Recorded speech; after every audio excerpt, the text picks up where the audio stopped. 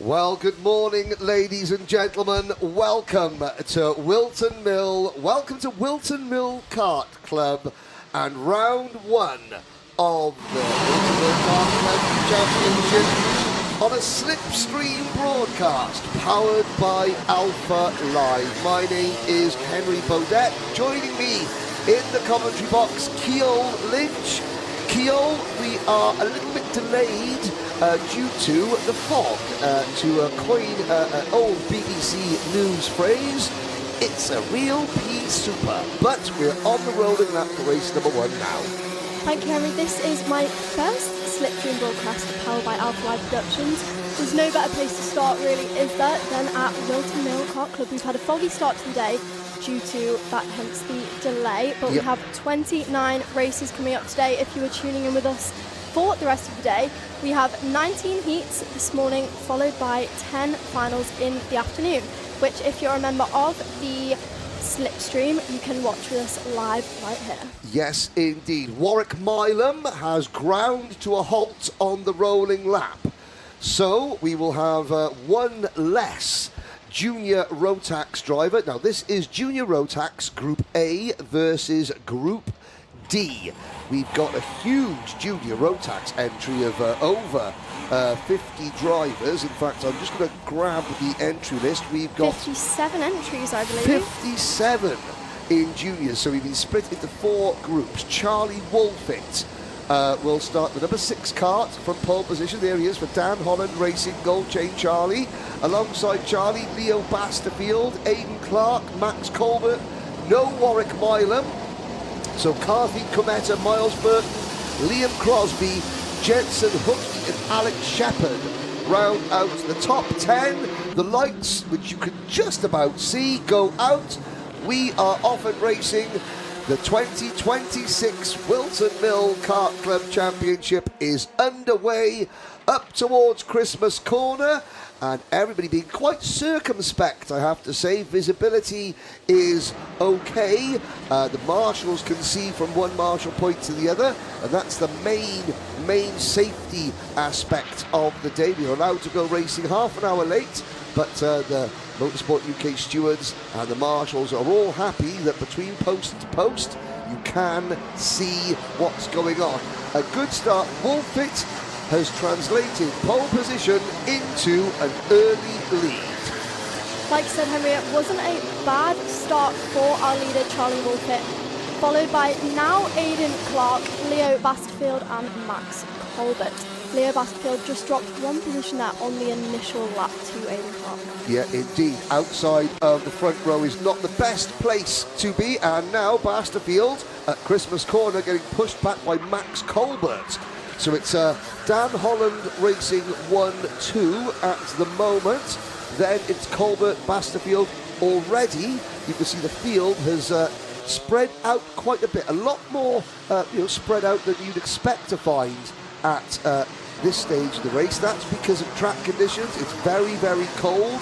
Visibility is a problem, and I have to say, drivers being somewhat mature, as now we pick up one of the battles a little bit further back, coming out of the final chicane. The number 81 kart of Liam Crosby is chasing Miles Burton. So Miles Burton leading the hill, Crosby behind him, then Cometa, Shepard, Hilton, and the rest up towards Christmas Corner. Charlie Wolfit not doing too bad at the front, setting a fastest lap. Gap to his teammate behind him is currently just over a second. Aidan Clark, we will see if those two DHR drivers will be working together for the remainder of this race. Max Colbert back up into 3rd position. And a good battle developing on screen now between Burton, Crosby, Cometa, all number 43. Yet they're all tripping over each other into the boot. And side by side, that is Alex Shepard, the number 85 kart, trying to make something happen. At the back of this group now, Sam Green Gomez has joined them. So this is the scrap for 5th back to 11th place as they head up the hill through the gloom and the shrouded mist that is covering this circuit. Jensen Hockley has managed to come up 2 positions in that group of drivers now stuck still in the middle, currently running in 8th position. And yeah, Jensen Hookie in the number 233 car. You see the white crash helmet. So somebody who's just making their slipstream debut, Keogh Lynch, a nice foggy race where you can hardly see the kart numbers is the best way to start this out. Absolutely, that will be a challenge for the drivers, just adds to the race. Yep, Warwick Milam's kart is out of the race. You just saw him abandoned at the start. Now, Shea Hilton trying to move up the inside, coming up into Christmas Corner. There's the Rolf Racing number 81 of Liam Crosby. Coming across down towards Ashby's now. Shea Hilton gets a warning. 7 minutes plus 1 lap. We are just about halfway through this race. Charlie Wolfett leads still by 1.5 seconds, but what's happening down the order? Down the order you have 11th position Shea Hilton, kart number 888, followed by Nelson Taylor, Aidan Hammond, Jack Drummond, and how do I pronounce that name? That is Eskild Hewitt. And Finn Davenport, who is currently up 1 position, 16th. We will see what he can do for the remainder of this race. Yes, Ralph Rakaitis, Finley Strang, Christian Kiahov, Oliver Peters round out the top 20. Now we had, 20, let's have a little look. We lost a couple of drivers. I think that we maybe have lost a couple at the back of the field. 2. We seem to have lost Harrison McNeely and Sebastian Geldenhuis, our South African, a South African driver, novice driver. Several South Africans are here. Looking forward to seeing Emma Dowling later on. But up at the front, we have still got Wolfett leading now, extending his advantage to 1.9 seconds over Caden Clark. There, in fact, is the battle for second position. We have a new fast lap set by your man in 3rd position, kart number 262, Max Colbert, who is now, I believe, battling for second. Yep, and he's just got through in the 262 car. He's just passed Aidan Clark, and visibility is still extremely limited. Limited is a good word. Obviously, the drivers can at least see where they're going, and the marshals can see from one marshal post to the next, so the safety element of things is not affected. It's just not great spectator sport at the moment, but that's why you're with the Alpha Live cameras on Slipstream, powered by Alpha Live. Now, the next driver, so there's Wolfett, followed by Colbert and Clark. There is Leo Basterfield in 4th, and look at this huge 7 seconds back to the next group. And the next group is that battle between Crosby, Shepherd, Hookie, Green, Gomez, Hilton, and Aidan Hammond. We have 40 seconds left of this race, plus a lap. We will see if Charlie Wolfett is able to bring it home for the first heat of the day. It's looking pretty good for him so far, with his teammate just behind. Oh, that is a car off the circuit. Yeah, that's still the Warwick Milam kart that retired at the start. And now up towards Christmas Corner, Colbert and Clark look, they're looking close, but they're certainly not going to challenge Charlie Wolfett at this point. Basterfield lost a couple of places at the start, but then has sort of, been very stable indeed. And everyone else a long way behind. Are we going to see a battle now for second position? Our carts numbers 262 and 291 will have possibly decided that they aren't able to make that ground up to your man in first, Charlie Wolfett. Is there going to be a battle for second position now on the last lap? We will see as they head onto the main straight and through turn 1 for the first time. The last time. That's okay. Through the first turn for the last time. That's right. We're picking up things very well indeed as we head up towards Christmas Corner. Through Christmas Corner, across the top, through Inkermans, down towards Ashby. Colbert looks quite contented at the moment. Charlie Wolfett, through the gloom, is away at the front. Now, of course, we do have to premise this. If the fog gets worse, then the Motorsport UK stewards will be looking at track conditions as things progress. But Charlie Wolfit. Well, Gold Chain Charlie lights to flag finish, takes the first win of the day, and in fact, the first win of the season here at Wilton Mill Kart Club. We've had 2 events so far, the New Year Sprint and the Winter Open Cup. This is the start of the Wilton Mill Kart Club Championship. Drivers flooding across the line after a very, very spread out race. It's some of the gaps. It's remarkable. I mean, in a, let's have a look, 10-lap race, there was 50 seconds between first and last over the course of a race distance, and we had 25 finishers. Absolutely, you can definitely see certain packs of drivers struggling with visibility more than others, whilst battling. I can imagine it is harder. Yeah, now, of course, as an ex-driver yourself, Keel, you drove in the Junior Saloon Car Championship. Fog, you know, have you ever raced in fog? Yes, do you know, I haven't. Any sort of visibility challenges always adds to the race. It can make it a lot harder. Charlie Wolfit possibly found it a bit easier with a clear track in front. However, those drivers that are really in the mix of it, in the mid-pack, battling, it just adds to the challenge, doesn't it? Yes, now, of course, there is Dave Hillary, and Dave Hillary has the, let's have a look, it looks like, oh, it's a notepad of doom.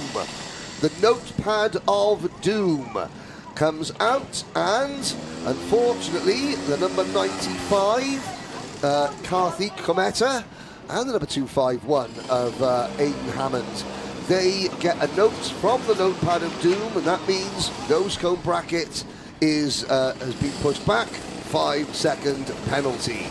So that is the first of today's Dave Hillary watch. It's like Spring Watch with like Bill Oddie or Michaela Strachan, only with Dave Hillary and carts and a notepad instead. Absolutely, Henry.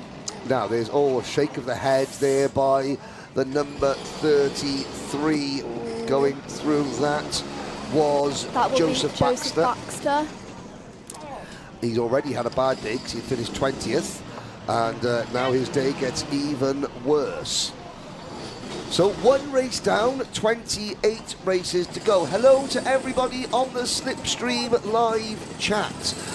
David Whitehouse, Motorsport Magpie, is quite literally in the house. He's in the Alpha House with us today. He is doing a fantastic job of moderating said live chat. Please keep everything nice and respectful and positive, because this world needs positivity in a time where everyone wants to blow each other up. Speaking of the live chat, Henry, we have the British Kart Championships coming up next month at Warden Law with our Rotax classes.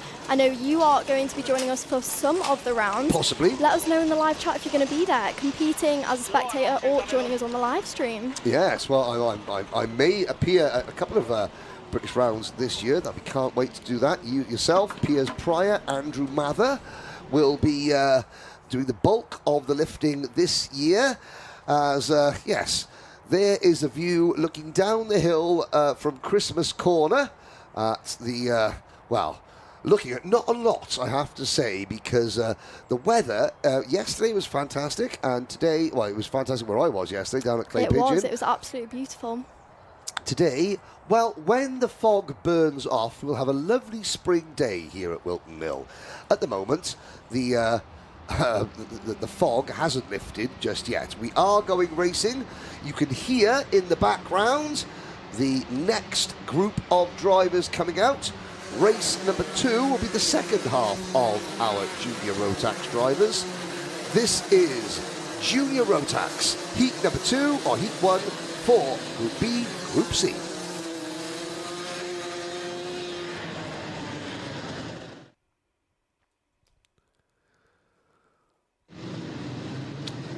Here we go, your starting lineup. Blake Southern, the reigning Junior Rotax champion here at Wilton Mill. Theo Bradshaw on row number 1, pole position. Ronnie Jones and Jacob Smith go from row number 2. Logan Hartshorn and Archie Ray Watson on row number 3. Then Miles Cleworth, Jensen Powers, Daniel Adomaitis, Harley King, Max Wheatley and Tyler Mason Gray. Joshua Jestin, Adam Giuditis, Lachi Yordanov, William Kidd Glass, Ben Morgan, Jack Corser, your top 18. Now Aston Tab and Yuma Komatsu round out your top 20. Peter Lee, Jay Singh, Jensen Evans, Alexander Stepanov, the top 24, with Harley King, Tigran Grigorian, and Nathan Rond rounding out the field. It is looking like the track conditions are going to be the same for this second junior Rotax Heat. This is where, nervous driver or not, this is where the tensions are going to be building, especially due to the visibility. Your man on pole position, Theo Bradshaw, will be anticipating this race. He'll be wanting a good start to his day to hopefully take him through. Yeah, because of course you want to avoid the B final. The top 28 drivers go automatically through into the main event. Everybody else has to go into the B final. The top 6 positions transfer from the B final to the main event. Everybody else has to sadly try again next month. Around the final corner, into the tram lines. Lights are out, we're off and racing as we head into oblivion. And now around Crook Corner, great start by the pole sitter, and that is what you need. Clean track, visibility not an issue, and Bradshaw has capitalised. Oh, and somebody wide into Christmas Corner, and that driver sadly cannons into the person on the outside of them. So the person on the outside going across the grass, that was the innocent party. And maybe it's a good thing that the fog can't see the numbers on those carts, so the guilty party cannot be named. Ben Morgan was just pulling away from that incident in the number 13 Jack Deck's cart. Well, it was a good start for your leader. Unfortunately, not the cleanest of lap for the first Junior Max Heat 2.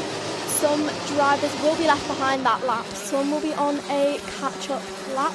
But let's talk about a driver, Alexander Stepanov, who came up 11 positions that lap, now running in 13th position. You have just under 6 minutes of the race left to go. We will see what he is able to do for the remainder of this race. But it was a mega start for your pole sitter, Theo Bradshaw, who has now made the gap just over a second to Blake Southern. Blake Southern. Apologies, who is running in second. Now, we saw a couple of other drivers running off. It looks very, very greasy out there, I have to say. Oh, Ronnie Jones gets turned into a spin. The global karting driver who'd had such a great qualifying session. There's another one in the barriers. Now, of course, the fog is just, it's sort of moist. The drivers are on, slick tyres. Theo Bradshaw, he's almost the entire length of the straight up towards Christmas Corner clear of the rest of the runners, of the rest of the field. Logan Hartshorn has moved into second position. Miles Cloworth is up to third. Daniel Adomaitis, Jensen Powers, Tyler Mason-Gray has gained a bunch of places. He is up into sixth position. But it's very, very difficult to see what's going on now. The two battling coming into into the boot. That's the number 14 cart of Daniel Adomaitis. So this on your screen now is the fight for 4th, 5th, 6th and 7th. The number 121 cart of Logan Hartshorn is running in second place. But already, Theo Bradshaw 4 seconds up the road, which is remarkable, but you can see the drivers really wrestling to find any sort of grip out on the circuit. You can. The start of this heat has definitely made it clear how difficult the track conditions are. We now have a new fastest lap set by your man in third position, Miles Cleworth, who is running 0.3 seconds behind Logan Hartshorn. He's just at a 48.72 second lap, has Miles Cleworth. He's now closing in on Logan Hartshorn. The slow boards are out. Okay, with 3.5 minutes to go, we are at half distance. Now I can't see. Well, that makes all of us.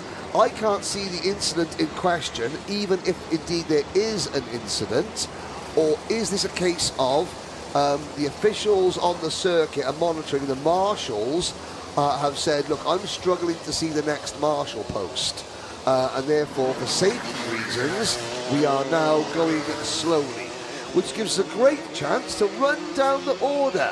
Keogh Lynch. Absolutely. Let's have a look just outside of the top 10. In 10th position, you have Blake Southern. 11th, Adam, how do we pronounce that name, Henry? Duoditis. 12th, Alexander. Oh, sorry, Alexander. Duoditis. Yes. 12th, Alexander Stevanoff. 13th, Jensen Evans. Romoa Komatsu.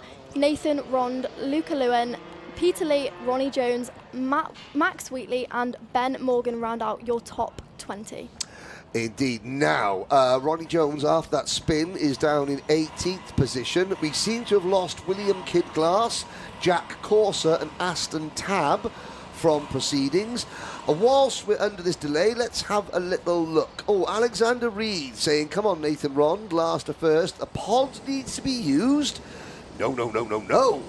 No poddage, please, Nathan. He's up to 15th, however. 2 minutes to go. Now, Theo Bradshaw very, very slowly bringing them round. He's looking to see, will we get given the signal to start again? The answer is no, we aren't. The big yellow slow board continues to be displayed. Let's have a little look. Hello, Henry, says Dan Walker. Hello, Dan Walker. We should be bringing a load of 177s for you in May. What, for me to drive or for me to talk about? Hopefully for me to talk about, because unless it's a Rotax, well, I'm trying to lose a bit of timber. At the moment, I'm a Rotax 187 for sure, faux show. Maybe by May I'll be in the realms of 177 weight. We'll see.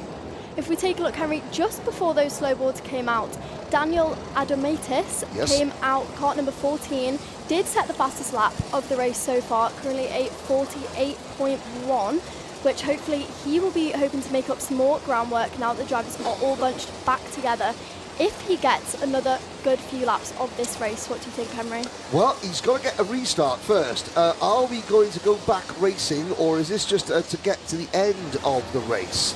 I'm having a look. Compared to the lap record of 46.15.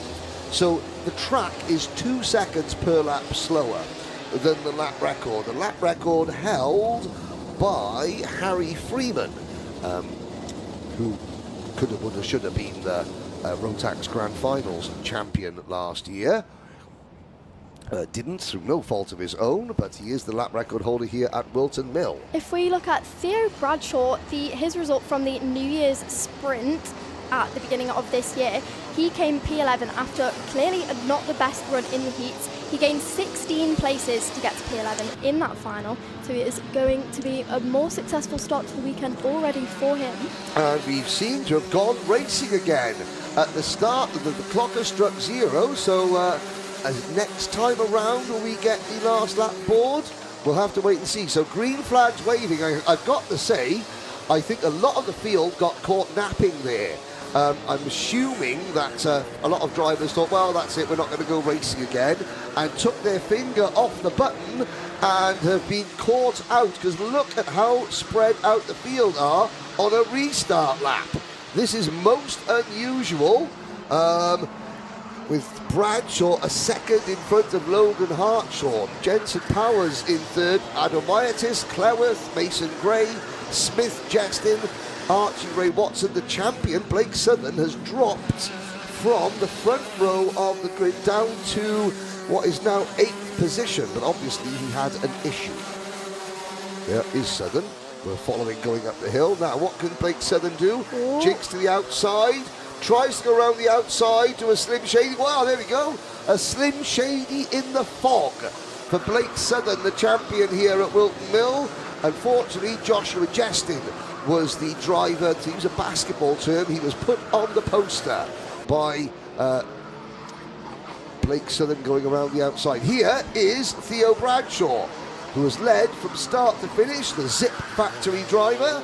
And That is about as easy a win as you'll ever hope to. Now is he finished or is he still racing? Because I've got something over his shoulder. Now the checkered flag comes out. Yes, I had the checkered flag. I'm not sure if Theo Bradshaw saw the checkered flag or not. But he has won, and he is now going to join our race one. Oh dear, there's a little discussion going on up there. A little bit of afters. Just a quick sort of like, oh, where are you going for tea later, dear boy? Well, I might come and join you. I don't think it was quite like that, was it? Possibly not, Henry, no. No. So, the results of race number 2, Junior Rotax Group B versus Group C, are as follows. Your winner, Theo Bradshaw, car number 143, followed by Logan Hart-Shawn, Jensen Powers, Daniel Adamatis, Miles Cleworth, Blake Southern, Tyler Mason-Gray, Jacob Smith, Joshua Jensen and Archie Ray Watson round out your top 10. Adam Beaudette is next, followed by Ryuma Komatsu, Alexander Stefanov. So he had that great start, did Alexander Stefanov, and then sort of plateaued out in 13th position, but still, that's good progress. Got to feel sorry, though, for Ronnie Jones. After being tipped into a spin whilst running in the top 3, he finishes 17th. And there is the rest of the sort of the hard luck stories, as it were. So, Hillary Watch, let's have a look. It is my belief, my firmly held belief, that we will go through like a big grid, a full grid of juniors or seniors, and not have a single nose code penalty. I am convinced. It's not going to be this race. Oh, no, it isn't. No, the air kart. Is that Alex Shepherd? 195, is Archie it? Ray Watson, I believe. Archie Ray Watson, yes. Oh, and that's a very smart-looking go-kart. Number 284, Adam Beaudette. There is more people going through. Oh, and another one for the notebook. Ryuma Komatsu. So, that's the end of Junior Rotax. Race number 3 is coming up next. That'll be the start of the seniors.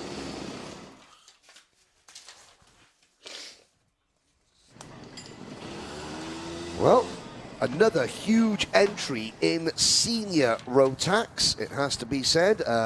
Let's have a quick glance. Another plus 50 entries. They've had to be split. 50 entries exactly, Henry. Ah, well, there we go. I was almost correct. Plus 50s, well, exactly half a century's worth of senior Rotax drivers. And, of course, everybody had their qualifying session yesterday. Thank you to Ramez Caden for your subscription to SlipStream. It is helping lots and lots of things. We've got some great new content from Alpha Live coming out. For those of you that enjoyed Bump Draft, there'll be another episode. We're filming it tomorrow to be coming out later this week. And of course, that will be like the finals. If you are a SlipStream member, then you will be able to watch those live straight away, and you get to watch them again and again and again and again and again for 7 days before non-subscribers get to watch it. Here's your starting lineup.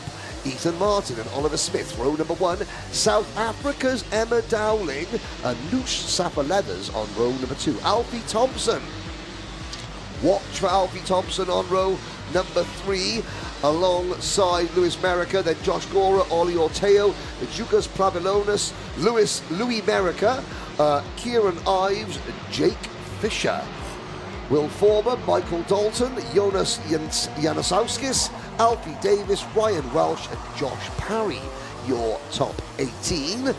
And then the drivers down towards the back. Molly Griffiths, Kieran Edgson, Ryan Hedge, Marcus King, Dalton and Dylan Norris sharing row number 12. And the last 4 drivers, Kyle Dunford, Dexter Collins, Ellis Beattie and Kyle Dickens, whose family don't own a cider company. Taking a look at the grid, Henry, we do have Emma Dowling joining us today, starting off of P3 this race, the Discover Your Drive programme driver supported by Formula One Academy, South Africa's Emma Dowling. We will see what she's able to do today. I have heard that she has been at 3 different kart tracks in the last 3 days as of yesterday, so she will be doing a good job today, wanting to make up those positions in the heats. She starts in a good place for Heat 1. Yeah, I think it was Emma. It might be, is it Emma's younger brother, Brodie Cooper Dowling, who represented South Africa at last year's Rotax Grand Finals? Alfie Thompson. Watch for Alfie Thompson in kart number 187.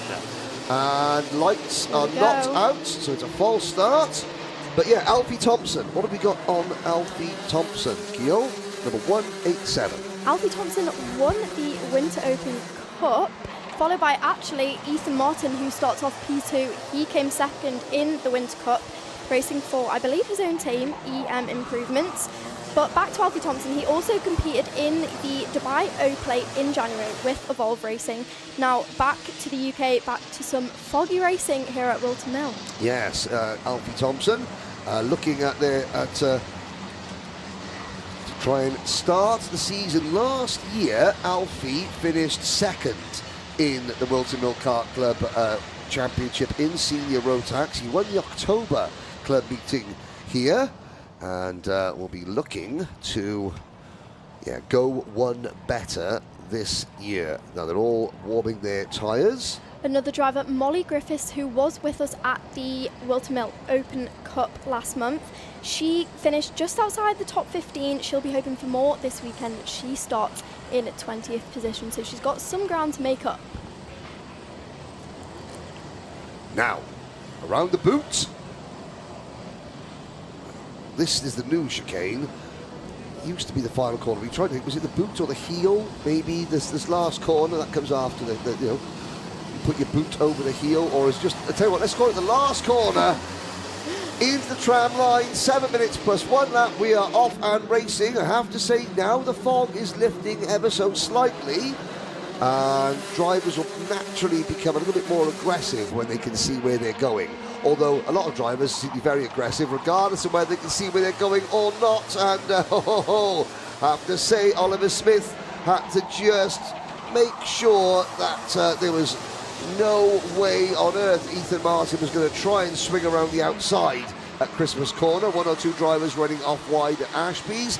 That would be the number 927 kart of Ollie Orteu running wide. As we look now, Emma Dowling, number 1, 2, 3. She's got that distinctive. There we go, Henry. As the drivers come out of the final chicane for the first time, it was a good start for Ethan Martin, putting the pressure on Oliver Smith. However, he has now dropped down into 3rd position. Oliver Smith currently running only 4 tenths ahead. Emma Dowling just dropped down a bit there to 5th. Yep, she's in the number 1, 2, 3 kart, and of course this is going to be this is the first time that Emma would have ever raced a kart stranded at the side of the circuit, and driver now getting back in. But there's the number 1, 2, 3 kart of Emma Dowling. Now this will be her first time racing here at Wilton Mill. It'll be probably her first time racing in very, very cold and foggy conditions, so this is a real baptism of fire. There's the number 23 kart of Finley Jones, and there is a broken kart. That's Alfie Davis's kart that is on the wrong side of a curb. Speaking of Alfie Davis, a ex-junior Janetta driver now come back to karting. I know he's doing a bit at the Shennington Club Championship as well. That's an unfortunate start for him, as he will be having to make his way back up for the rest of the second heat today. And unfortunate start for Molly Griffiths. I noticed that Molly Griffiths has also retired. That is a real shame as well at the bottom of the order. Now, there's the number 55 kart of Ethan Martin, who's just been passed by Finley Jones. This race, the leader, Oliver Smith, is not getting away as much as we saw in the 2 previous races. Noosh Leathers is in 2nd. Finley Jones for the George Whitbread racing team is there in 3rd position. Exactly, Henry. Like you say, the leader hasn't quite had the gap that we saw in the initial 2 races. Could the conditions be getting better? Maybe, possibly. Well, I can see the word Portsmouth Absolutely. far clearer on that big banner. Therefore, the drivers will be getting more confident with the circuit. We do have a new fastest lap set with just under 4 minutes to go. Alfie Thompson, kart number 1. Oh, never mind. Oliver Smith. Oh, no, and again. Jugas Pravilonis changing lap after, literally every time a kart crosses the line almost, the fastest lap changes. Emma Dowling has dropped to 8th position. Pravilonis up into 6th place. You are looking at 2nd, 3rd, 4th and 5th. Jugas Pravilonis there in the Tony kart race suit, closing in on this group. And there's the number 55, that's Ethan Martin, trying to hold off now the advances of Alfie Thompson coming out of Osiers. Noosh Safa Leathers has dropped back a little bit. He is now in 5th position. Then the fast rising Pravilonis, followed by Josh Gora and Emma Dowling. As your leader approaches turn 1 and 2, he has managed to pull a bit of a gap and stretch it that lap. Currently 1.5 seconds to your man in P2, Finley Jones, kart number 23. Ethan Martin, Alfie Thompson and Nusafa New Leathers. Down towards Ashby's. Lap number 6, 2.5 minutes to go. Oliver Smith, 1.5 seconds up the road from Finley Jones. Yellow flags waving at that marshal post. Why did I see that yellow flag waving? Kyo, you might have an answer. We have lost another driver, unfortunately, to the back of the grid. That will be Marcus King, kart number 326. And look at that. There he is. As if by magic, the stranded kart appears. He was the result. He was the reason behind the waved yellow flag. He looked like he will get back in. Now, of course, the grass is it's very dewy, is the grass. Obviously, so getting onto the grass is very slippery. Absolutely. The grass in these conditions is definitely not where you want to end up, especially bringing mud back onto the circuit. Tyres are then slippery. Yep, exactly. And we're looking at the battle between Martin, Thompson, as Finley Jones. I think, yes, that's Ethan Martin has caught and repassed Finley Jones. 90 seconds to go. Here they come, out of the final corner. Oliver Smith, 2.1 seconds up the road. And there's Jones in 2nd, 3rd, 4th, 5th, 6th. And right at the back of the camera, Josh Gora in 7th, just appearing as Finley Jones retakes that position. And Alfie Thompson, that's into Ashby's. All this means that Oliver Smith is getting further and further away at the front. Alfie Thompson tries to dive to the inside. Jones defends hard.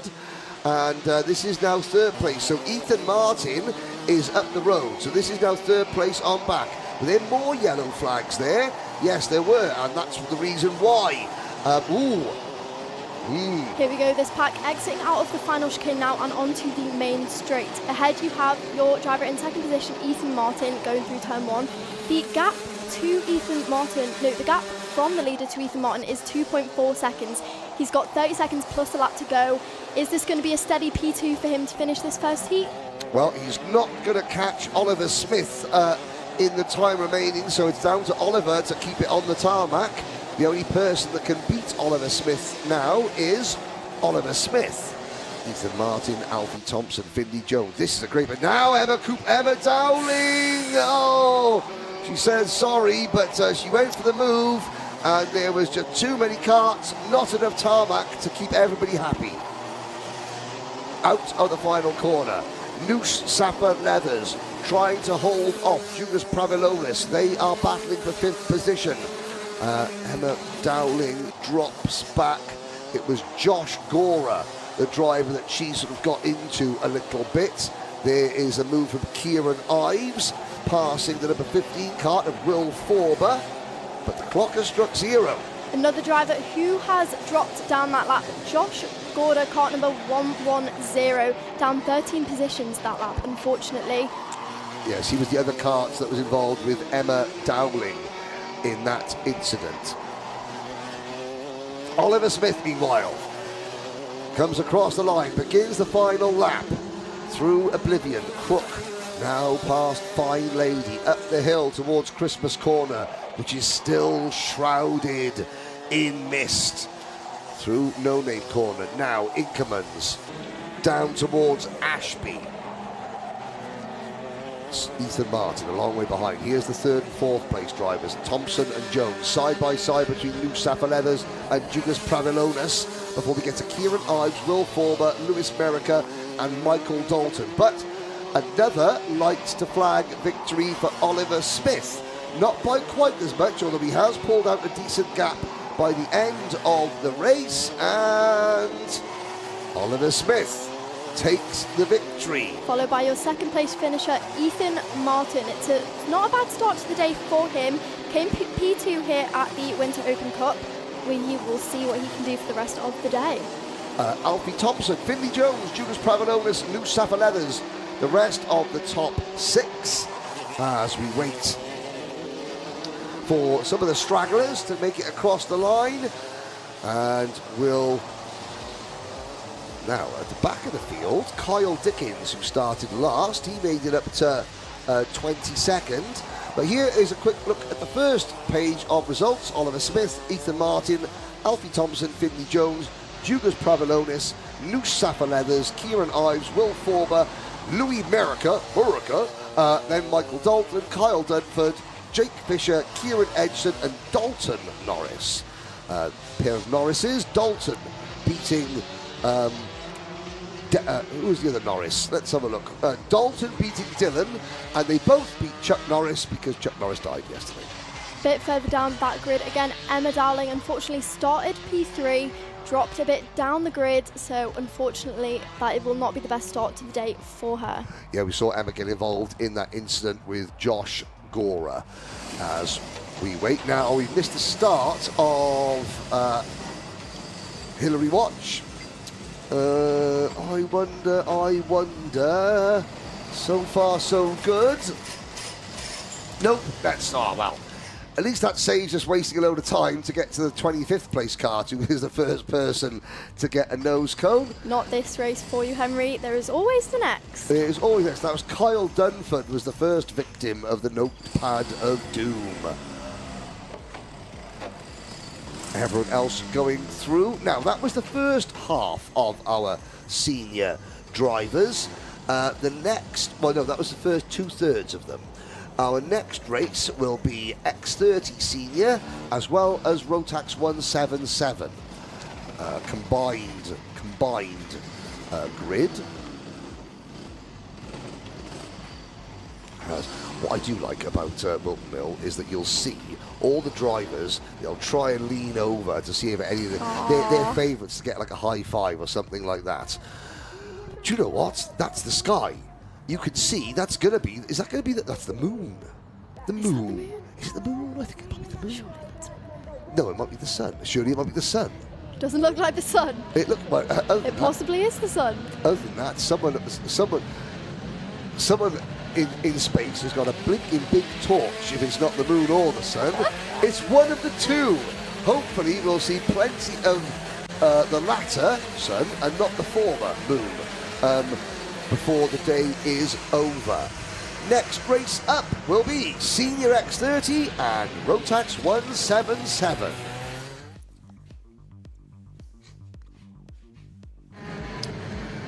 Now, we have a total, I think we've got 7 177s, not quite as many as last month, and we've got 27 Senior X30s. So 27 plus 7 equals 34. That is the maximum that we are allowed on tracks. That's worked out very nicely as it happens. Now, of course, we've got 2 separate pages of our entry list. Here is your starting lineup. Nat Johnson and Aaron Brown on row number 1. These are all the X30s. Sam Lewis and Alexander D. Benedictis are next. CJ Bennett and Lewis Bird go from row number 3. Row number 4, Oliver Meek and Archie Forber, Spencer Allen and Scott Riley. Archie Heron and Jensen Buckingham are next. Then we have Bailey Brooker, Theo Lestrange, Oliver Pakula, Dylan Patel, Noah Sales and Jack Stewart.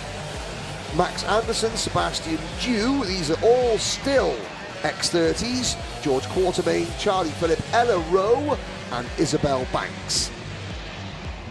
Dylan Masters and Oliver Keenan, 26 X30s. Now with the green numbers, these are your 177s. Reg Haywood, Taylor Bellini, Louis Judd, Elliot Kennedy, JB Salter, Adriel Ngwa and Rory Burke. So we have lost someone who entered in Senior X30, is not out there, but that's for a thing to worry about for another time. Here we go, lights are out, we're off and racing, and certainly the visibility is looking like it is improving slowly but surely as Nat Johnson takes the early lead. Round the outside going Sam Lewis, not quite, as Johnson leads them across the top. Oh dear, that would be the number 14 car of Ella Rowe, who has spun going through Fine Lady, and looks like they are out of the race. Here go the Rotax 177s. Reg Haywood leads the field around into number 37 Coles Racing Kart. Well then, Henry, it was not a bad start for your pole sitter, Nat Johnston, who won here last month at the Winter Open Cup, and last year came second overall in Junior X30 in the Club Championship. Your driver, nicknamed Nat Stappen with Mick Barrett. Yes, indeed. Nat Stappen making good progress from the start. Aaron Brown has moved into second place now, ahead of Sam Lewis. Here are all the X30s flying up the hill towards Christmas Corner, and all the number 15 of Archie Forber, yes, down 8 positions so far. And he was almost down a lot more there by going through Christmas Corner. Certainly Archie Forber not having a great start. Lewis Bird, and oh dear, that's Ella Rowe off. She's back on now. So Ella Rowe really struggling with these conditions. Now, what happened to Lewis Bird for premium karting? Obviously something I missed. His teammate Sam Lewis was trying to go for the lead on the opening lap. Lewis Bird has dropped all the way back to 23rd position. 23rd is not the word for the bird. Now, middle straight, couple of, oh, Ella Rowe looks like she's retired after a rough opening lap out of the race. Archie Heron has also retired his kart. That will be an unfortunate start for them too. We did have a fastest lap set, however now it is set by your Rotax 177 race leader Reg Haywood at a 46.7. This is clear that the track conditions are clearly getting a lot better. Well, that's more significant as well as the fact that the 177s, the Rotax 177s, were briefly quicker than the Senior X30s. But it is taken by Nat Johnston, car number 23, out in front, who just completed a 45.5. Now, looking at the number 43 kart here, that would be the Jack Dex Racing machine, and of course the number 43 doesn't appear on my my eyesight is not what it used to be. Is that the 43 or the 48? Interesting. Haven't got the number 43 down. As I was looking at that MS kart, thinking, has that got a puncture? I wonder. Let's have a look. It was certainly. Anyway, we'll find out we'll find out who that was very shortly.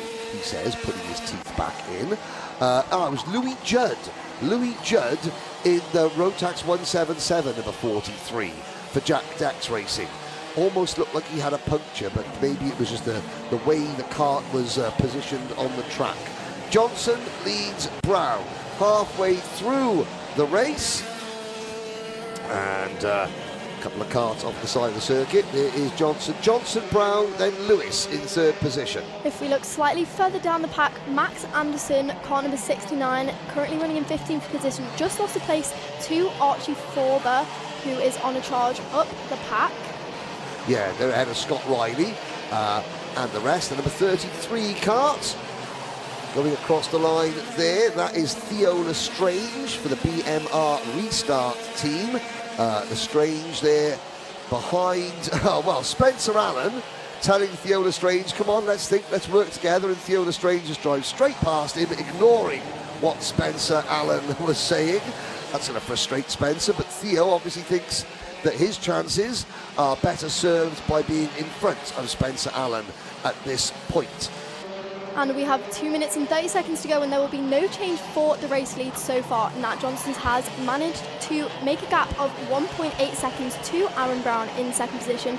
Sam Lewis and Alexander D. Benedictis in third place. CJ Bennett, Oliver Meek, Theo Lestrange, Spencer Allen, Jensen Buckingham, and Oliver Picula rounding out your top 10. And still, we're looking to see, the recovery drive from Lewis Bird is on. He was down in 24th position, and now he has moved his way back up to 19th. Let's look for the turquoise premium cars machine. There he is, number 7, going through our camera shot there. He is just ahead of Noah Sales and Charlie Phillip. And oh dear, that is a very, very second-hand looking TB cart. Oh, that TB cart is no longer all green, and it no longer looks very mean.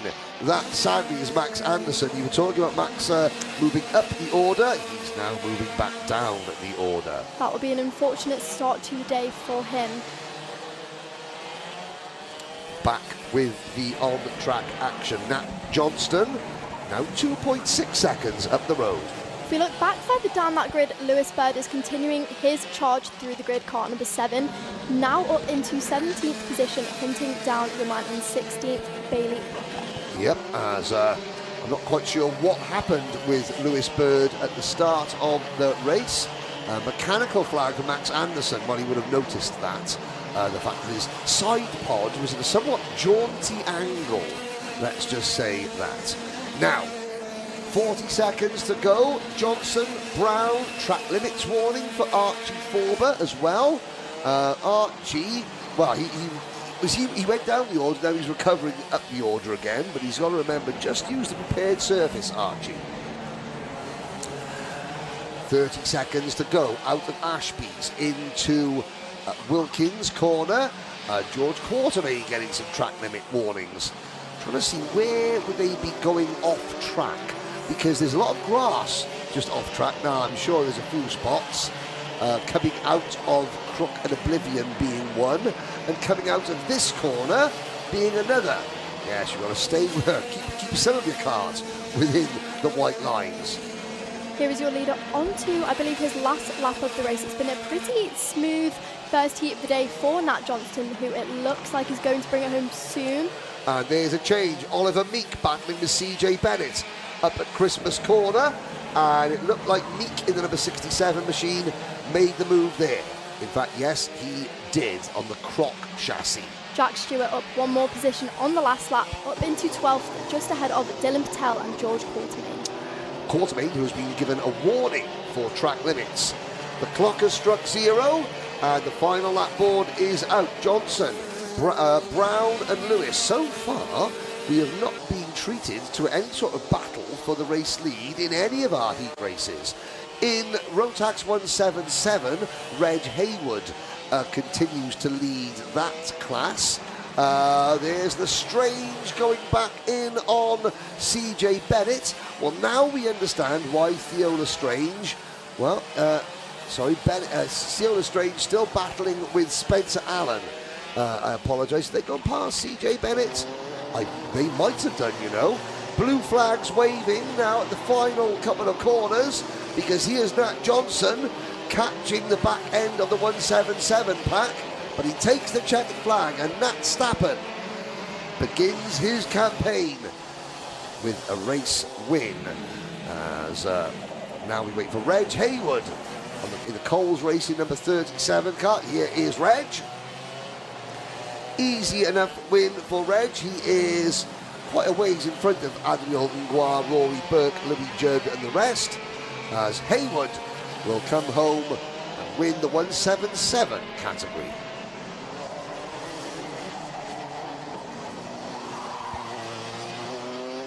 There he goes across the line, Reg Haywood, and he actually gains a couple more places on the final lap. I think George Quartermain and Bailey Brooker may have had some form of dispute, and they're both finishing, or not finishing at all as we wait and watch. There is your winner, Nat Stappen, first heat of the day. And the official there not letting anyone go through. That was now here comes the notepad of doom. Let's have a look. What? I mean, we're going to start off. I think the top 10 are going to be okay. That's my opening bid. Top 10. Okay, there's 3. Here we go. Is it going to be 4? 4. I noticed that Keogh Lynch is not giving her opinion. She just wait to see if I look like a fool. Smart. Okay, move. I will. No, I'm going to say move. top 12. Top 12. Yeah, Okay. I'm going to be even more confident. Yeah. Well, there's 6th, Leo Lestrange, and CJ Bennett. He finished 9th. What number are we on? I've lost count. Spencer Allen 7. Well, this is definitely 9. We wait now. Okay. Oh no, I don't believe. Hang on. Where did that driver finish? Where? Oh, Con Jensen 50. Buckingham. Jensen, 8th place. Denied. Do you know what I was going to say 8 as well? I was trying to be optimistic. Well, it's early days yet, ladies and gentlemen. In the Slipstream live chat, what do you think? Will we get, and I'm not talking about a race with like 4 in it. No, we need a full grid. Will we get through a full grid without a single nose? Will we get through a full race with that man in the grey jacket and black jeans, Dave Hillary, staying there? And if we do, what class is it going to be? Yeah. Is Dave Hillary going to have to, is he going to get an entire race where he can just sit down and chill, or will those pesky drivers again?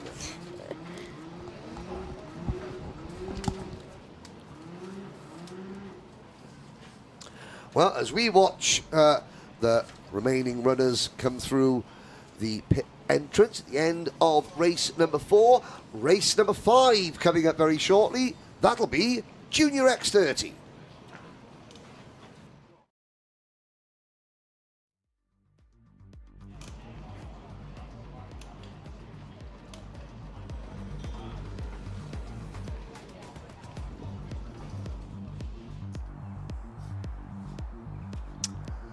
I think, Keogh, that the weather is gradually improving. You can almost see, well, the paddock in the background, the restaurant, the big main building here at Wilton Mill will be all right. Yes, do you know what? I think by the time we get to lunchtime, I think it's going to be all clear for the finals. Yes, and busy. Wilton Mill Kart Club busy thinking might be delayed at the start. Do we still have enough time for a lunch break, or are we just going to take a quick, the recovery vehicle round and throw a pack of sandwiches at each of the marshals on the way round? Here's your starting lineup for Junior X30, and a surprise, Max Mason at the front of the field, in front of George Edgar. Adam Bourne and Enzo Butterazzi on row number 2, George Clark and Jacob Marples on row number 3. Charlie Blenkinsop is he's 7th on row 4. I'll start again. Jacob Bash, I didn't drink last night, I promise, ladies and gentlemen. I am stone cold sober, I just cannot speak. I can't speak! That's Andrew Mathers, sorry. Jacob Bashner, Freddie Wood, Luca Narroway, Night Measures, Mini Measures in 11th place. Harley Musk is next. Then we have Max Tatsud, Say Lum Chak, Nathaniel Hodges, Finley Hines, Aaron Buhofer, Zach Sidney, Joseph Davis. That's your top 18, followed by Barney Copley, Archie Lamb, Jacob Nairn, Orion Meta, Brandon Edwards, and Alfie Brightmore. Exton Cook, Archie Rogers, Tyler. Now, Rocco Shenton and George House. Not quite sure why Rocco didn't as qualified back there.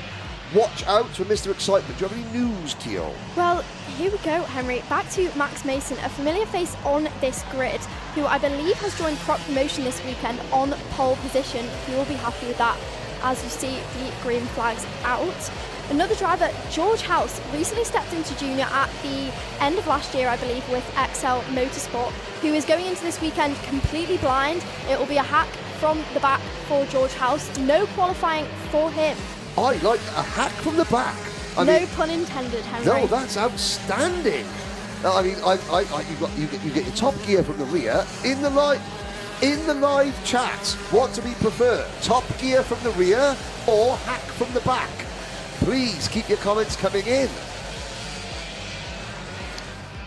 We'll be doing this 5 minutes. She's coming up with puns already. That's outstanding work.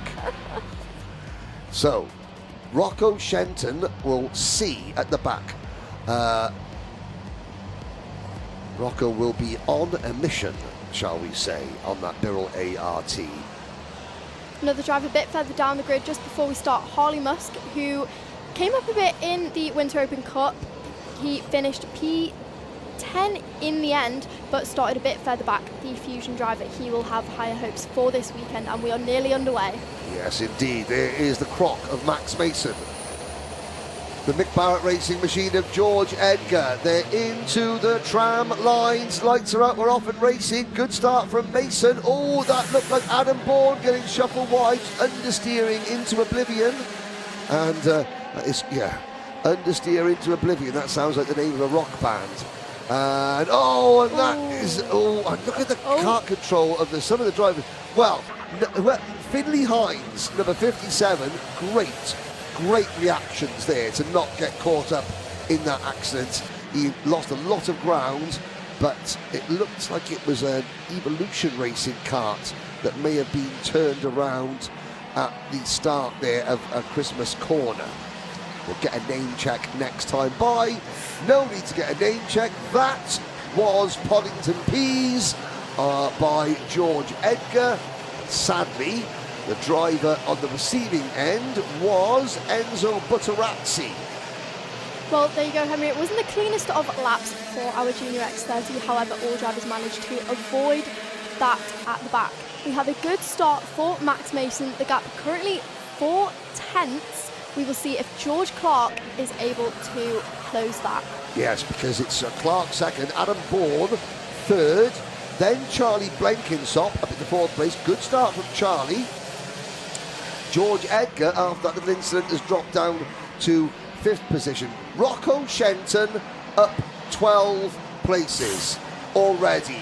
Watch for the number 6, the red and white Birrell ART. Rocco is on a mission. Rocco Shenton is on a charge, that car number 6. Another driver who is up, Rocco Shenton up another 2 positions just as we cross the pit straight for the first time. Another driver, Finley Hinds, car number 157 up into 6th. That's a good start from Finley Hines. Now at the back of the field, who's got Enzo Butterazzi has come around 26th after a poor start. Luca Narroway has dropped to 20th. So not great for those two. Here are your top 3, Mason, Clark and Bourne. You can see the Croc Promotions machine, followed by the BMR Restart machine of George Clark, and then Adam Bourne. Adam Bourne just set the fastest lap of 48.4. He will be now on the back bumper of George Clark, and he is... Yep, coming up the hill. Bourne doesn't look to the inside, well he does, but that is because we've got a new leader. George Clark takes the lead. Max Mason gets shuffled wide.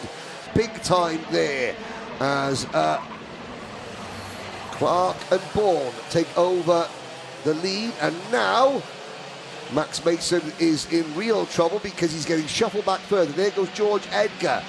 There's the 157, Finley Hines, and that's what you happen. You get pushed offline, and then you lose, your rhythm, and you drop down the order. So luckily, it looks like Edgar has stemmed the bleeding, as it were. There's Rocco Shenton on the back of the lead group after 4 laps. That is insanity, but that is also Rocco Shenton.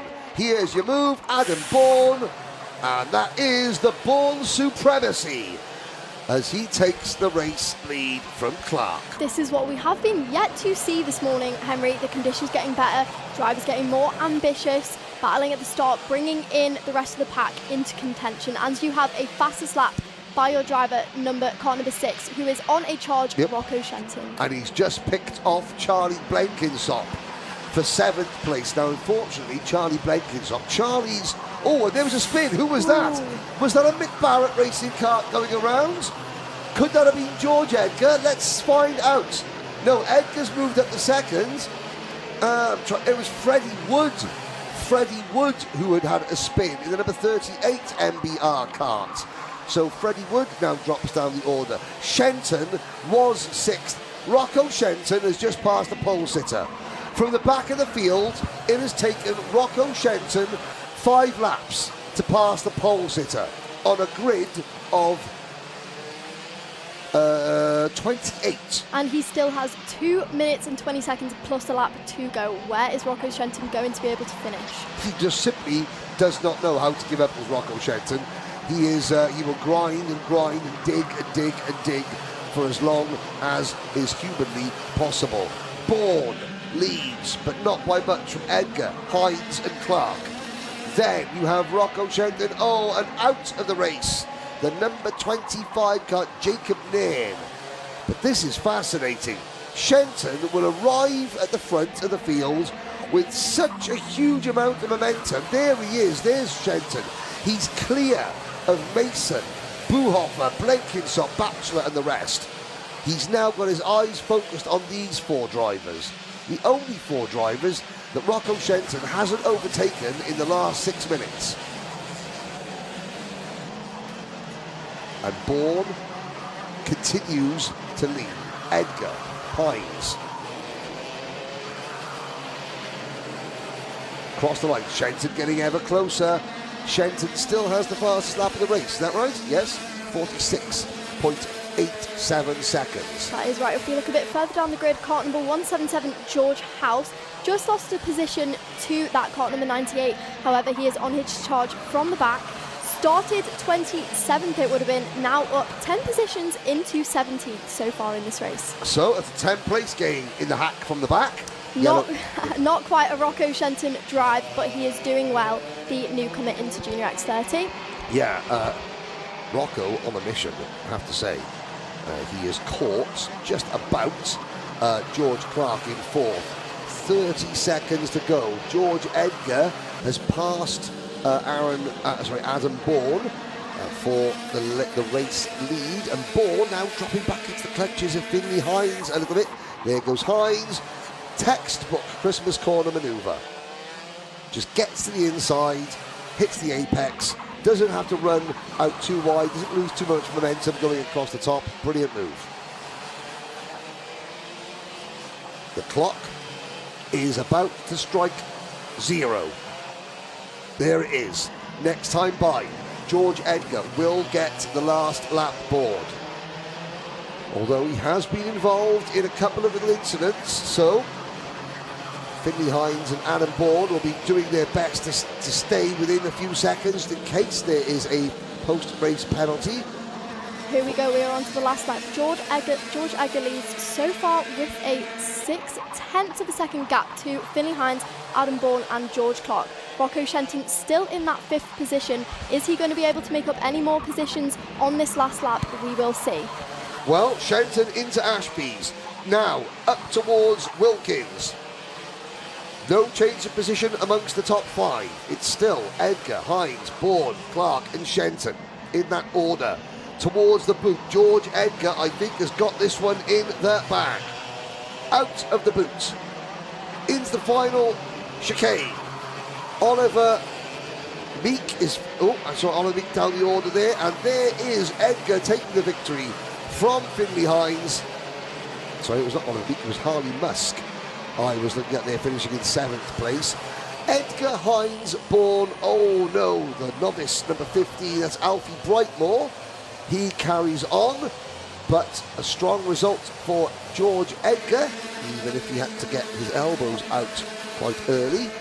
Finley Hines, Adam Bourne, George Clark, and Rocco. Well, what's Rocco waiting for? Well, who is Rocco waiting for? There is car number 38, Freddie Wood, managed to finish 10th position in the end after not the best start for him, so it was a good recovery drive from that Fusion car. That's a bit strange. Rocco is waiting to be at the back of the queue. There is a quick look at your results. Have a read through those. For the moment, ladies and gentlemen, we'll be right back.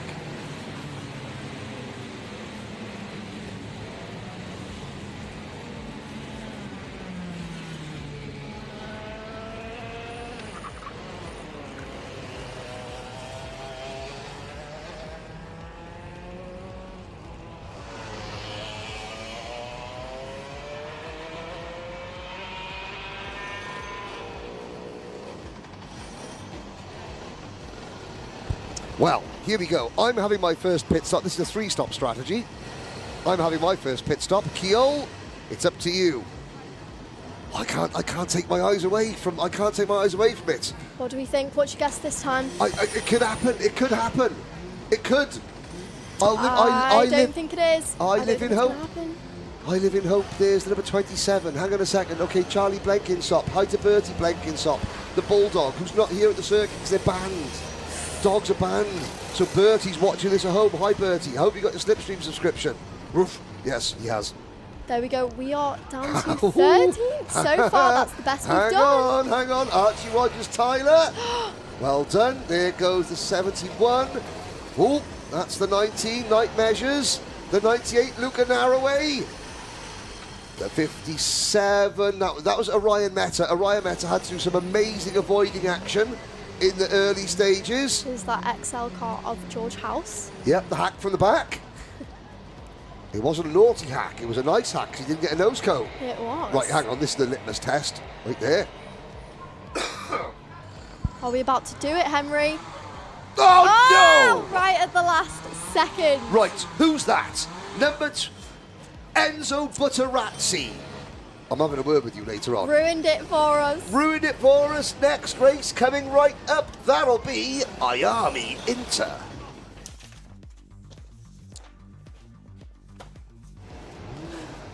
Oh, it all went to pot badly at the end of that after Enzo Butterazzi. Although Enzo will be saying, well, I did get podded properly off, I know. which is why I got a nose cone. So, Water Swift, 13 drivers: Charlie Clough, Evan Owen, Dimitar Uzanov, Margaris Kovetskis, Hirotse Wangchak and Harry Favel, the top 6. Teddy Higgs, Ivans Voronins over from the UAE, Frank Morris, Oliver Kleinfelter, Max Frisbee and Louis Williams Mabs.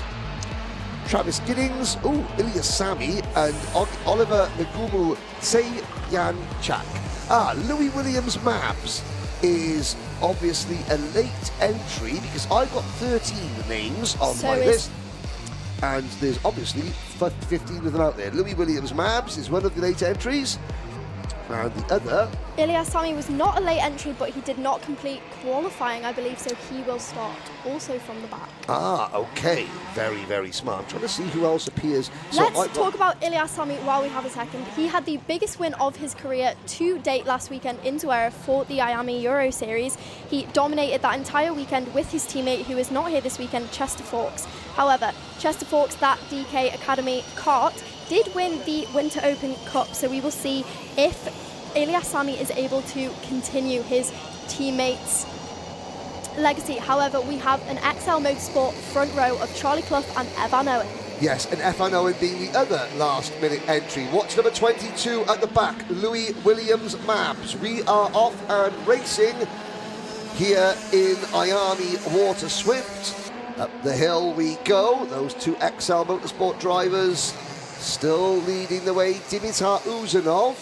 New colours this weekend for Dimmy in 3rd place. That number 62 car. And Dimmy getting elbowed wide there. Now, is that Margaris Kovetskis? Is that Kovetskis? Is Margaris on the Apollo kart? Or is that not the Apollo kart? I'm sure that someone will message me very shortly to tell me if it is or isn't the Apollo, which Margaris was on last year. It doesn't look, it's not a new graphics kit, is it? We'll find out in a moment. Here we go. It was a clean start for the XL front row, Charlie Clough and Evan Owen. Are we going to see these two working together for the initial part of this race? Possibly. That is what it's looking like so far. You see Charles Clough looking back to see his teammate right on his bumper there, working together. Through Christmas Corner they go. And the Fusion Motorsport number 24 of Hirotse Wangchak picks up a position. So now that the visibility is improving, our first challenge of the day for our SlipStream powered by Alpha Live camera operatives on the circuit is I need to try and get a close-up of Margaris Kovetskis, the 3rd place kart, number 152, to see if that is the Apollo graphics kit or if he is now with a different team. It looks very BMR restarty. Oh, there we go. Ask and ye shall receive.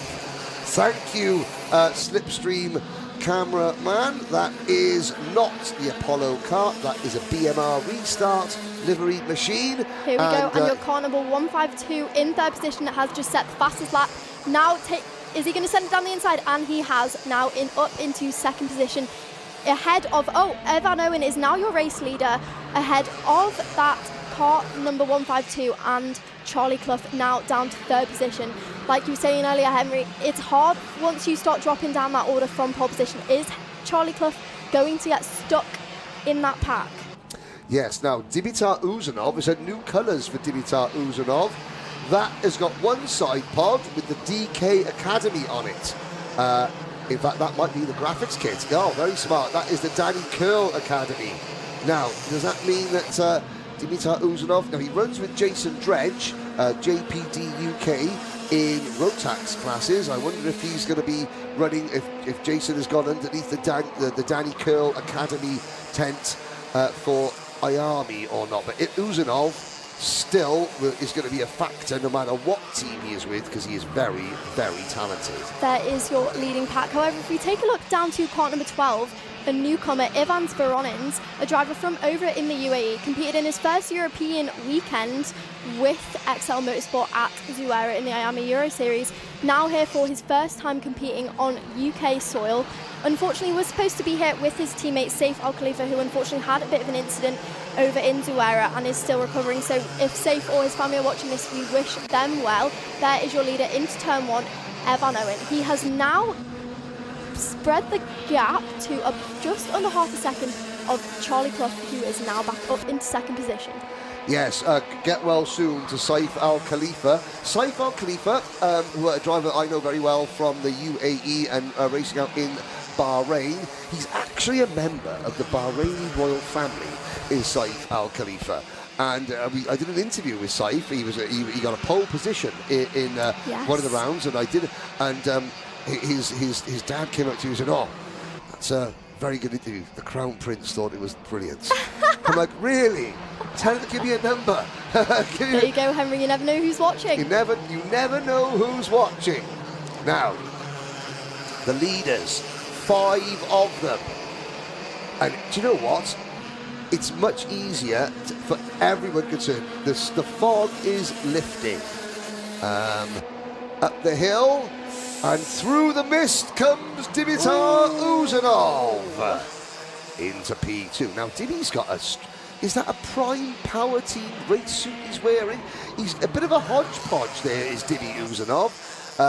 In the second position, he's got his, gives the signal saying go. He's got his traditional sort of Kevlar sort of black crash helmet, but he's got, one kind of race suit with, it looks like a Prime Power Team logo on it. That is Charles Clough, car number 51, who has just dropped to the back of that leading pack now. That leading pack have broke away a little bit from the rest of them. There's your leader coming out of the final chicane, Evan Owen. Now, this is in the UK, it's always Charlie Clough, but this is something that Andrew Mather always talks about. In Europe, he's always entered as Charles Clough, which is, you look at the European series, I wonder why there is a difference. Why he's going to be Charlie in the UK and Charles in Europe. Maybe it's because Charles is his actual name and he just likes to use a nickname. Maybe we'll have to ask. Maybe we will have to ask. What he prefers. Well, we now have a new race leader and fastest lap setter of a 50.7, Dimitar Uzanov, and a new second position of that car Margaris Kovetskis. Car number 152. The 2 XL Motorsport cars now both drop to the back of that leading pack as they come out the final chicane and along the main straight one last time. We have a minute and 1 lap left. What do you think, Henry? It looks like Dimitar Uzanov, last year he learned how to win both from the front and both. Now, what's that flying off the car there? There's a bit of plastic. A visor tear off. There was something that came off one of the leaders there. Uzanov, he's in a much more experienced position now, so he knows how to manage a last lap whilst leading. I think that Kovetskis, though, is just hungry. I think at the start, Uzanov, he's been racing a lot. I think Kovetskis, he's definitely going to have a look. I know that much. Well, we will see as our drivers approach the final few corners of the lap, almost the last lap. Let's see what is going to play out. Are they going to cross the line before the clock strikes 0? Not quite. So 2 laps to go. 2 laps for Uzanov to hold off Kvetskis, Owen, Clough, Favel, Wang Chak, and even Teddy Higgs. Teddy! Possibly more time for your XL Motorsport drivers to make up that ground. Yeah, Oliver Kleinfelter, Frank Morris, Max Frisbee, Evans Veronins, Travis Giddings, and Louis Williams-Mab, starting at the back, is still running at the back. And we've got 13 drivers out there, so who have we lost? A couple of drivers didn't take the start. And we have a new race leader, Margaris Kovakis, now in the race lead, just pipped Dimitar Uzanov right at the last second. But there is still a lap to go out the last chicane, your leader goes, and this will now be the last lap. Ilya Sami has had to retire, and I think Oliver Megumu Che-Yak-Chan is also not out there. So this is the final lap.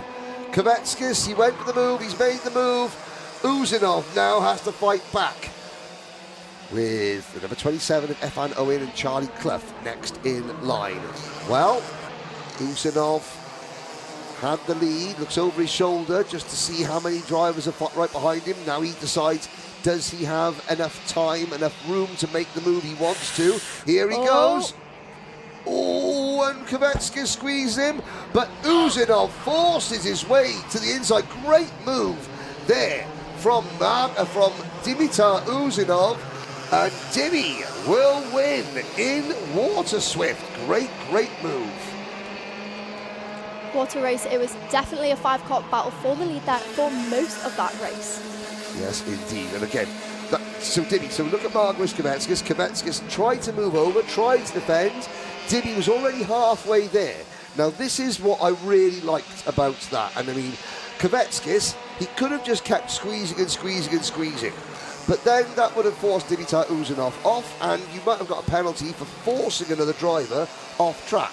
So Uzanov realised, instead of keeping squeezing, I'm going to try and move out to take the racing line, accept defeat at this corner, and then try the undercut coming out of the boot. Didn't quite work for him, but that was good, clean racing, and there is your result. There is your results. Your winner, Dimitar Uzanov, Margaris Kvetskis, Evan Owen, Charlie Clough, Harry Favel, Hero Tis Wang Shak, Teddy Higgs, Oliver, how do we say that surname? Kleinfelter, Frank Morris, Frax Busy round out your top 10. Yes, there's Teddy Higgs. Teddy in 7th place. Louis Williams-Mabs finishing. Now, there's several Teddys. There's a dad whose son is called Teddy. And all you can hear whenever he's like, go on, Teddy! Okay. So that's what it is. That's how we differentiate. It might be Teddy Higgs' dad. If it's not, I'm just using that because it's nice to say every once in a while just go, Teddy! Right, Hillary watch. I'll be right back.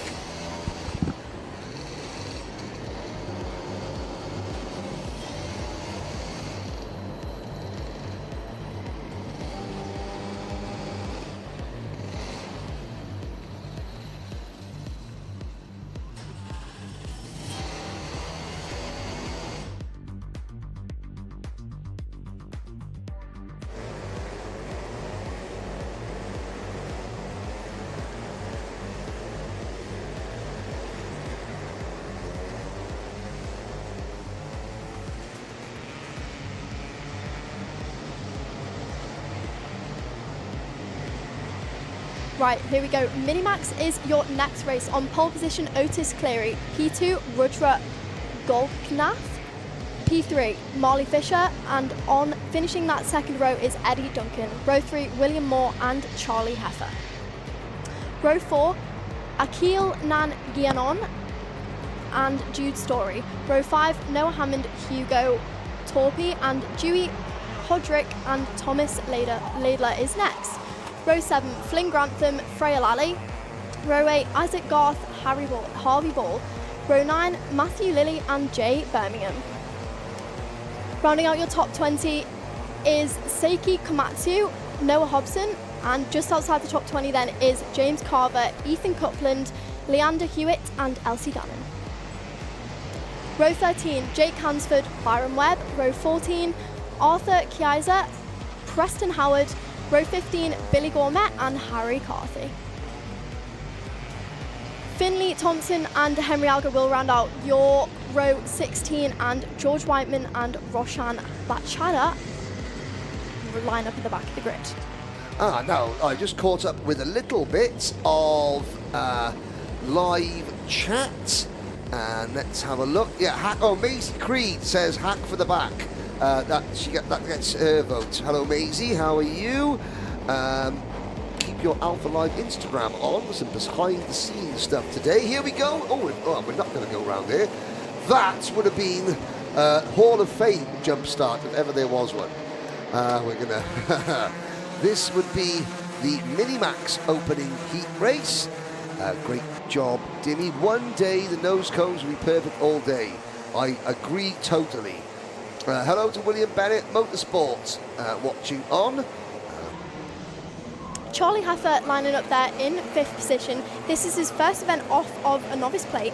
He was 7th over in the Winter Open Cup last month, so we will see what he can do this race. And got driver of the day, I recall. As well as Jude Story, 11-year-old. He was also at the Winter Open Cup, finished 9th. We will see what those two will be able to do this race. So Rudra Golkunath, Otis Cleary, Eddie Duncan, Marley Fisher, Charlie Heifer, 5th. First race off novices. Now this will be the first time that he's actually able to keep his grid position. When you're a novice, you should, well, in qualifying, you have to start at the back when you're novices, and we'll have to see it. No, I don't think so, but Charlie Heifer, certainly. Now keep an eye on driver number 16. He is the 5th, let's have a little look, 16. He is the 5th driver with a red crash helmet and black race suit. Here we go, Henry. Into the tram lines, lights are out, and we are off and racing. Good outside start there from Otis Cleary to sweep around the poleman, Rudra Golkunath. Everybody else safely through the first couple of corners, up towards, and there, that's the number, is that the number, oh, that's Achille Giannone in the number 128 cart. That's Schnitzer BMW liveried machine. Oh, a spin for the number 97, Thomas Laidler, and there's a big traffic jam at the back of the field. As Laidler gets going again, it does look as though everybody has just about managed to extricate themselves from the grass at Ashby's. But up at the front, Otis Cleary with a huge advantage over everybody else. There goes Achille Giannone through your picture. William Moore, Marley Fisher now runs second and third. End of lap number 1. Good start for Cleary. There you go. Unfortunately, car number 25, Rudra Golkunath, did drop a few positions down that race. No, at the start of that race. However, she has got just under 6 minutes to make that back up. Marley Fisher up 1 position into second, just behind your leader, Otis Cleary, who has just done the fastest lap, a 50.4, and has pulled a gap of 8 tenths. Into Ozias. Into Ozias we go. And the number 57 cart on your screen there in the middle of the pack. That's Eddie Duncan. Eddie is an aspiring commentator as well. Is young Eddie. I remember him from the Daniel Ricciardo series quite a while ago. Yes, am I right in saying Eddie Duncan has actually joined you in the commentary box? Oh, I believe so. Yes, I hope. I'm hoping to remember it correctly. Maybe that was, yes, that was a year or two ago. Here he is. Now running in 5th position. Rudra Golkunath down to 6th. Charlie Heifer down to 7th. Duke Story, Hugo Torby, Noah Hammond, Flynn Grantham and Dewi Hockridge. So there we go. Next. If we look slightly further down that grid, cart number 87, this is his first season on Inter. He came from Microax with BFM Motorsport. That's Ben Follenstein. That's Isaac Garth in the number 87 car mentioning there.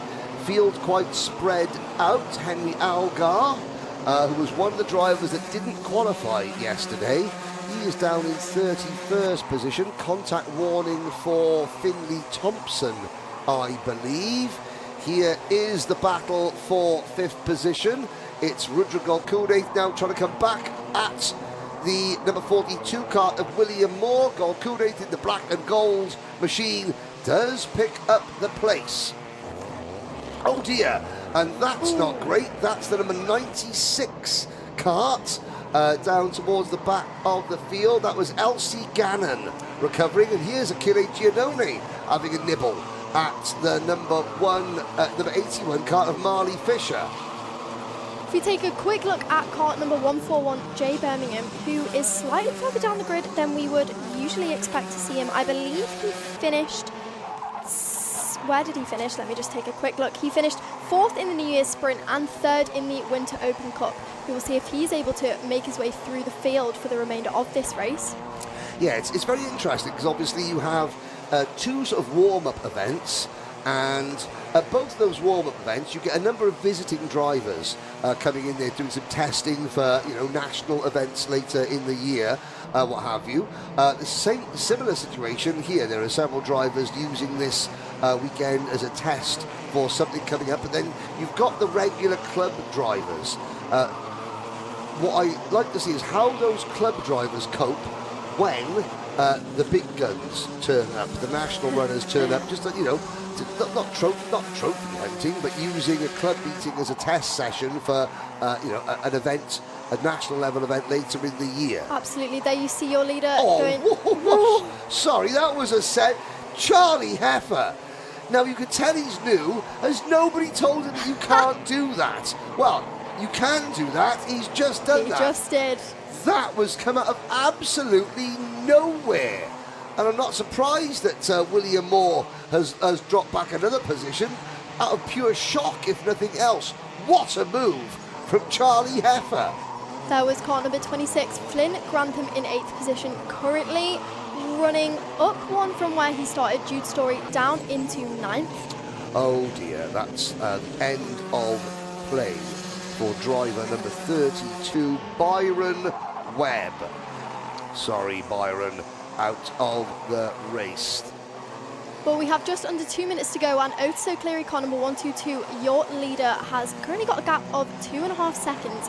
He is doing well so far. It's looking like it's going to be a smooth end to the race for him. What do you reckon, Henry? Otis Cleary, yes, 2.5 seconds up the road. That is all she wrote.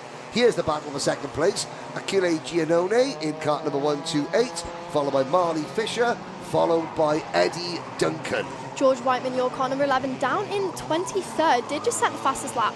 We wonder if he is going to be on a charge for these last couple of laps. At the Winter Open Cup, he did compete a bit further down the grid. He was P14, gained 12 positions in the end. George Whiteman is actually 14th in both events so far. The New Year's Sprint series, the New Year's Sprint as well. So, well, where is he at the moment? He's down in 22nd. 8 places to gain until he's back at his median, and then he's got to do there. Luke Jones, one of our Alpha Live SlipStream camera operatives, has left me a nice message there on the whiteboard in front of us. Hello to you as well, Luke. Now, back to the action. Flynn Grantham in the number 26 Thule Motorsport kart. What will Charlie Heffer do about Flynn Grantham?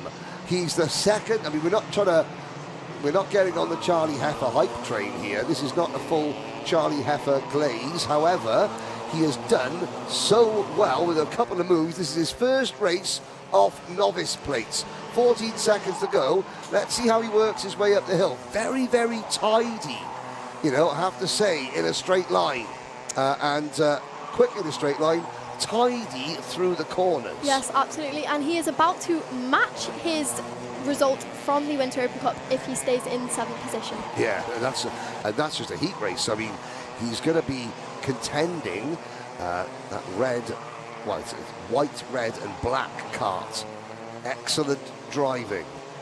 Now, can he hold off William Moore, Hugo Torpy and Jay Birmingham, who are all closing in? And this is the problem that Heffer will have to learn how to deal with as he gets more experienced.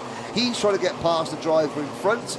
Driver in front's not making it easy. They're all slowing down, and now potentially he can get past by the chasing pack behind him. How do we navigate and negotiate our way through that situation. Across the top, through Inkermans, down towards Ashby. William Moore has a little look at Charlie Heifer. Heifer holds him off. Still, Flynn Grantham is holding Heifer off in 6th position. Meanwhile, oh, there's a battle behind them. The 141 of Jay Birmingham and Hugo Torpy going side by side. But your race winner, Otis Cleary, takes the win from Eddie Duncan. Marley Fisher, Achille Giannone there in 3rd. Fisher 4th. Golkune to Grantham. Heifer does hold on. As we look further down the order. Just outside that top 10 then is Jude Story in 11th, Noah Hammond, Isaac Garth, Dewey Hodrick, Freya Lally, Matthew Lilly, Thomas Laidler, Harvey Ball, Ethan Coupland and George Whiteman inside the top 20. Yeah, Whiteman eventually makes it to P20 Yes. overall, so you know he's got a bit of work to do to continue his streak of 14th place finishes. One more in heat the to go though finals. before the final event. So time is on George Whiteman's hands. Oh, third. Well, that was you know, we're not going to be doing Dave Hillary watch for classes with just 15. We've got to wait for a full grid before we can see about nose cones. Yes. Hello to you on the live chat, the Slipstream powered by Alpha live chat. Now, whilst we watch Dave Hillary, a reminder, if you are watching, now, everyone's heard of the cheese tax, haven't they? Yeah. The cheese tax, the cheese tax. Yes, you've seen the reels? Yeah, yeah. Absolutely. Did you know there is a fruit tax as well? I did not know that, Henry. There is. How did you come to this piece of information? Specifically an apple tax. Really? Yes, and it's very, very pertinent to mention the apple tax now, because if you are watching this broadcast and you want to become a Slipstream member, then that's great.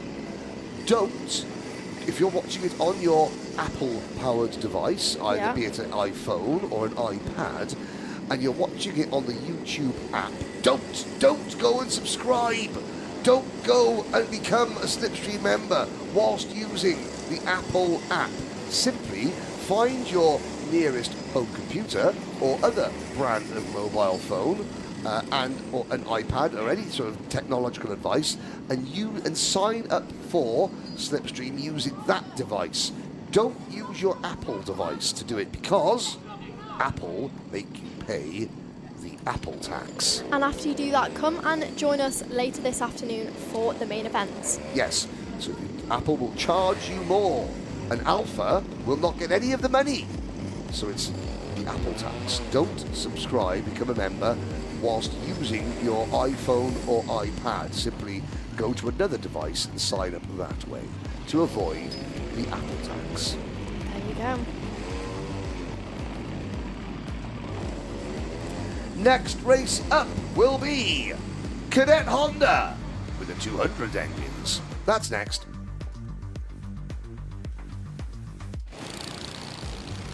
There we are on a...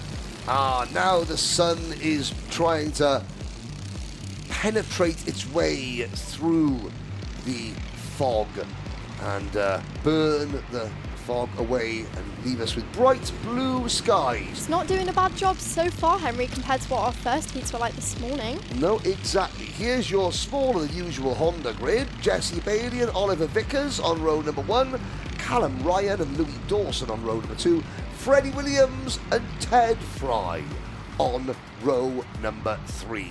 Jacob West, Felix Bessel, Fraser Messer and Cian Doherty round out the list of starters. A smaller grid than usual, I have to say. We had 18 Hondas at the Winter Open Cup, 14 of them at the New Year's Sprint. So we are down to the bare bones, as it were, 10 drivers, but I'm sure these are the drivers that will be here month in, month out, competing for the club championship. Absolutely. Now this, of course, will be a standing start. For our Hondas. What have you got for us in terms of any tidbits of information? Well, we have got Cian Doherty, who lines up at the back of this grid. He, the privateer in kart number 94. He was at the New Year's sprint at the beginning of this year, and he finished 10th. So there's 9 entries. Yep. Hey, wait.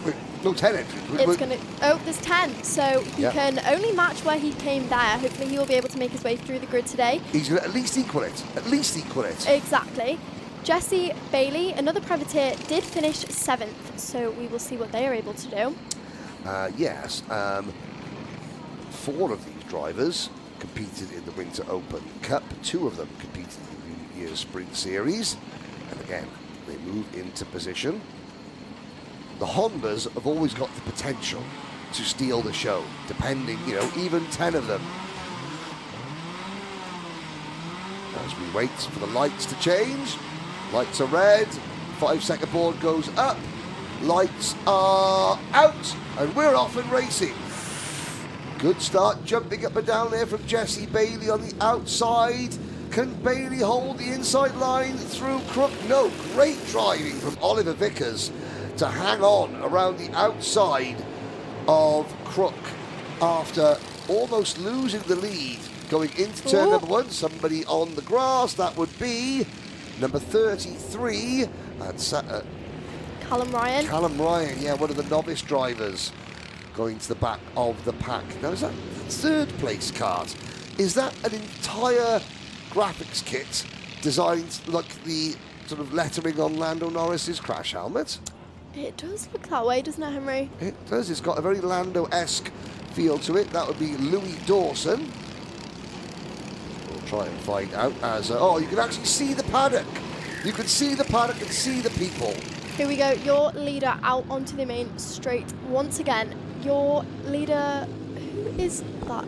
Jesse Bailey. Not quite Oliver Vickers and Jesse Bailey side by side. Here comes Vickers. Vickers grabs the lead back. Bailey slips back to P2. Still Dawson in third, followed by Williams, Fry, Doherty, West, Messer, Bessel and Ryan. Good scrap developing there. You can see how much these drivers are slowing themselves down. Vickers and Bailey falling back into the clutches of Louis Dawson. Absolutely, your kart number 31 trying to signal to that kart behind to work together, trying to break away out of that pack so it isn't a 10-kart race for the lead. Indeed it is. Through final chicane, which is now, the curbs aren't as vicious as they were last year. They've been sort of sanded down a little bit after the Stu Stratton effect. How to launch a KZ2 over the curbs and go viral in karting. There you go, your leader through Christmas corner, set to a new fastest lap of a 54.9, just ahead of Bailey, Dawson, Fry, Williams, West, Doherty, Ryan, Bessel and Messer. Yep, everyone's still running. The 2 leaders push each other away. 4.5 minutes to go, nearly up to half distance. And when they're not battling, when they're not slowing each other down, they are pulling away a little bit from Louis Dawson, which Louis will want to try and want to see them going side by side, because that will bring him right back into play. Here's Ted Fry and Freddie Williams. Fry in the number 26, Williams in the number 61. Nothing to choose.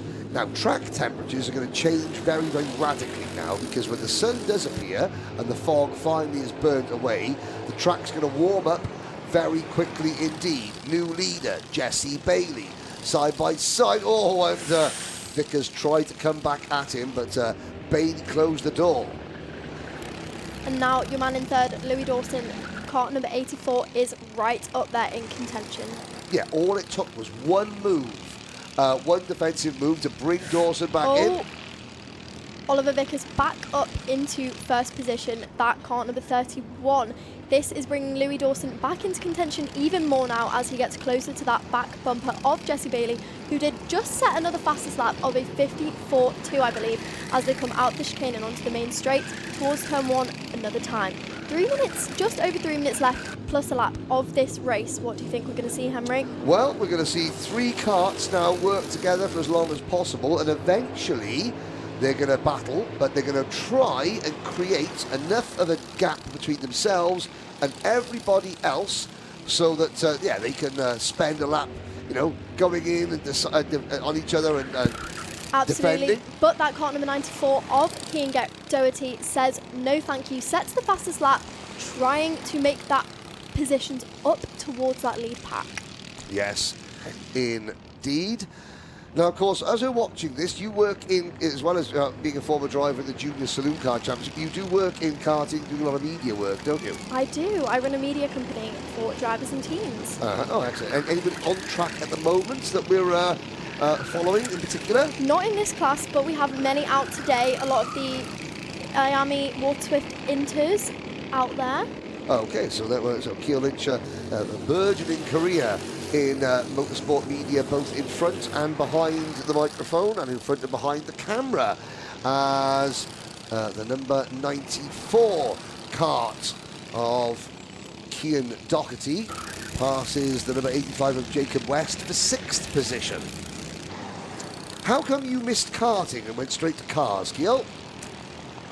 Do you know what? I was a fan of motorsport for a long time before I started. I did actually have a Rotax, but my karting career was short-lived. Right. And then I, at the time, I was advised to buy a Citroen Saxo. So when I was 12 years old, I bought that and I tested that for years instead. Although if I could go back, I would definitely do more karting. I think when you're on track, you definitely feel the difference of those drivers who have that karting background. Is the foundations, it can teach you aggression. Also the respect, I definitely think it makes a difference, and I would have more in my career if I could. So you say that the drivers that come out of karting have more or less respect for their rivals? You didn't say whether it was good respect or bad respect. Well, good. I'm going to say good. Okay. Well, it definitely teaches you that racecraft. Yeah, it absolutely it does indeed. Of course, Motorsport UK's Race with Respect programme is, you know, entering another season. Here we go. Here's Vickers and Bailey still battling for the lead. Are we going to see much respect between these two rivals? Well, so far we have. They have managed to pull away from that car number 84, Louis Dawson, in 3rd position, who is now running in a bit of a gap by himself, I believe.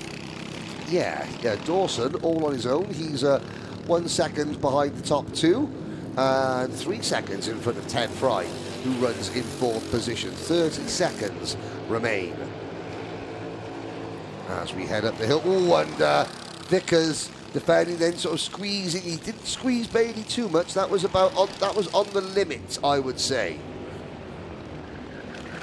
Right then, 10 seconds to go, plus a lap of this race. Who are we going to see for the win? You see your leader, Oliver Vickers, checking behind him, seeing that Jesse Bailey, who just set another fastest lap, is right there on his bumper. We're going to see them battle out for the last lap.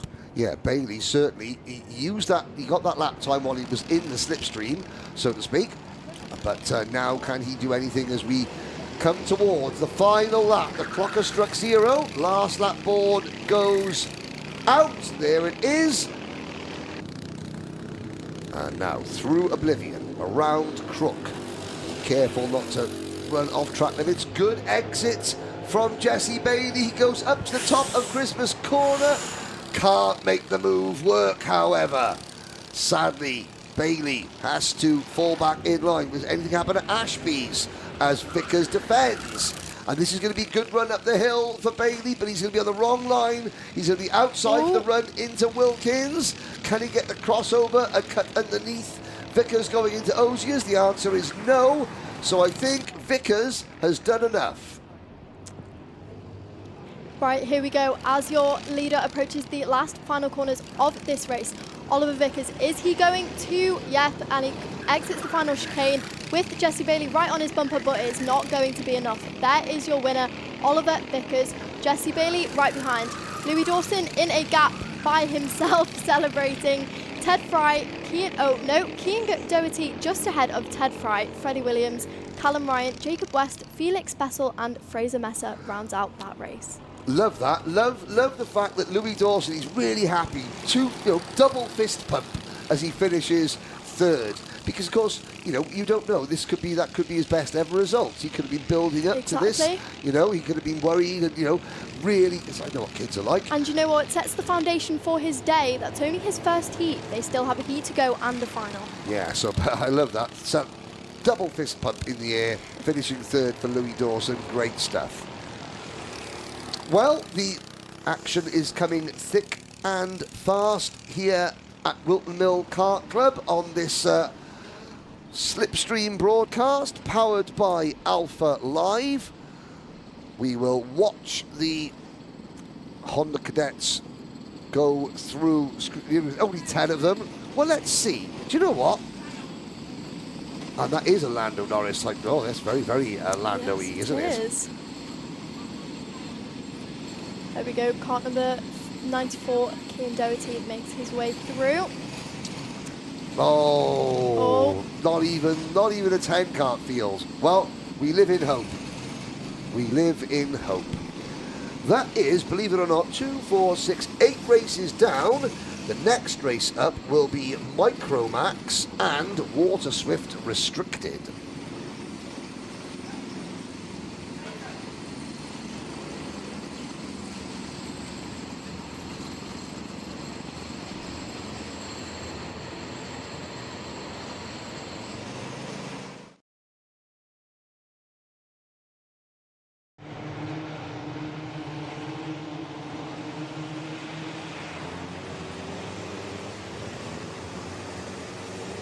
Good.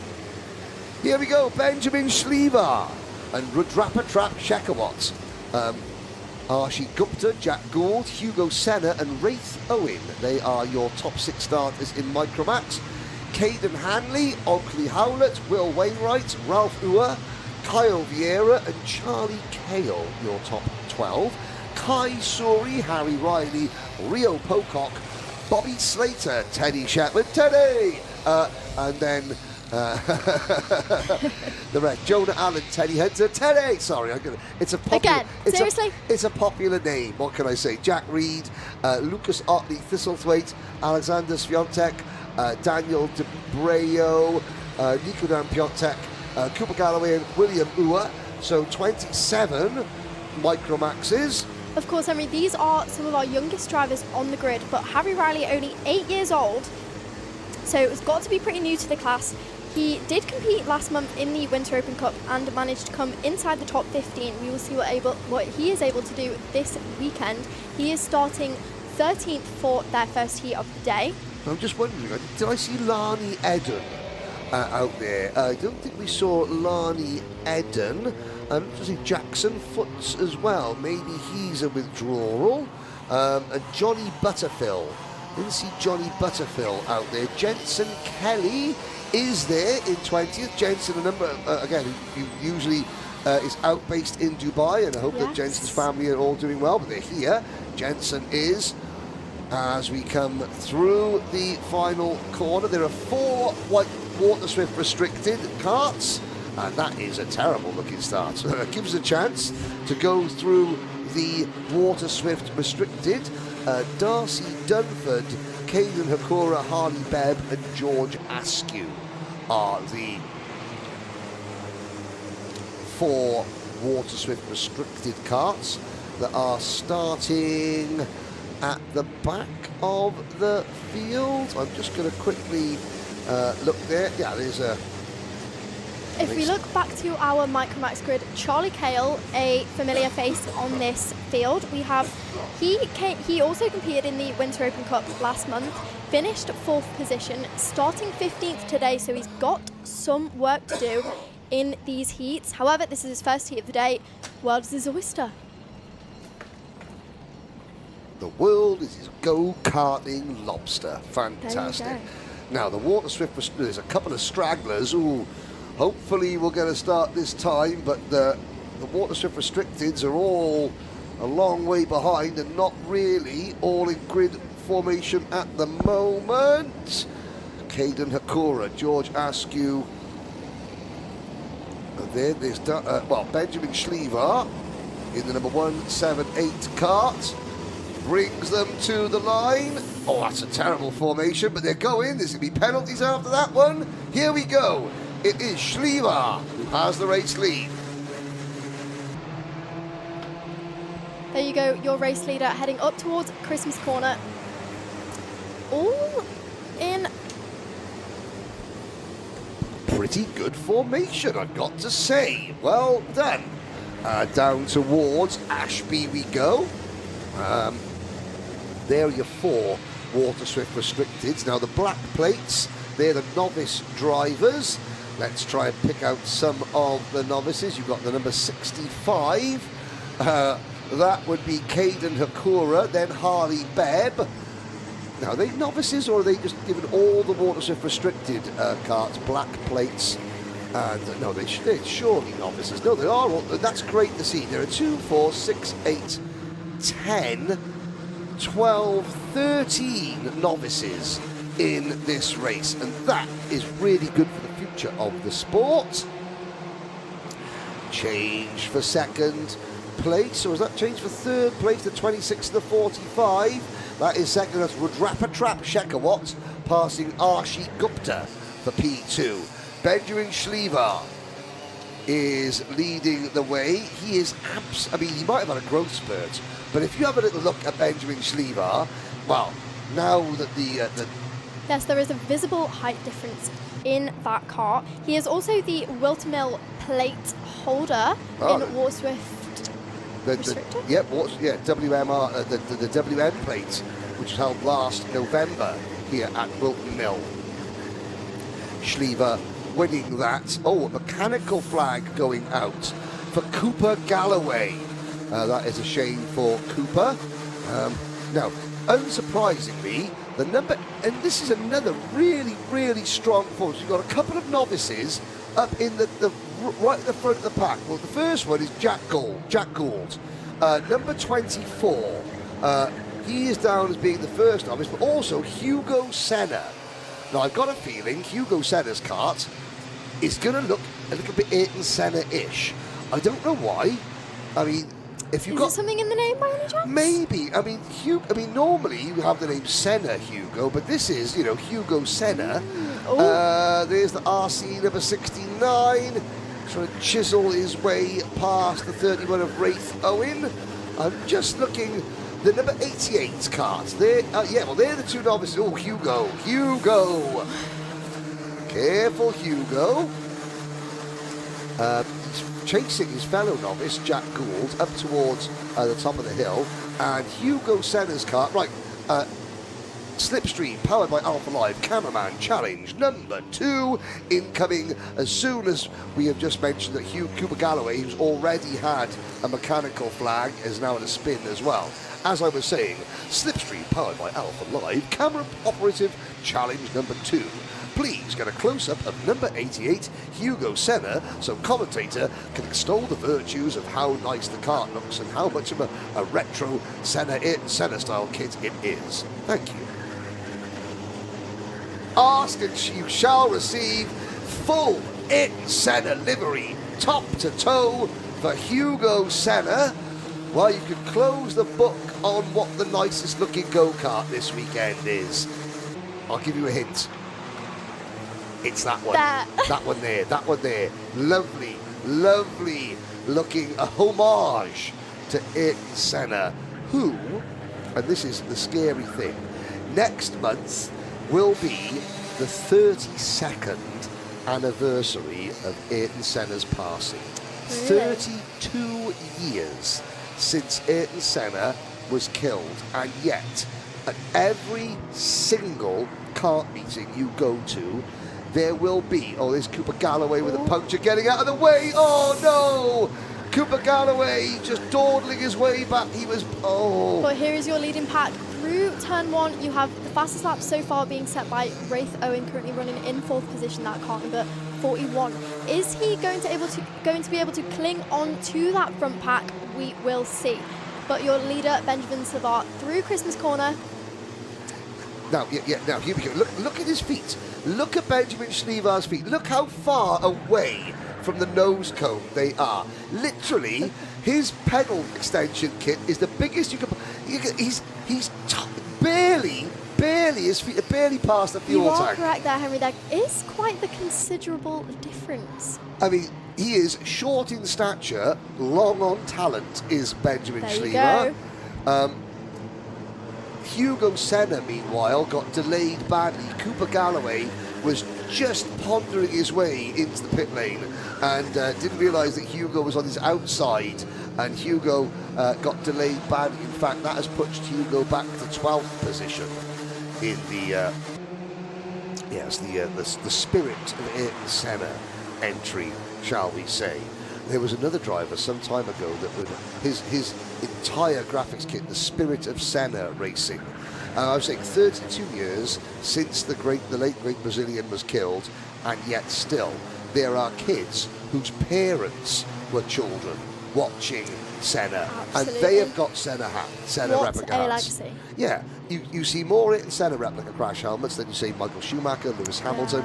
Okay, you get a lot of Lando crash helmets now. That seems to be coming back. That seems to be coming into fortune, but still, Senna has the 69 kart of Caden Hanley and Will Wainwright getting acquainted. Ooh. Now that kart of Will Wainwright's, that won my award for, well, it's not an award, you're getting it for it, it's just my opinion at the end of the day. But Will Wainwright, in that number 21, I said that was the smartest looking go-kart from last month's SlipStream event at Wilton Mill. Wainwright, we may get one or two little tyre scuffs on that really nice white, luminous yellow and blue livery machine if he keeps battling the way he is with Caden Hanley. This is 5th and 6th. The best novice, Jack Gould, still there in 7th position. Kai Suri, Harry Riley, Charlie Cale, Oakley Howlett are next. Then it's Hugo Senna. Then Kyle Vieira, Ralph Uwer, Jensen Kelly, Bobby Slater, Rio Pocock, Jonah Allen, and the rest. Jackson Foots is out there. So maybe I was just missing a couple of names. Johnny Butterfill is also out there. I'm assuming maybe Lani Eden is as well, although I missed her on the grid. This is the final lap, and Benjamin Schliever has done an excellent job of holding on to the lead so far. However, this is the biggest lead group we've had all day. 6 of them for the win. Can the pint-sized Benjamin Schliever hold them off? I reckon he can. He has extended his lead ever so slightly on this last lap. You saw him check behind him originally at the start of it. However, he's approaching the last few corners. There was there was a little bit of could have seen that happening. That started about 3 corners ago. That was the initial interruption, because I could see, as you get used to this job, and we've got Benjamin Schliever, you were right, Keo, he did hold on, well done. Archie Gupta 2nd, Wraith O in 3rd, Rudrapatrap Shekhawat in 4th. However, you'll get to learn that you can almost see an accident about to happen. You could see an accident happening about 3 corners before it happens. Well, you did call that one, didn't you? And that is something that you just, Caden Hanley, and I'm trying to think who it was. Was it Caden Hanley and the other driver? They were just getting a little bit tetchy. It's like, it's like the play date had run its course, and now they were just annoying each other and arguing over which channel to watch. So it was time to phone one of them's mums to come and collect them. Bit further down that pack, Charlie Cale car number 12, was able to make up some positions, now up to 10th. Yeah, good drive. Jensen Kelly, 15th for the Project One racing team. Now, I'm busy. SlipStream audience, indulge me for a moment. Hang on a second, because while we wait for Hillary Watch, I am, very, very, quite chuffed with myself. I went to watch Dave in concert the other week, and I was going to say, people ask me, what's your favourite music? And I would say, well, at the moment, what's the number 1 music artist out there at the moment? Who are you listening to out there, audience? Who is? I personally, Dave. If you say any of the following 4 bands or artists, then you're all right by me. Dave, Ren's outstanding. Yeah. Dave is the best wordsmith in music. Also, public service broadcasting and the Rumjacks. Are you going to tell the live chat how long you waited to see Dave? 5 hours. I was 30th in the queue. Me and my son, we were on the barriers at the front. At the very front. That's what 5 hours of waiting gets you? Yep, 5 hours. It gets you some cool dad points with your teenage son and a slight case of hypothermia because it were cold. But there we go. Let us know in the live chat. Fun fact, says David Whitehouse, Motorsport Magpie. Benjamin Schliever has over 30,000 followers on TikTok. Oh, well, there's another good band, Joe Public. But they did a song called 40,000. 40,000 followers and we would agree. Finger on the filter, you look legendary. Have we had any action from Dave Hillary yet? I don't know, I've been too busy watching you dance in the commentary box. Well, hey, there's a treat for you, everybody. Now, hang on, just a minute. Stop the bus. Wait a minute. Could this be? Have we done it? Have we missed something? Have we missed someone? This is incredible. Wait. Oh, we've done it. We've done it. Scenes, utter scenes. Punches the air. In the commentary box. No no-scope penalties in an entire race on a full grid. Boom! There you go. We're up for the next race. That's going to be Senior Rotax. It only took the youngest drivers on the grid to give it to us, Henry. Here we are then. Senior Rotax. Now this is the second Senior Rotax race. It'll be Senior Rotax Group A versus Group C. Can we get a happy birthday shout out to Kieran Ives, celebrating his 17th birthday today. Happy birthday, Kieran Ives. Are we going to see him in this race? Well, let's find out. James Tester and Oliver Smith, row number 1. William Webb and Loose Sapphire Leathers, row 2. Noah Barham and Finley Jones, row 3. Luke Richards, Ollie Orteo, Freddie Lappenwell and Lewis Burker. Then Mikey Walker walking along, singing a song, walking in a Mikey Wonderland. Noyos Gedvilas, Michael Dalton, Ruben Mamalok, Alfie Davis, DeJean Bennett and Josh Parry are next. Kieran Edson, Ethan Hatch, Marcus King, Joseph Orton, Dylan Norris, Caitlin Seabrook, that's your top 24. Dexter Collins, Arminus Zaborowskis, Kyle Dickens, Isaac Reynolds, Callum Brockhurst and Jack Johnson. There was a penalty, was there? Oh, we missed it. Too busy talking about music. Well, there you go, Henry. Mikey Walker, the first time we are seeing him today. He did compete in the Winter Open Cup. He did well in the heats, being top 5. However, did come out of the final with a DNF, but the fastest lap. So we will see if he is able to build on that this weekend. Oh, thank you very much, Zempi, for correcting me. Here we go, Henry. Into tram lines. We're off and no, we're not off and racing. We are not off and racing. So we will try and go around again. Tester, Smith. Now, half of these drivers are in their second and final heat race. We saw them earlier on. Oliver Smith, Lou Sapphire Leathers, Ollie Orteo, etc., etc. The other half are in their first heat race. Alfie Davies, car number 75, up there, starting in 15th. Will be hoping for a better race. He did retire in the early stages of his first heat today. I'm interested to see now, down in 31st position, the number 23 kart of Finley Jones. That is going to be somebody who is on the move, I am certain. Finley Jones was someone who at the Winter Cup was exactly that, on the move. He gained 12 positions into P4, so obviously didn't have the greatest run in the heats, but did come away with it just off the podium. Oh dear. Well, ladies and gentlemen, it has taken Kyo Lynch approximately an hour and a half before she has given out her very first curse of the commentator. Well, I'm also partly responsible for that. As we extol the virtues of Finley Jones, his wagon stops and he retires. Fantastic. Here we go in the tram lines.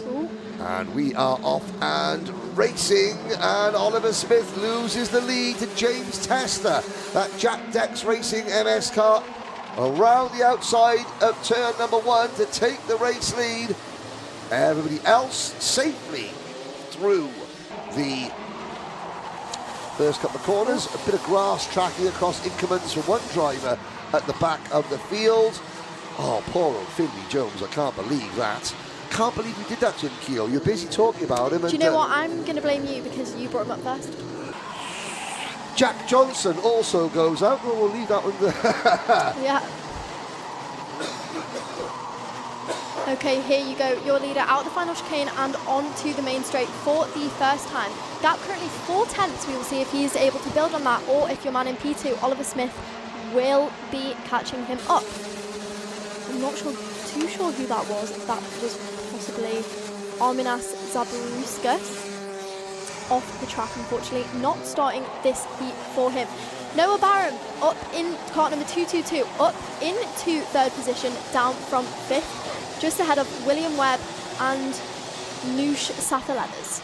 Yep, Noyos Gedvilas is next, then Ollie Orteo, Mikey Walker, Freddie Leppenwell, and Luke Richards. Mikey Walker already up 3 positions there on that initial lap, up into P8. Yes, and again, usually when we get to something like Kartmasters, Mikey Walker has a fan club online. Yes, I've heard. That absolutely, fills the live chat. Obviously, the fan club are not here. The fan club are not watching Mikey Walker in action, which is quite disappointing, really. New leader, Noosh Safaleathers, Evolution Racing. Well, not new leader. That would be new 4th place driver, Noosh Safaleathers, for Evolution Racing. Looking at the order, the top 3 are, but it fooled me because the top 3 are so far in front. Exactly. Tester, Smith and Noah Barham are gone, but the 2 Evolution Racing drivers are next in line. Good to see the Evolution Racing name, 20 years ago, believe it or not, or just about 15 years ago, Evolution Racing very, very strong in junior karting, when people like Bobby Thompson and a lot of others. Jack Barlow was with Evolution for a while. Then I think the team owner Ashley Whitcroft, he sort of stopped running the team. The team sort of was not completely stopped, but it was 1 or 2 drivers, very, very low key, and slowly but surely that team have been coming back. They've got some really good drivers. They're not a full-time British Championship team again, but they are very, very strong at club level events. And then every once in a while, they'll go to Kartmasters, they'll do a big one-off event like an O-Plate, and there'll be 1 or 2 Evolution drivers that really show how good that team is at putting together a go-kart. It's just they're not a full-time British Championship team at the moment. Maybe they will be this year, who knows? We will see. Well, it was Alfie Davies, a better start for him this race after his retirement in Heat 1. Car number 75 up into 14th position, the Motorsport UK driver is, just behind Michael Dalton and Luke Richards. Jake Fisher down 1 position. Lewis Merica just beat him to that 10th position. Now down car number 78, battling with Luke Richards. Yes, indeed. Tester, 2 tenths up the road on the MS cart for Jack Dex Racing. Jack Dex, his team have used that MS cart, not the same MS cart, but they've used the MS cart brand for, I'm going to find out, it's got to be at least about 10 years that team have used the MS kart brand. The only team in the UK to use it, and the car is very, very good. It's very good indeed, but they don't seem to sell many sort of privateer MS karts. It's just the official team that use the chassis. I can't understand why, because why more people don't go and buy the MS kart and use it in 2-stroke racing, because it is very good, the Czech Republic built chassis. We don't see our leaders right now, but Oliver Smith, car number 38, did manage to get the fastest lap on that last lap. We will see if he has managed to rein in that driver leading James Tester. Yeah, down to 800ths of a second is the deficit as they head up towards Christmas Corner. Visually, it's nothing. Let's have a look. And they're coming, here are your leaders, and they're coming up on some slower traffic. So there's a driver who's obviously been off and is now back on and is about to get swallowed up by these three. Barham tries to set up Smith for a run through the boot. Oh, great move. And he makes the move. Fantastic move. You've got to time that so right. There you go. Right, just under 2 minutes to go. Noah Barham makes the move on Oliver Smith, who has just then completed the fastest lap. James Tester leads. Yeah, Smith 45.44. Last time around, however, Barham was 0.2 quicker than him, and that is why Smith is now running in third place. Here's the backward bar. Briefly, we saw New Safa Leathers leading the next train of carts in fourth position. Mikey Walker now up into P6. James Tester has done enough at the moment. With a minute to go. With these two battling for second, we might see our leader James Tester be able to pull a bit more of a gap now, which is what he will be wanting in the last 50 seconds of this race plus a lap. Another lapped kart, Arminas Zabarauskas, who had an off-track excursion earlier, and he's the next person in line to get pounced upon. There's Oliver Smith back at Noah Barham. Barham, the up and under. Great move there from Barham. That's the sign of a very, very mature driver. Even though he's in his first year as a senior, Noah Barham, he is a very experienced driver, driving with a great deal of maturity, I have to say. Now the leader has caught Zabarauskas. Let's see, there's Zabarauskas, who's still in front of Tester, and this is a one line only. Oh, Zabarauskas gets out of the way. Smart, good driving for Arminas Zabarauskas. Well done. And we are going to get another lap in before the final lap. Your leader goes through turn 1 right now, up towards Christmas Corner. Your man in third position, car number 38, Oliver Smith, has just set a new fastest lap. Are we going to see him take second position before the last lap? Oh, I don't think so. I think that, and that's the number 49 out of the race, sadly, Michael Dalton. Oh dear. Dalton out of the race. Where was Michael running? Well, he was down towards the back of the field anyway, now out of the race. 26 drivers remain. Isaac Reynolds in 26th position. Last lap board. James Tester has got this race in the bag. Who's going to be second? That's the question. Is it going to be Barham in the number 222 Dan Holland racing kart, or is it going to be Smith in the number 38 Tony kart? Let's have a look as we head down towards Ashby's. Barham has to defend. Oh, Smith trying to go around the outside. Oh no, Barham will just close the door there. And he's going to defend and move across into Ozier's. This is textbook defending from Noah Barham at the moment. He keeps Smith at bay. Now here's Smith. Oh, yellow flag waving. Yellow flag waving. And that could possibly have saved Noah Barham's bacon. And Smith runs very, very wide there as they take the checker flag. James Tester for Jack Dex Racing. Lights to flag victory. Mikey Walker managed to make his way up into 5th position that race. Walking along, singing his song. Walking in a Mikey Wonderland. Further down the other, Ollie Orteu in 927. He needed that result because he didn't finish his first race. So he is, he's given himself a fighting chance of a decent starting place in the B final. I can't see him automatically making the A final with a DNF to his name. Yeah. But it gives him half a fighting chance. What else down the order did we notice? You were talking about Alfie Davis. Did manage to have a more successful race than last. He ended up in 13th position, so another driver that we will possibly see in the B final. Looking down the order, Joseph Orton, Dexter Collins, Callum Brockhurst, Marcus King. Yes, sadly, Finley Jones. Oh, he's cursed by you. Cursed by us. You. Us. Here we are. Now, here we go. Oh, I'm not even going to attempt to get excited because the minute we cut to Hillary Watch, number 361, Noyos Gedvilas, has a penalty. So there we are. Now, Look at some of the nervous faces. Because I did hit somebody. I didn't mean to, but the anxiety. Yes. I enjoy watching this, just to look at a bunch of young drivers go through crushing teenage panic and anxiety. Here we go, look. But we've all had a penalty. Goes to Sean Bennett.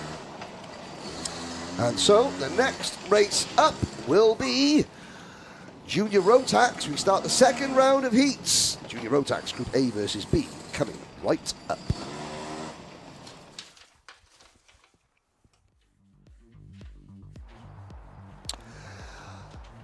I think it was Berry that sung the immortal line, "Sunshine on a rainy day, and the sun has shining." Here we are. Junior Rotax Group A versus Group B. Gold Chain Charlie. Charlie Wolfett will lead Theo Bradshaw, the two race 1 winners. So those two drivers, they both won their first heat race. They won it comfortably as well, if you recall, in the fog. Aidan Clark third. Ronnie Jones, what can he do? This is the best I've seen Ronnie. Last year, so 12 months ago at this circuit, Ronnie Jones was winning the Honda Cadet O plate. He's now here in Junior Max. That's a jump. Max Colbert and Logan Hartshorn are next. Karthik Kometa, Miles Cleworth, Liam Crosby, Daniel Adomaitis, Ralph Rakaitis and Max Wheatley. Then it's Alex Shepard, Joshua Jestin, Jack Bromham, Lachi Yordanov, Shea Hilton and Ben Morgan. The rest on the field, Finn Davenport, Aston Tabb, Harrison McNeely, Peter Lee, Sebastian Geldenhuys. Hopefully Sebastian will have a better day in this race.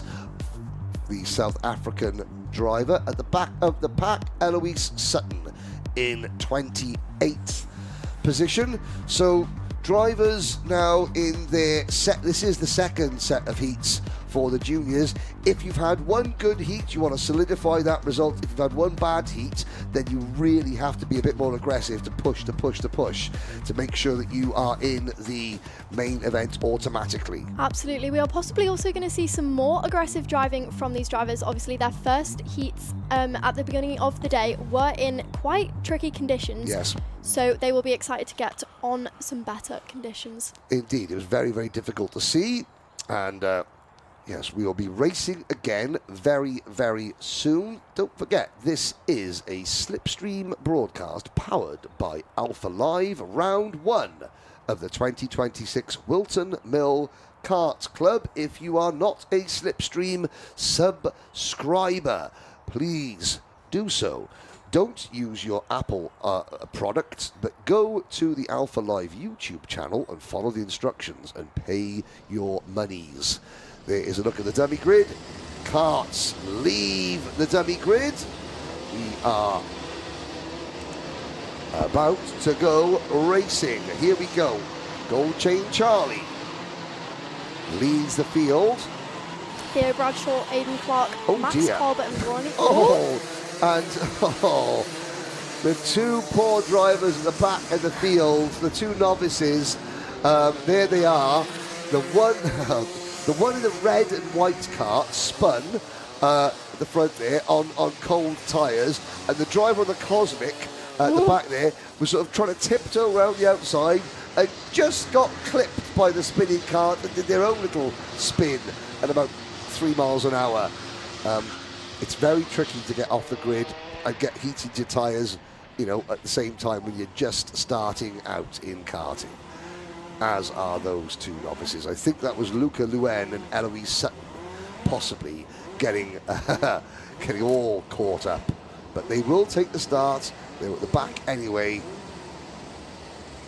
Absolutely, it's going to be a slow start for the Junior Max Heat 3. Heat 2 for some of these drivers, and your winners of the last 2 heats are going head to head. Yes, indeed. Into the final corner. Wolfett, Bradshaw. Oh, out of formation there. That is somebody. Oh, they're going to go around again. Yes, that was Max Colbert possibly getting shoved out of line, and we will have another rolling lap. Keep your comments, please, coming in on the Alpha Live YouTube channel. Of course, this would be a SlipStream broadcast powered by Alpha Live. Alex Reed, well, can we get a shout out for Eric Smith, who is, well, I mean, I don't know how much pondering Eric has done today. We did see a couple of drivers pondering their way around the circuit, getting in the way of the race leaders earlier on, but haven't got much time for pondering at the moment. It must be said, it's go time.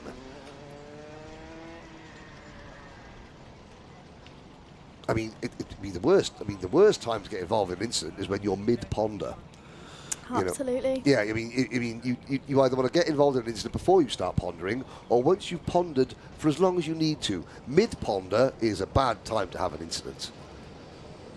I think you'll agree, Eric. Is that correct? Is that Alexander Reed will definitely agree. I wonder if the nose cone watchman will be out of a job soon if they stop nose pack. There's no chance of them stop. This is not Scooter, Alex. This is they're going to be drop-down nose cones are here to stay in the UK for the time being. He is too iconic within this Wilton Mill kart track. Exactly. So pipe down. Getting defensive there, Henry. Well, I mean, what if you haven't got Dave Hillary? There's no point coming here anymore, is there? Here we go then, lights are out, we're off and racing. Into turn number 1 we go. Theo Bradshaw takes the lead from Charlie Wolfett, the pole sitter, so Bradshaw leads. Wolfett to the outside, Wolfett's going to try the undercut. What, that is an exhaust, no longer attached to a go-kart, and that's a big pile-up. That's a big pile-up going across the top of Inkerman's there. That you can't park there. Can't park there. Absolutely not. Yes, and some of that will not buff out either. Anyway, back at the front. Are we going to see a bit of cricket or baseball, or are we waiting for the driver that crashed into me to throw an exhaust at him? I hope not. The good news is, let's have a look. That would be the number 35 kart. Is that Ralph Kyatis who's watching in the number 35? Full course caution as we look. Let's just keep an eye on that junior driver. Let's try and get a name check on them. The number 35, Ralph Kyatis, was number 135. Yes, it is Kyatis, I believe. And he's holding his junior exhaust. Hopefully he's still holding it, and he hasn't decided to throw it anyway. That would be like, oh dear, that MS kart is not looking good. Very, very banana-ish. I have to say that is, who have we lost? We've lost Liam Crosby, Ralph Kyatis, Finn Davenport, Aston Tab we have lost as well. Looking at the, it was, oh dear. Well, that's the first sort of multi-kart pileup that we have had. We've lost 4 drivers, at least 4 drivers. There is an unhappy, very unhappy driver. Can't even look at the track. I can't even look at it. I'm so upset and angry. 4. Well, we have 23 drivers remaining now and just under 5 minutes left. Yep, the clock is still running. It's Charlie Wolfett, Theo Bradshaw, Ronnie Jones, Max Colbert, Logan Hartshorn, Daniel Adamaitis, Miles Cleworth, Max Wheatley, Karthik Kometa, and Jack Bromham, your top 10. And are we going to go? Are we going to go? No is the answer. We'll do one more lap. Now, the tactic is that it's not great for viewers, but it's great for the driver. Charlie Wolfett is doing exactly the right thing. What's that, you ask? He is slowing it down. Because the slower he goes, the less racing he's got to hold the pack off when we do get the green. I mean, this could be a 4-minute lap. Absolutely, that DHR driver will be looking for another easy win, hopefully. But he is doing what he's told. It's a full course caution. It's a safety car period, in effect. Exactly. And Charlie Wolfett is the safety car. But Charlie Wolfett's safety car, I mean, normally the safety car is like an Aston Martin or a Mercedes, you know. Charlie Wolfett's safety car is a 1979 Talbot Samba. Others, or a Morris Marina of something like that. He is crawling round because he's taking time off the race clock. Absolutely. But he's now, not breaking just the over rules. 3 minutes left. He's not breaking the rules. He is simply because there may be, you know, a full course caution. There may be, you know, corner workers, marshals on track, a safety hazard. Yeah. Theo Bradshaw in second, that car number 143, keeping his tyres warm. He'll be eager right behind to get underway with as much racing as he can to try and catch that lead. And now that is one thing that Bradshaw has got going for him. Look how much Callum Bradshaw done it already. Look how much Theo Bradshaw is warming his tyres compared to how much Charlie Wolfett was not warming his tyres. And look at that. We're going to come round. We're going to get 2.5 minutes to go. Green flag. Plan executed perfectly by Charlie Wolfett. Now, did he get enough heat in his tyres while he was going so slowly? Everyone else is slipping and sliding around. Bradshaw is there. So the extra tyre warming that Bradshaw did is working in his favour. Wolfett still leads. There's Bradshaw. Side by side for third. That's Max Colbert going in on Ronnie Jones. Oh, Jones again gets shoved wide. That global karting machine has been little more than a pinball. Oh, Sebastian Geldenhuys, the South African novice, also out of, well, he spun backwards. But there you go, your leader approaches the final few corners out of the first chicane for the first lap of racing. Just under 2 minutes to go, Charlie Wolfett is going to try and keep this lead, but Theo Bradshaw is right behind as they go up towards Christmas Corner. Is he going to try? He'll try the crossover. Well, Bradshaw trying to tell Charlie Wolfett, saying, go on, let's work together. Charlie Wolfett there going, no, just no. Not right now. Thank you for the offer. I appreciate it. He's saying I warmed my tyres for too long for this. I will put your offer under consideration, but then I will ignore it because I'm not going to let you pass. Bradshaw now needs to realise that there's no point trying to overtake Charlie Wolfett because he will not work with him. Let's wait. Don't make Charlie defend because that will back everybody up. So don't attack. Yes, he's left himself a little gap as Theo Bradshaw. So Charlie Wolfett isn't defending now. However, your driver, kart number 262, has just set the fastest lap of the race, Max Colbert, eager to make his way to that front pack with Logan Hartshaw, who is in third position. Yes, indeed. And of course, because of the fact that Theo Bradshaw has just given Charlie Wolfett a little bit of a gap, Logan Hartshaw, Max Colbert, Miles Clowers and the rest, they're not close enough to make any sort of inroads, which means that when Theo Bradshaw does eventually, you know, try and make a move and Wolfett will defend, that at least Bradshaw has a bit of time to play with. Absolutely. And it looks like we will get one more lap before the final lap of the race. Charlie Wolfett leads again, who did extend that gap to Theo Bradshaw in second ever so slightly, now at 0.4 of a second. Now the next time by they'll get the last lap. Will change for third place. Max Colbert passes Logan Hartshorn.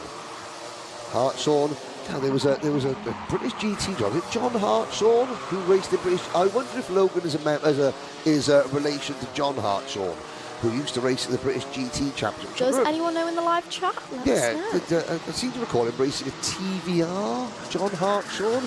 Could be completely different, but it's an unusual name. It's not a common name. I wonder if Logan Hartshorn is any relation to former British GT driver. Well, he's getting his back end. I've got to be careful what I say there. Logan Hartshorn was getting his the rear end of Hartshorn's cart was getting some unwanted attention from Miles Clowers. I think that's a safe way to say it. Ronnie Jones is back to 9th position at the moment. Not in this particular picture, because this is the battle for what is 3rd, 4th, 5th, 6th and 7th.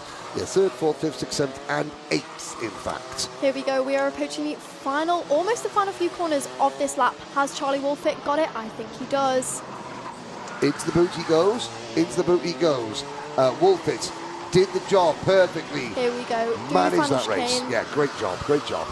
There you go. Charlie Wolfett, your Heat 2 winner. Theo Bradshaw right behind after a good attempt to challenge for that lead. Max Colbert in third. Logan Hartshaw with the fastest lap in fourth. Miles Cleworth, Daniel Adomatis, Max Wheatley, Karthik, Kometa, Alex Shepherd, Aidan Clark round out your top 10.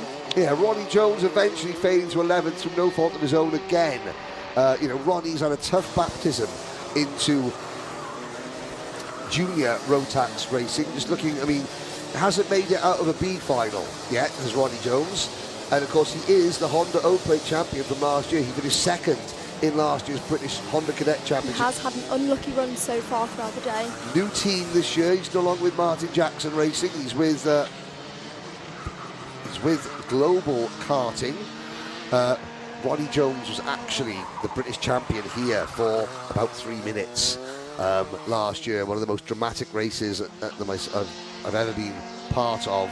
Because he's coming back to the scene of, you know, maybe his biggest disappointments. Certainly got to put it right, so to get himself well with Wilton Mill once again. So that is the next race done and dusted. We've got Junior Rotax Group C versus Group D, the last Junior Rotax. Okay, let's have a look.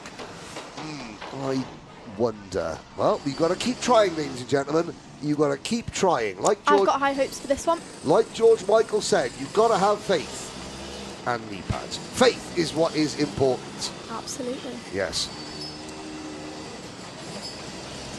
No. Oh dear. Cart number 29 letting us down. Peter Lee, go and have a word with yourself, young man. Well, not just Peter Lee, that's it. Alexander Stefanov. You might have a nice, smart looking black and green go-kart. Oh, nose cone penalties. There's two. Oh, there's. What? The nose cone bracket hadn't broken. The nose cone was just 8 foot to the left of where it was originally. But see, look, I mean, Dave Hillary watch. This is a spectator sport. Everyone's looking for the same thing. Look at all that. Look at them all there. Going, come on, are we? But no, there's no chance. In fact, well, after a multiple kart accident at the start of the race, you wouldn't really expect there to be 0 nose cone penalties. Absolutely. But never mind. Right. We're going to have our last Junior Rotax heat up very shortly. That'll be Group C versus Group D. That's the next race.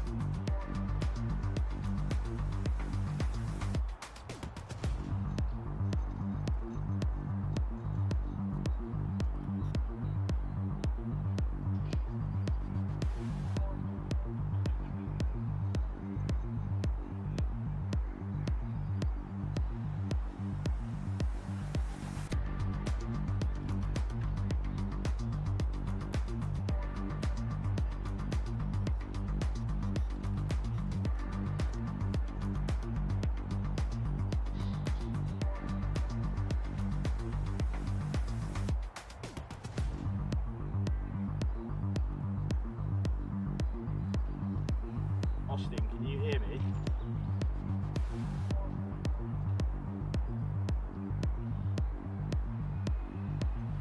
My tally keeps going on to C and then back in. Is there a reason?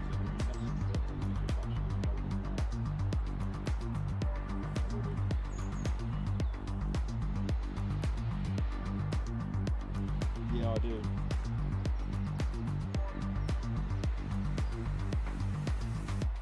Okay, yeah, I'll do that.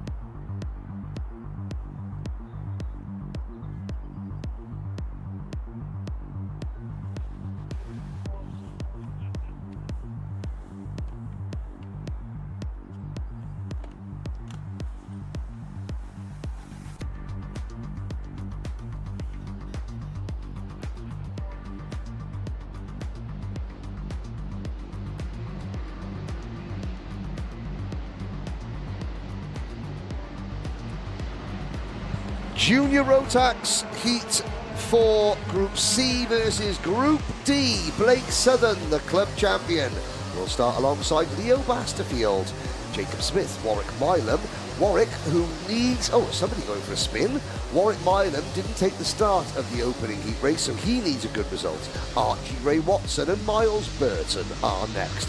Jensen Powers, Nelson Taylor, Harley King and Jensen Hook are up in the top 10, followed by Tyler Mason Gray, and Oliver Barr, Alan Juditis, Joseph Baxter, William Kidd Glass, Sandrine Gomez, Jack Corser and Oliver Peters.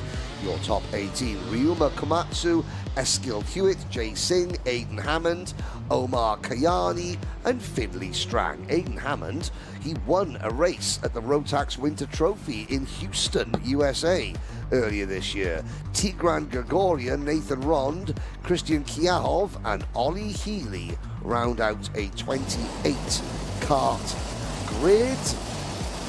They're in the tram lines under beautiful blue skies. Lights are out.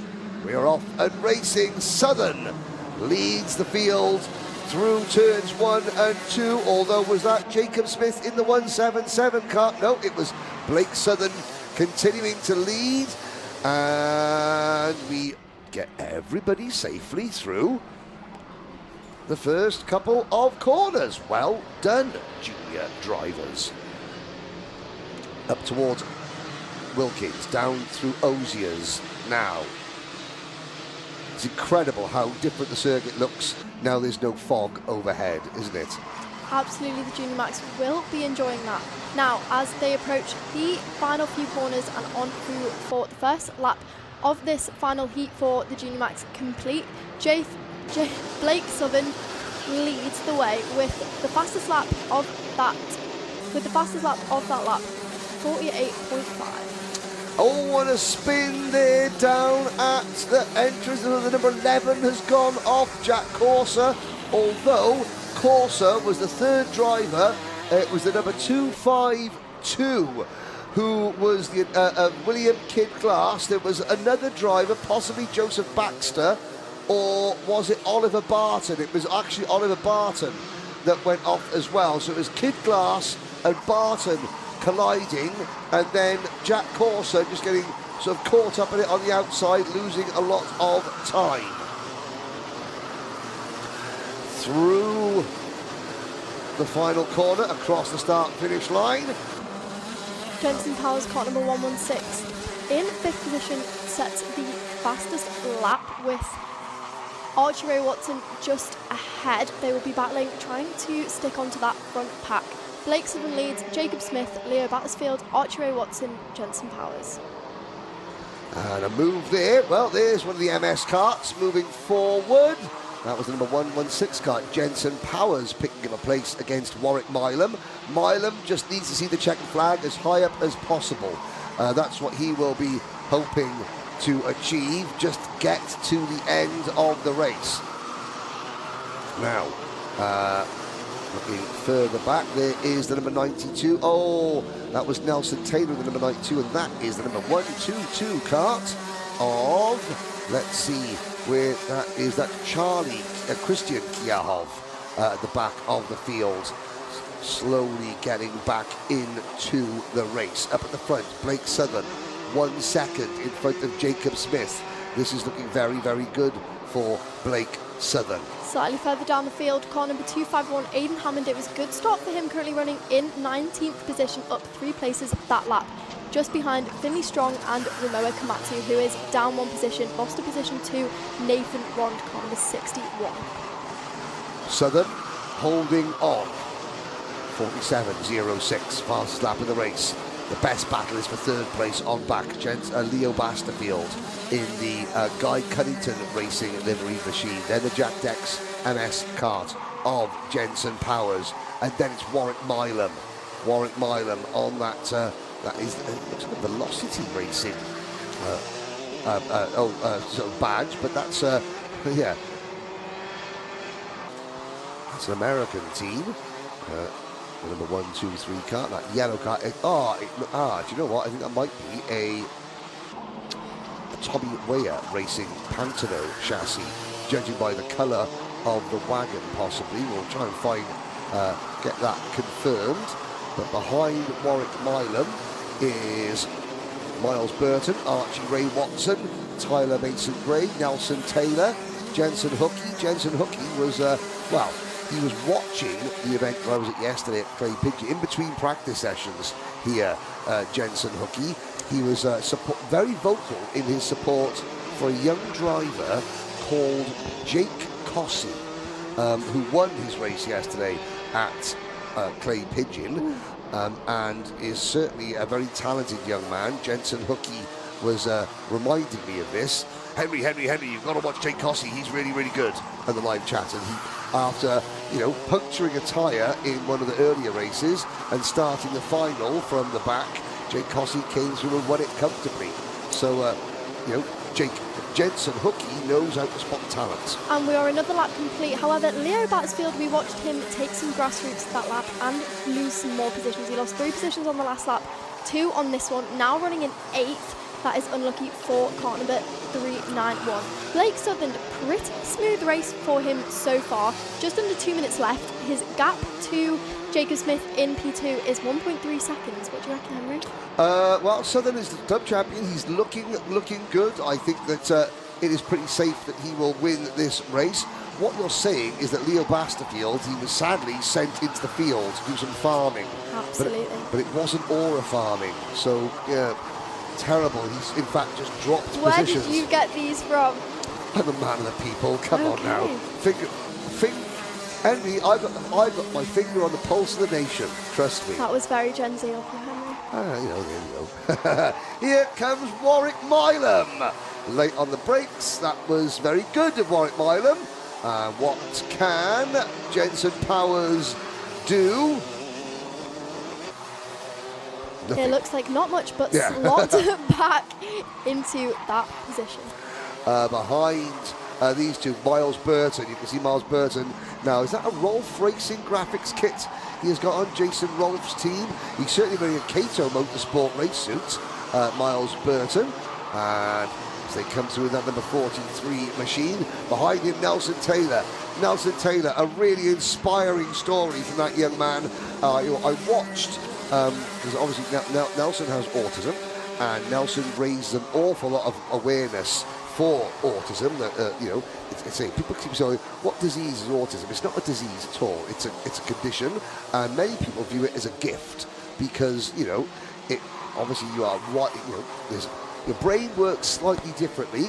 And that can be a very, very good thing for Nelson Taylor. Absolutely, and some say in sports like these, it actually can benefit them in that driver number 92 in the Thule Motorsport car. Unfortunately, here at the Winter Open Cup, he did suffer from a DNF, so running in 6th for the final heat of his day before the final will be a good run for him. Yes, indeed. I forget what Nelson Taylor's actual name is, but he's like he's not a commander, he's a... I'm losing my words, and I shouldn't really, but Nelson Taylor, he is like a crusader for, I think is the words, to raise autism awareness. He did a big interview. A representative. He did a big interview. There's a big news story on him within, sort of the autistic sort of community, as he was talking very openly, which is very hard for some people with autism to do, talking extremely openly and confidently about his journey in this sport, as Blake Southern takes the checkered flag, blocking penalty for Ryuma Komatsu. That is a different one. So Ryuma Komatsu, who will not, well, he's 20th. Is that Ryuma crossing the line now? Not quite sure, but he is down in 20th, and that will become an even worse position after a penalty has been deployed. That's what it is. Thank you, Emma Barrett. The V on Warwick Milam's kart, it's not Velocity Racing, it's Sodi Vitesse.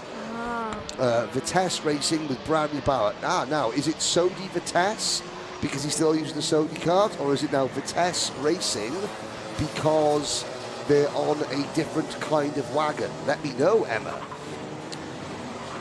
Thank you. Hi to you as well. Right. Here we go. In for a penny, in for a pound. Blake Southern, you're all right. Jacob Smith, you're okay. Warwick Milam. Now, is that a Sodi kart underneath it? Well, it's black. Yes. Yeah. I think that's a Sodi kart.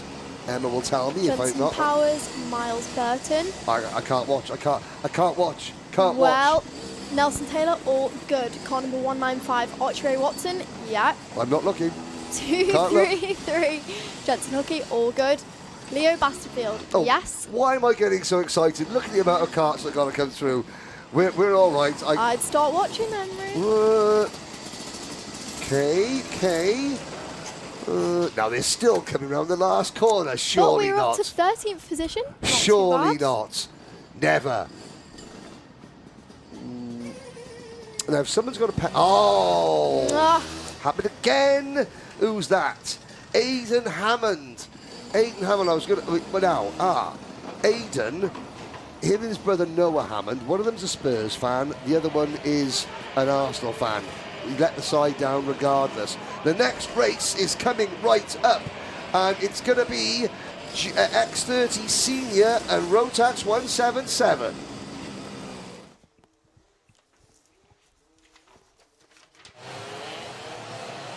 Here we go. Split grid once again. The 177s will be starting behind the X30 Seniors. And we'll find the X30 Seniors on my entry list. The grid will be coming up very shortly.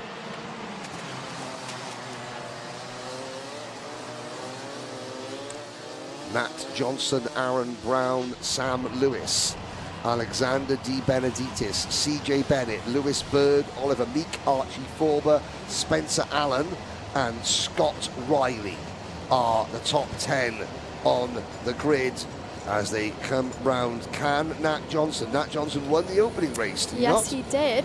With not much challenge to his name, to be fair. He'll be hoping for another smooth race. Lewis Bird, on the other hand, didn't have the most successful first race. Starting from 6th, he'll be hoping for that again. Yeah, Lewis Bird went backwards and then had to recover from that earlier incident. Sam Lewis, now at the first race, we saw Sam Lewis try to go around the outside at turn this corner here. That didn't happen. There's Lewis Bird. Whoa! Oh. And Lewis Bird. Oh. Well, I mean, I know they're trying to renew the laws on pheasant shooting, but Bird almost got absolutely plucked out of the sky then by that spinning cart. I think that must have been Oliver Meek that was heading backwards at a rate of knots. Bird does not know how close he came to literally being put in the oven and served with Sunday dinner today. Absolutely. There is your senior Rotax 177 leader so far. Reg Haywood. Reg Haywood came second in the Winter Open Cup and won his first heat, so he is on for a good day so far. Only the final to go after this. Oh, and that is a go-kart embedded in the tyre barrier. It's a Tim Wilson Motorsport kart. It's the number 57 X30 Senior machine of Jack Stewart. Here we go. Nat Johnson has already gained a 1 second gap to Sam Lewis in second position. CJ Bennett then in third. And Alexander D. Benedictis in fourth.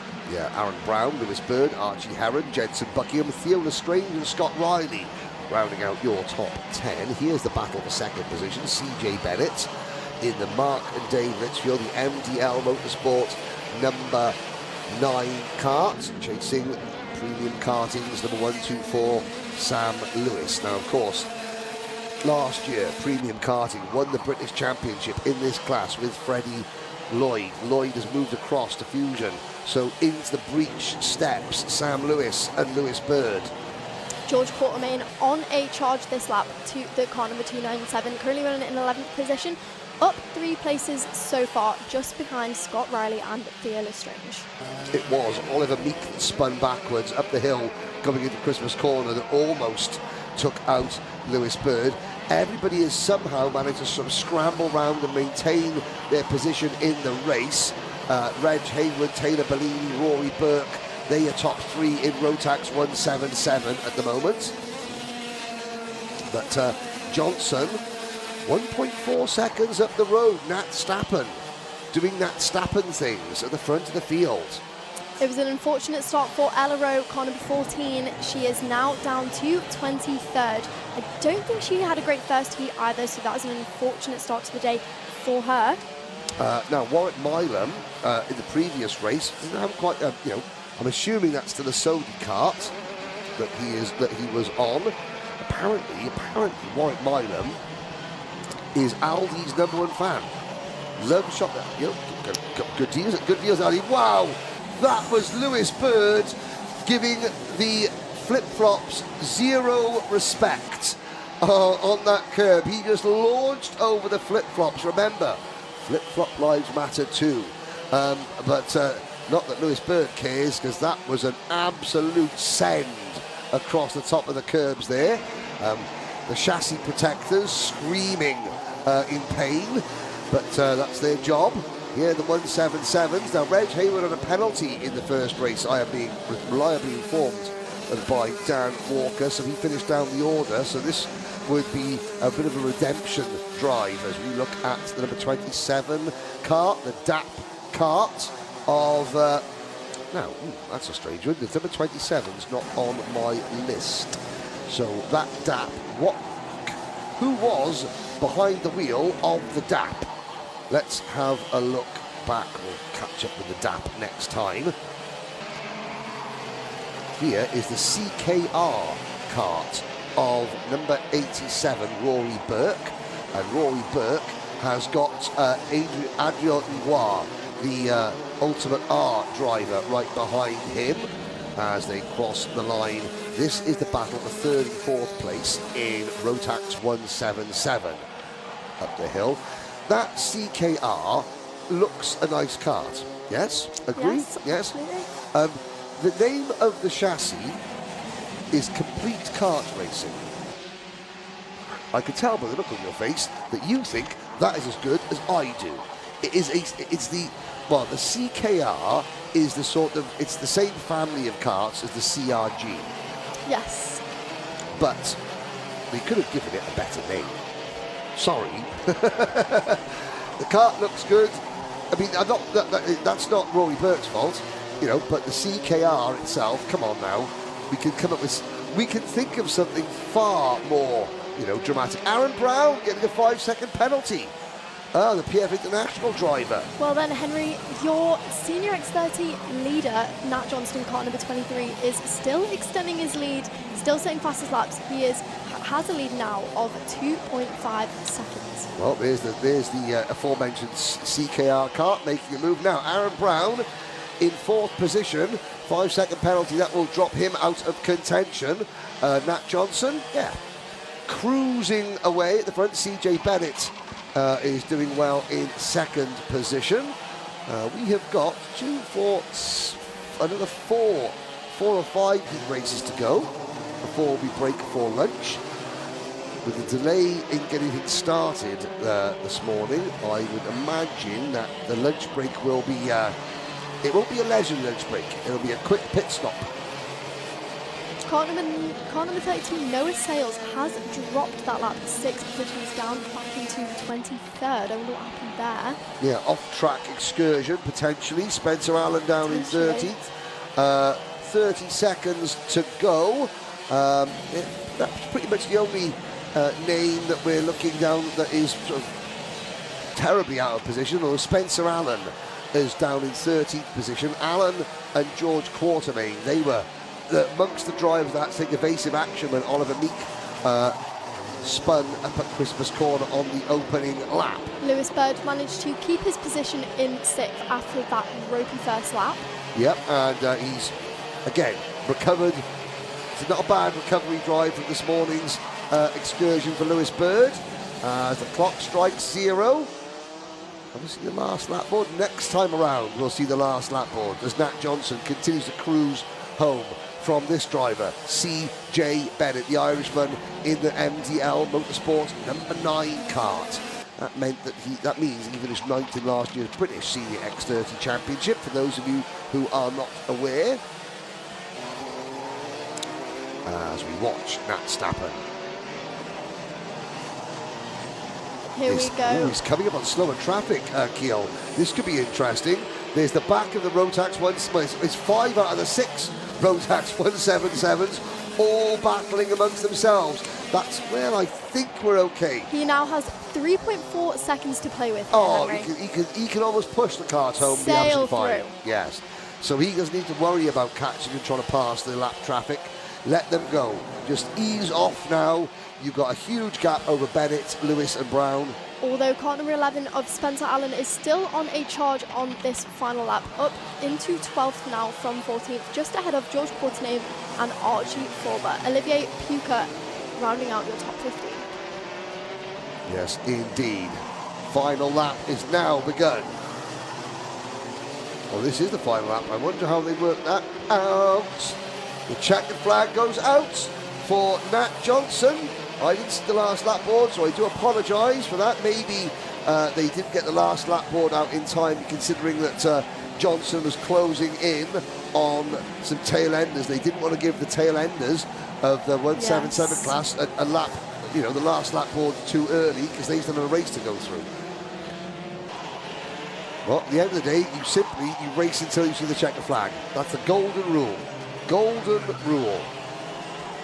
But great win for Nat Johnson ahead of CJ Bennett, Sam Lewis, Aaron Brown, Alexander Di Benedictis and Lewis Burge in top 6. Reg Hayward completes his second win, although the first one wasn't official in the end due to his penalty for the senior Rotax 177.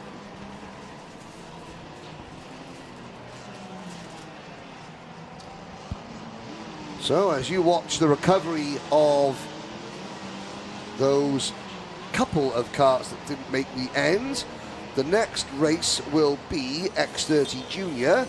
We'll just take a very quick, let's have a little watch.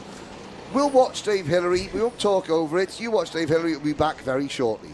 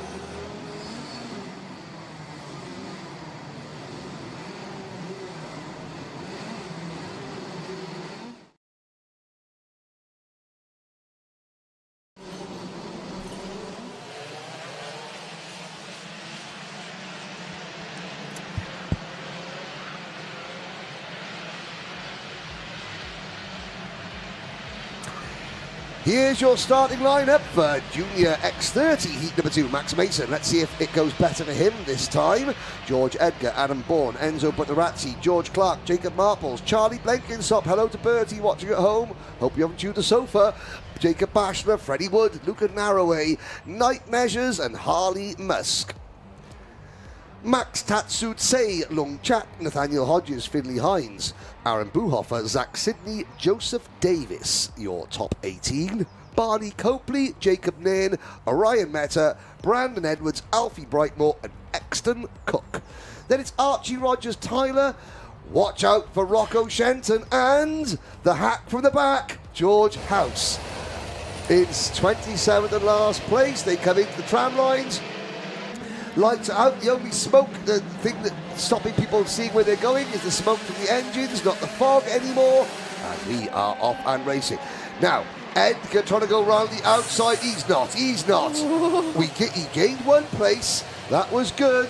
He gained 1 place. It'll be interesting to see what our pole sitter can do this race. He obviously dropped back a bit in the last one, but currently leads so far in that promotion car. George Edgar, Adam Bourne, and George Clark. Yes, indeed. Oh, Edgar to the inside. Uses the tin opener, but he manages to machine a gap. And oh dear, that's the MTL car of Adam Bourne running a little bit wide. And George Edgar is off. Yes, is it off and gone, not off the track. Off down the road, not off the track. The good kind of off. The good off, not the bad off.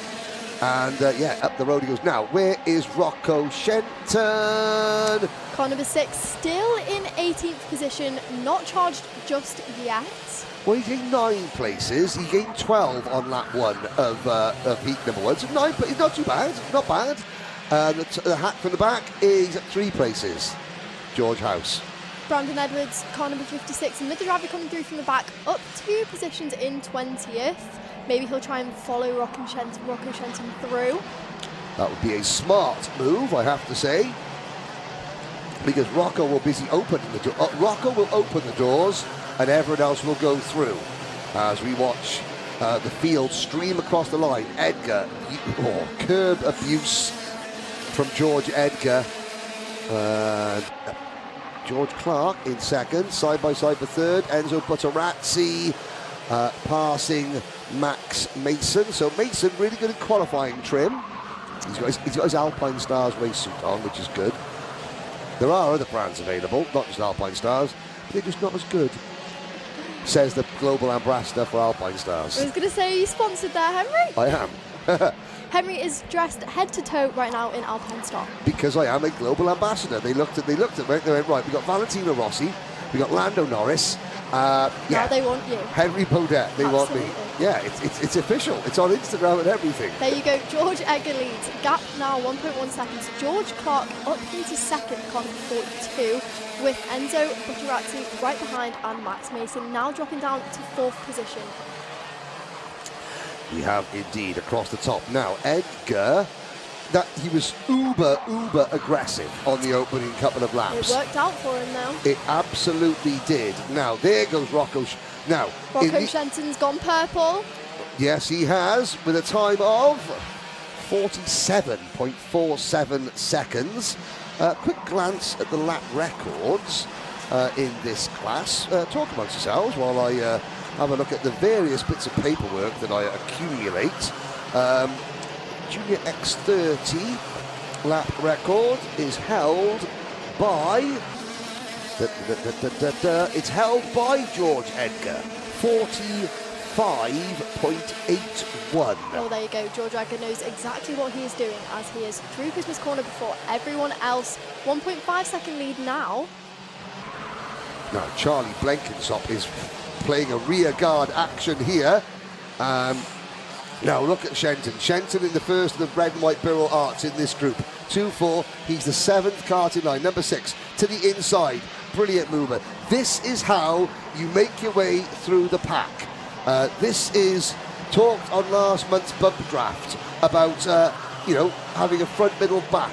Do away with time qualifying. Teach drivers how to race, how to make their way up the order without getting nose cone penalties. Well, Shenton didn't get one in race number 1, and he finished in the top 6. Here he goes again, up the hill to the inside. Got to make these moves. He's got to ease his way in there. That is now past Luca Narroway. Luca Narroway for Evolve Motorsport. Shenton again. Well, in front of him. Look at that. they got fed up with Charlie Blenkinsop. Not fed up, but I mean Charlie Blenkinsop gets sent. And look at Shenton. That is magnificent from Rocco Shenton. Rocco Shenton needs to be, well, the slipstream coverage has been kind to Rocco Shenton. Absolutely. It's a social media sort of driven. We do lots of post-race social media clips, highlights of the races. And yeah, Rocco Shenton, if there's excitement to be found, it's normally around him. And that was a superb lap from Shenton, who I think picked up about 5 places in 1 lap. He did it by being aggressive, by being calm, by looking ahead of him and judging the track, the issues other drivers are going to have, and then taking opportunities. So those are all the skills you need to gain places in 1 lap. You need aggression, you need to be calm, you need to be able to read the track ahead of you, and you need to be opportunistic. Absolutely, Henry. There is your leader in the distance through turn 1, way before everyone else, now leading 2.5 seconds. Unfortunately, our other back starter, George House, with no qualifying, car number 177, hasn't quite managed to duplicate the job that Rocco Shenton is doing. Up into 19th position, so up about 8 or 9 positions. Not terrible, but unfortunately not quite like that Rocco Shenton drive, who is currently up into 7th. Well, he's going to be 6th now because Enzo Buttaracci has just been dispatched. 50 seconds after this race, what can he get done? That was Buttaracci coming together, I think, with Max Mason. Buttaracci's out, so that will put Shenton into P6. Out of the final corner, 30 seconds to go. Now, the next cut, there is Shenton, and still head down, still pushing. Even though, realistically, he's not going to gain another position. You can see your pole sitter there off in the distance, also now in 5th position. It looks like he is possibly going to stay there for the remainder of the race, just behind Adam Bourne and Freddie Wood, who has managed to make it up into 3rd. And yellow flag waving there very briefly, just saw us, and I can't see, that's for the Enzo Buttaracci kart, which is still, off the track this side of the tyres. Oh, flip-flop gets flipped. Well, no, it wasn't flopped, it was flopped. That flip-flop was flopped. Final lap is underway. Edgar comes out of the Fine Lady Crook Oblivion complex around Christmas Corner.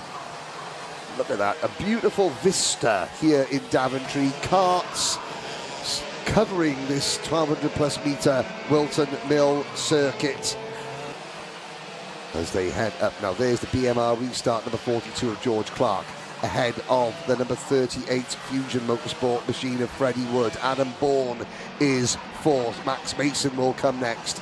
But George Edgar will win again. Gives that little flip, a little flop. And he takes the checkered flag. Clark, Wood, Bourne. There's well, okay. Wow. All right. So, on the last lap, with clear track, Rocco Shenton does a 46.61 second lap, 2.5 tenths quicker than the best lap of the race winner, George Edgar. Rocco Shenton in the final is going to be a problem. Absolutely, Henry. And I mean that, not a problem for me, a problem for you. A good problem for himself. There is going to be absolute scenes. Yes, there will. As we watch the slow down lap, we'll wait for the results to come up. You're ploughing through these races thick and fast. We have got another 4. We've got, let's have a look. 2, 4. There are a total of 5 heat races to go. We may have a lunch break. In fact, let's have a little look there. There is going to be a lunch break after Rotax Inter Heat 2. So we have got Senior Rotax up next, Group A versus Group B. Oh, hang on. Then we have Water Swift. Oh, Look at that. Sadly, Finley Hines tried to escape. He can't escape. Clocked. Done. So, we will have Senior Rotax up next, then Water Swift, then Minimax. Then there will be a break before we have the final Honda Cadet, Iami Water Swift Restricted, and Microax Finals. And I promise, because, you know, do you know who's the big chair now, directing the action? It's only Emma France. And I know Emma France will do her very, very best to make sure that the Iami Water Swift Restricted drivers, all 4 of them, get some love from the cameras, just to keep Darcy Dunford's mum happy. Hello, Susan. How are you? We do hope. Yes, we apologise. It is always tricky to try and film 2 races that are going on at the same time, and unfortunately, because the Water Swifts have only got 4 drivers in them, and the Micromaxes have got 30. Then the Micromaxes take the majority of the coverage. But Emma France will work her magic, I know, and she will make it happen just for you, Susan. So you can subscribe and we can get your 12 quid. No, I'm joking. I wouldn't even dream. Not off that Apple device, though. Not off an Apple device. No. No. Well, the next race is coming up thick and fast, ladies and gentlemen. It's Senior Rotax, Group A versus Group B. It's going to be Ethan Martin, James Tester, William Webb, and Emma Dowling. Let's see what she can do for the second heat. She obviously didn't have a good first run, but let's hope for her to have a bout.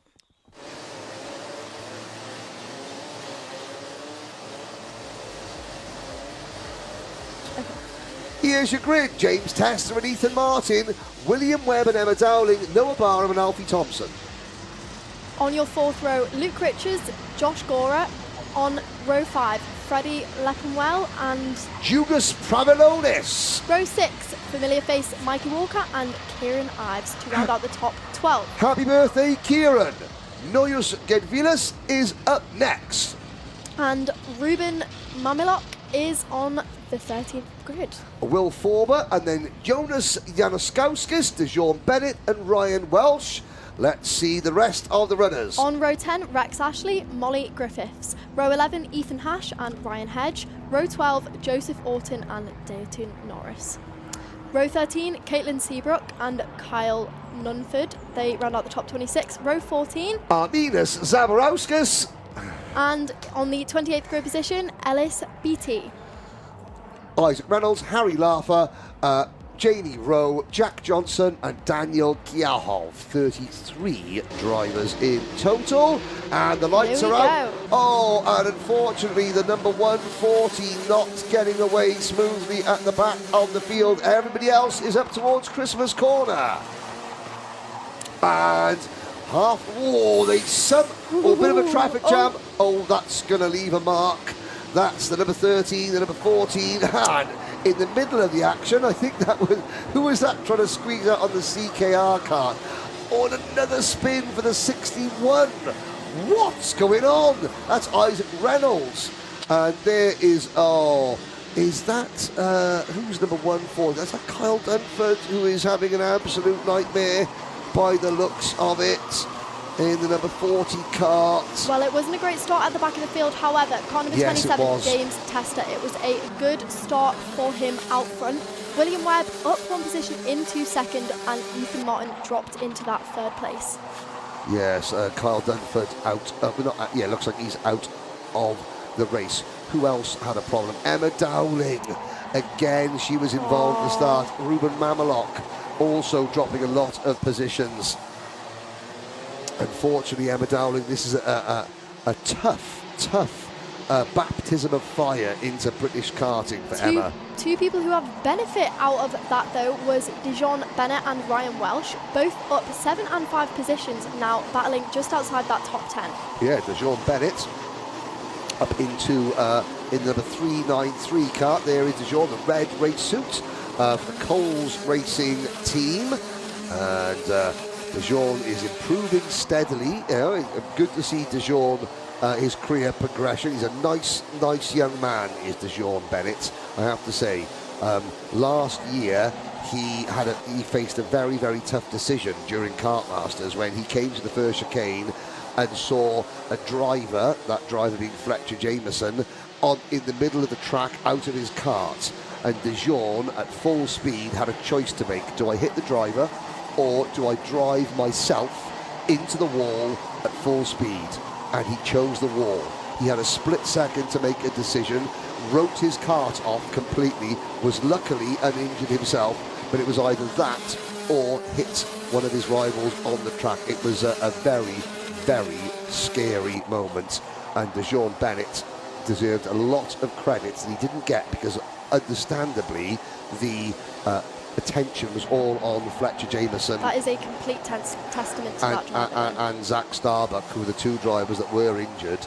And DeJean Bennett, well, he was lucky not to be injured himself, but yeah, it was because of DeJean Bennett that Fletcher Jameson is still racing now, I'll be perfectly honest. There we go. Little stories like that. Yeah, as for a teenager, you're faced with that decision. I'm gonna hurt somebody, or I'm gonna hurt myself. And he chose to hurt. Luckily he got away with it without hurting himself. But yeah, that was very, very scary indeed for DeJean Bennett last year.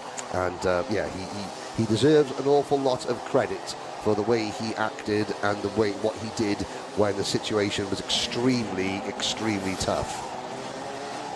If we look back towards the back of the grid, then unfortunately Emma Dowling again drops back in that initial lap, kart number 1, 2, 3. She is still circulating though, it's just a recovery drive for her.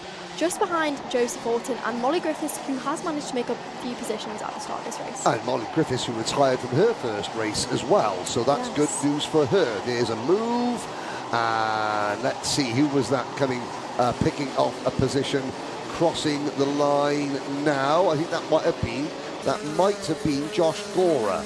Past and Mikey Walker battling over 10th position. There's Mikey Walker for the Jacks Motorsport team. Walker to the inside of Josh Gora, picks up the place. Oh, and in front of them, 2 are off. Oh, make that 3 are off. So that was Ryan Welsh, Will Former, and Jugas Pravilonis.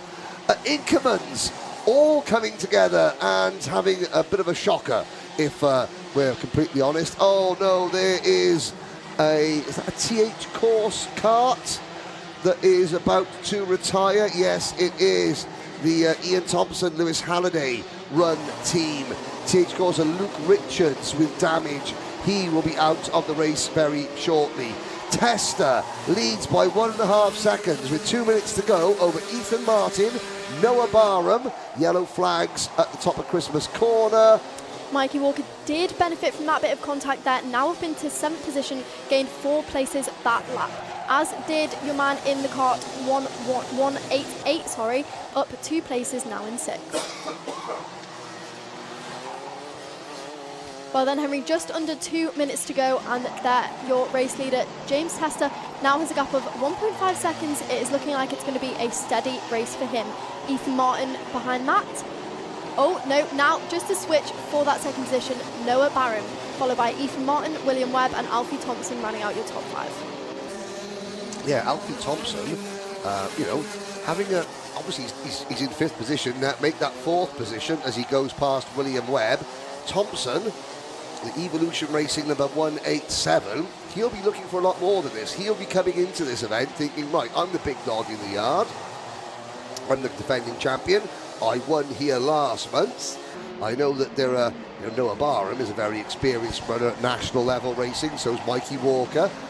There's very, very talented drivers in the field, but yeah, Alfie Thompson, like a peacock, he wants to sort of strut his stuff, get his feathers out to show everybody else who's the boss. Into oblivion and crook they go. There is Thompson, closing in. Well, let's have a look, 30 seconds. Not beyond the realms of possibility that Alfie Thompson can catch Noah Barham and Ethan Martin, because Martin will attack Barham, I am sure. They're not going to be working together with the drivers in 2nd and 3rd, because there's no time left and the race leader is 1.9 seconds up the road. Although Ethan Martin needs to be a little bit better than that coming out of Osiers. Heroes, hopefully we will see that battle for now second position as the drivers will settle. Your race leader, James Tester, is now nearly 2 seconds ahead, so there will be no battle for the race lead on this last lap. Yeah, but there might be a battle for second. Let's have a look. There definitely will be. Let's have a look. Ethan Martin working hard. Alfie Thompson has pulled away from William Webb and is a bit on his own now in 4th position. Webb 5th, Pravilonis, Walker, Gora, Leopardwell, Janauskas Ives on his birthday up into 11th position. And the rest of the field, those that are still running, we've lost Luke Richards, Will Forber, we lost Ryan Welsh, we've obviously lost a couple more as well. But James Tester in that number 27 kart for Jack Dex Racing, just happy all on his own at the minute. Let's see. Into the final lap we go. Tester, 2.1 seconds up the road. Ethan Martin hasn't managed to close the gap. There is the MS kart of James Tester. Sets the fastest lap of the race, 45.82 seconds. If you did a 42-second lap, then the scrutineers would be a bit concerned. The two girls a bit further down, Molly Griffiths and Emma Dowling, working together to work their way both on a bit of a recovery drive, currently in 21st and 22nd position. However, it was a better than their first heats. Yes, and Emma Dowling, she was 30th, so she's gained 8 Absolutely. places. Final lap board is replaced by the checkered flag. This is more like final lap action. James Tester has won the race. Here comes Emma Dowling in the number 1, 2, 3. This is what a battle for a 20th place in a heat race in the UK looks like.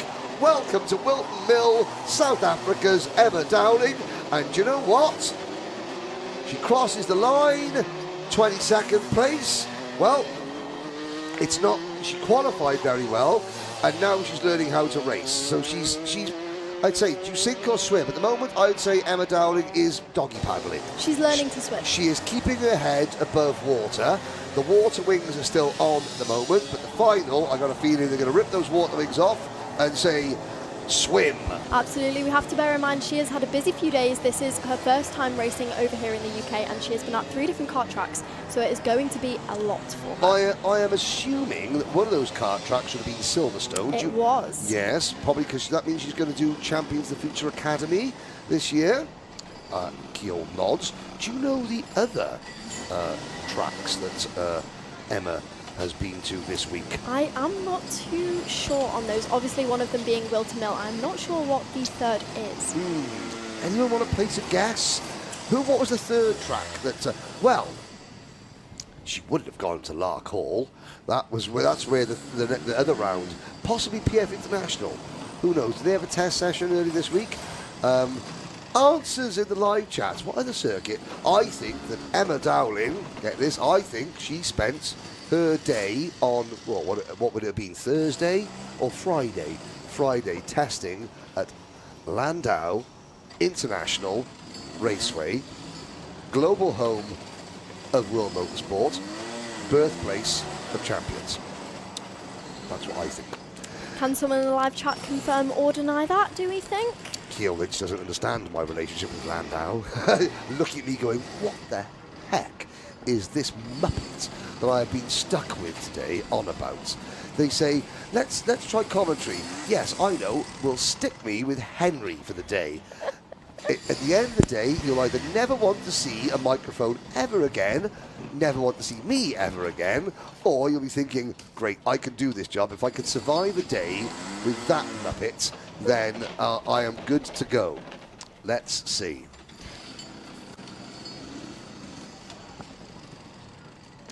Oh, that's, and again, number 14.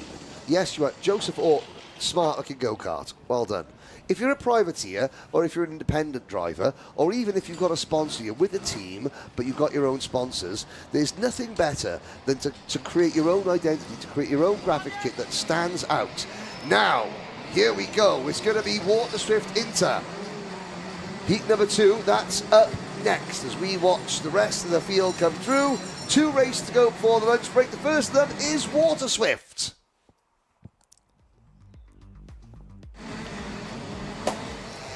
Here we are. Let's have a look at our starting lineup. In Miami Water Swift, it is going to be Charlie Clough and Ethan Owen on row number 1, Dimitar Uzanov and Margaris Kvetskis on row number 2, Hiro Tsai Wang Chak and Harry Fable on row 3. Today, Teddy Higgs and Evans Veronins on row 4, Frank Morris, Oliver Kleinfelter, Max Frisbee and Louis Williams Mabs. Travis Giddings is our 13th and final entry. So all 30, I thought we had more Water Swift this morning for some reason. But let's talk about our pole sitter, Charlie Clough, kart number 51. He has been at the sharp end of the grid over in Champions of the Future and recently for the Miami Euro Series over in Zuera as we nearly get underway with this race. There we go, the two XL Motorsport drivers into turn 1 together. Charlie Clough will come out first, followed by Evan Owen, and that is Dimitar Uzanov right behind. Yes, indeed. Good job up towards the start of Christmas Corner. Uzanov runs a little bit wide. The two XL Motorsport teammates trying to work together as they head down towards Ashby's. There is Kvetskis is in 4th position, and behind Margaris Kvetskis, we're trying to see the 5th place driver.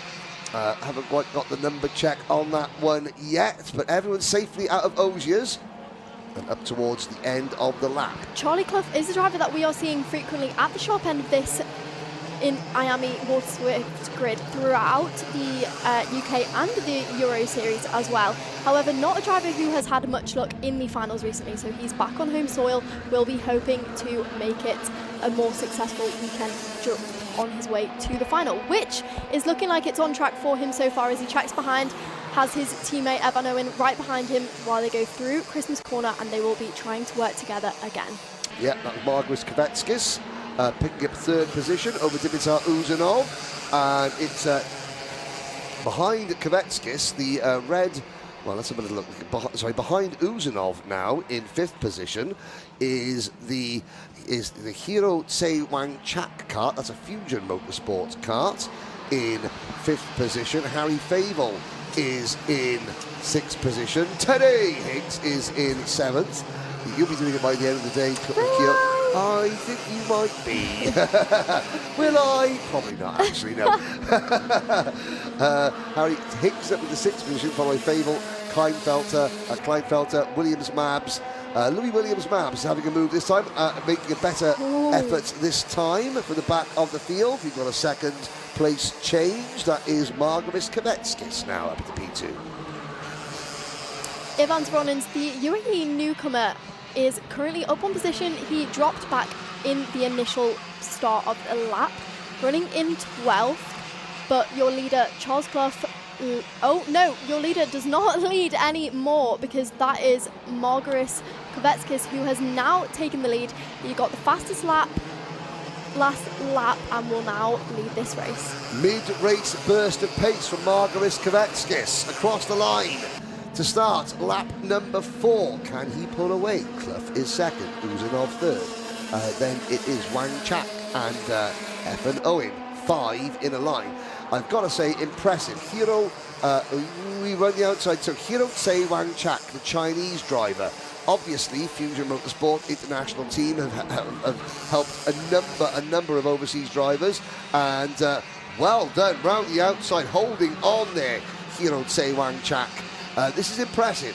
You know, you've seen how overseas drivers come into this club, coming to the circuit, the conditions, the weather, the style of racing, the amount of aggressiveness, and it takes them a while to sort of get used to it. You're seeing it happen with Emma Dowling in seniors, and yet here we have in Water Swift the Chinese driver Hiro Tsai is there in 4th position. He is certainly learning very, very quickly all about British weather, grip levels, style of racing, all those things, and that will stand him in good stead. Perfect example for him this morning with all the fog and the tricky track conditions. Yep, exactly. Evan Owen, our front row starter, kart number 27, unfortunately has dropped back to that 5th position, and by the looks of it, they have pulled a slight gap on him. Now, this is Louis Williams-Mabs in the number 22 kart. There's Frank Morris on the TB, the Me in Green S8 Racing TB kart machine. Frank Morris, who does such a great amount of work for charity in karting. It's down to Frank and his family. There is a defibrillator at the Fulbeck circuit. Now, last year here at Wilton Mill, in fact, Frank Morris arrived with cans of individual water, which is raising for teenage bullying. There was somebody in his class in school who was suffering from a bad bit of online cyberbullying, so they decided to make an entire campaign, to raise awareness, and we all had our own cans of personalised water with our photos on them, nonetheless. So, Frank and his family, they are just one of those families that karting is better because they are in it. Simple as that. Did we have a new race lead? We did have a new race lead. However, Charles Clough has dropped back again to that car number 62, Dimitar Uzanov, who now leads into the first corner. We've got just under 2 minutes left. Dimitar Uzanov sets the fastest lap of this race. Charles Clough, and who is that kart who is going to go down the inside of Charles Clough and up another position. That is kart number 152, Margaris Kovikis. Hiro Tse Wangchuk is next in 4th position, and Hiro Tse is holding off Evan Owen. Well, the Danny Curl Academy run now. Dimitar Uzanov. I wonder if Danny Curl, is Jason Dredge still part of the setup? I think he must be, because I hope he is anyway, because it's so important for a young driver to get a really good key relationship with their mechanic, their engineer. Last year, Jason, they were the giant killers. Dimitar Uzanov, the JPD UK team, only one driver for Jason Dredge's team. They were the real giant killers, taking it to the big teams at every given opportunity. Well, here is your leading 3, Charles Clough down another position, and your car number 152, Margaris Kovikis, sets the fastest lap and now leads. Thank you to Anchit Gupta for joining SlipStream.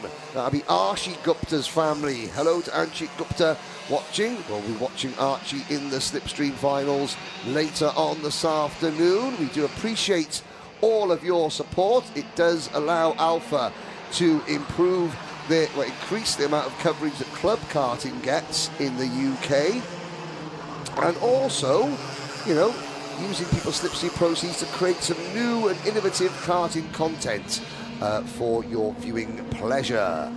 Kovetskis leads, Uzanov, Clough, then Owen and Wangchuk. So F and Owen is now at the 4th place. Hiro Tse Wangchuk is down to 5th. 6th is Teddy Higgs for the XL Motorsport team, and Harry Fable in the white and green livery machine. That looks like the old, is that the graphics kits of the old OMS racing team, or is that Luke Christie Racing? I cannot tell. I will find out. Is that possibly the Danny Curl Academy? It looks a little bit similar, I have to say. Answer us. It is Harry Fable. It is the DK Academy. You were correct. Thank you. Great coverage as always, says Simon Crook. Well, Harrison Crook, Simon's son. Here we go. Uzanov leads, and this is your last lap. However, driver car number 152 sets the fastest lap. Through Christmas corner they go. Now we'll bunch up the 2 XL Motorsport karts right there at the back of that pack. It could be, it's a 4-kart race. It's now 5-kart race for the lead. Half a lap to go. 5 karts. The 2 XL Motorsport teammates. Will they try and work together? They're running out of time. This is now all about Dimitar Uzanov. Can he hold on from Margaris Kovetskis, who has been storming in this race? Uzanov, and a little tap there from behind. One of the XL drivers gets dispatched, and Uzanov does hold on. Well done. And I was just speaking about Simon Crook. Simon Crook, his son Harrison. Harrison raced here the last month, I believe, at the Winter Open Cup. But Harrison started his year by racing in the Dubai O-Plate. Yes. For the grand total of £2. because he won that prize as part of the kart competitions giveaway, kartcomps.co.uk, and he won a full race weekend, flights, hotels, kart, engine, entry, tyres, you name it, and he spent, and it was £2.24. Well, what more could you want? Do we know where he came in the Open? Top 20 in senior Rotax Oplay for the Mumbai Falcons. Yes. The Mumbai Falcons, who ran a certain Arvin Lindblad a couple of years ago. There we are. Here's your results. Dimitar Uzanov, Margaris Kovetskis, Charlie Clough, Hiro Tsewang Chak, Efan Owen, Harry Favel, Teddy Higgs, Oliver Kleinfelter, Max Frisbee, Evans Veronins, Frank Morris, Louis Williams Mabs, and Travis Giddings. Evans Veronins managing to make it into that top 10, and this is bearing in mind his first weekend over in the UK here at Wilton Mill. Yes, and I obviously I want to once again say good luck. Hope everyone is well. Hope, best wishes to everybody out in the Middle East. You know. Absolutely. One race to go before the lunch break, and that race is Microax. It is Microax and Water Swift Restricted. Can Darcy Dunford make it 2 wins out of 2 in Water Swift Restricted? Otis Cleary, Rudra Kunith, Marley Fisher and Eddie Duncan at the front of the grid in Microax. Then it's William Moore and Charlie Heffer. Again, a fantastic performance. This is Minimax, sorry. Akil Nane Giannone. No, hang on a sec. Well, no, right, sorry. It's not going to... Oh, Henry. Shut up, Henry. This is not Darcy Dunford's race. That is later. This is Minimax, ladies and gentlemen. Talk amongst yourselves. Cleary, Golkins, Marley Fisher, Eddie Duncan. See, Keel Lynch is so polite. She knew that I was absolutely making a huge error, and she was almost like looking at me going, she didn't want to butt in and go, Henry. I am sorry, Henry. I was just having a fact check quickly before I corrected you there. Yeah, no. Apologies. As you get used to this job, you will say, Henry, shut up, you're wrong. You will come straight in. And lights are out. There we go. We're off and racing in Minimax. There's a Akil Giannone in the number 128 kart. Warning flag for contact. Eddie Duncan. Oh, that was ooh. And they locked together, the 42 and the 25. Now they're not locked together. That is not the ideal for those two. Will it be a recovery drive or a retirement, do we think? That was William. Well, they should be okay. Roger Gulkuneth and William Moore out of 2nd and 5th place respectively. They'll stay and they'll come back up through the order, I am sure. Yellow flags waving at the back of the pack. Akile Giannone there in 3rd position. That is the BMW Schnitzer sort of liveried kart. Yeah, that was a bit of a messy run up towards Christmas corner. There was 4 drivers, and then somebody in the middle got a little bit nervous and sort of barreled off one, and then it was a bit of a pinball machine. As Eddie Duncan makes the move. That is Duncan in the number 57 kart. The more I think of it, the more I think it's not Eddie Duncan who's a wannabe commentator, it's another driver, possibly called Eddie or Duncan, because I met him in about 2021 at the Daniel Ricciardo series, and that was 5 years ago. Well, and he's we have given out some serious false information there. If Eddie Duncan is still in Minimax, 5 years... Henry is stuck in 5 years ago, so in fact Eddie Duncan is possibly not a wannabe commentator and hasn't joined Henry in the commentary box. Maybe I'm just making it up. Maybe I'm... yes. But if he is, Eddie Duncan's still a really good driver, nonetheless. And if he wants to be a commentator, he's welcome. He is absolutely welcome. There we go. Hello to Emerson McAndrew-Uren watching on. Emerson McAndrew-Uren, last year's Minimax champion of the United Kingdom, and many other championships as well. Emerson has now moved into junior. And here we go, Otis Cleary, car number 122, has made his gap just over 1 second here to that driver in second place, car number 128. However, they just have set the fastest lap of a 49.9. Are we going to see them catch up Otis Cleary? They've got time. They've got about 4.5 minutes plus a lap. They do indeed. Charlie Heffer runs fifth, just behind Eddie Duncan. Marley Fisher in third. Giannone 1.1 seconds behind Otis Cleary, who is trying to clear off. Oh, there is a number 22. Oh. Jude Story. And that could have been disastrous behind as well. The driver getting forced off the track. A little bit of argy-bargy going on into Ashby's there. The Thule Motorsport number 26 of Flynn Grantham, currently ahead of the number 22 of Jude Story, who's trying to recover. That's the Luke Christie Racing number 22 of Jude Story. If we look slightly further down the grid, car number 75, Freya Lally, has just been overtaken by the car number 87, Isaac Garth, for 12th position. She runs slightly further down the order that lap, now in 15th. Just ahead of her is Thomas Laidler and Jay Birmingham, who is up into 13th now. Yeah, but Freya Lally is the best novice by a long way. Best novice. Oh, she is. Yeah, up in the 15th. Billy Gromit down in 28th. Roshan Bachada is 30th. And Henry Carthy is 32nd. So really strong. For, yeah, Freya Lally in kart number 75. Best novice by a long way at the moment.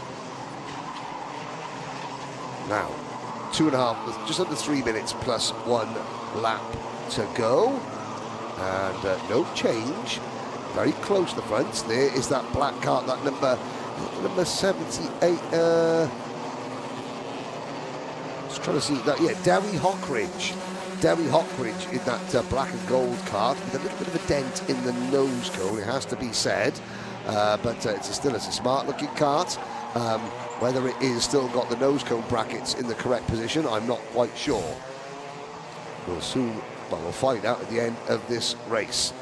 Cleary, he's not extending his lead, is Otis Cleary. He doesn't really need to at the moment. He is just doing enough. No, he's had quite a smooth race so far, and it looks like the last 2 minutes plus lap are going to be that. However, kart number 81 has just taken second position ahead of Giannone. Do you know what? That was my bad completely. There's a lapped kart in the way. And that lapped kart is number 138, Finley Thompson, who had a problem, and I was thinking there was a change of second place, and I was wrong, so I do apologise. It's still Achille Giannone in second place. It's still Marley Fisher in third. It's still Eddie Duncan fourth, and still Charlie Heffer in fifth. Flynn Grantham is next. There is a look at the number 81 kart. The number 81 is, let's have a quick gander. That's of course Marley Fisher. That kart number 25 on a recovery drive, Rudra Golkunath. Where is Rudra Golkunath? I think Rudra is out of the race. He is not. No, he's down in 26th position. I do apologise. There's Eddie Duncan.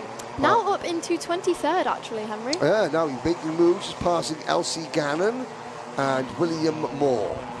Byron Webb is still in this race. He retired from the earlier one. He's down in 26th position. 42 seconds remaining. And that Carlos Sainz chassis for number 57, Eddie Duncan,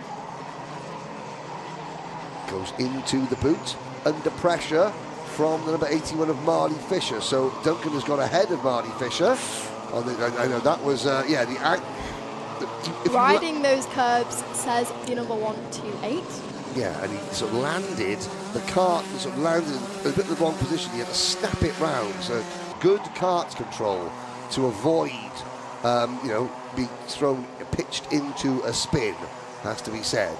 But what do you say about Otis Cleary? Dominant so far here at Wilton Mill Kart Club. They're chasing Achille Giannone for second position. So Eddie Duncan third, Fisher down to fourth. As the clock strikes 0, next time around, Otis Cleary will get the last lap board.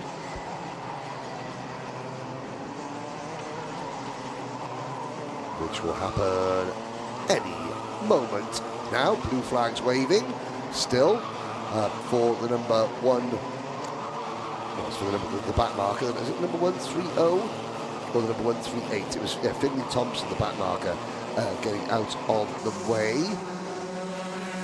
And here is here's Jude Story ahead of Flynn Grantham. No, sorry, ahead of Noah Hammond and Jay Birmingham. And up at the front, there's a move. Ooh. And that was, and again, using that number 138 kart is a lap down.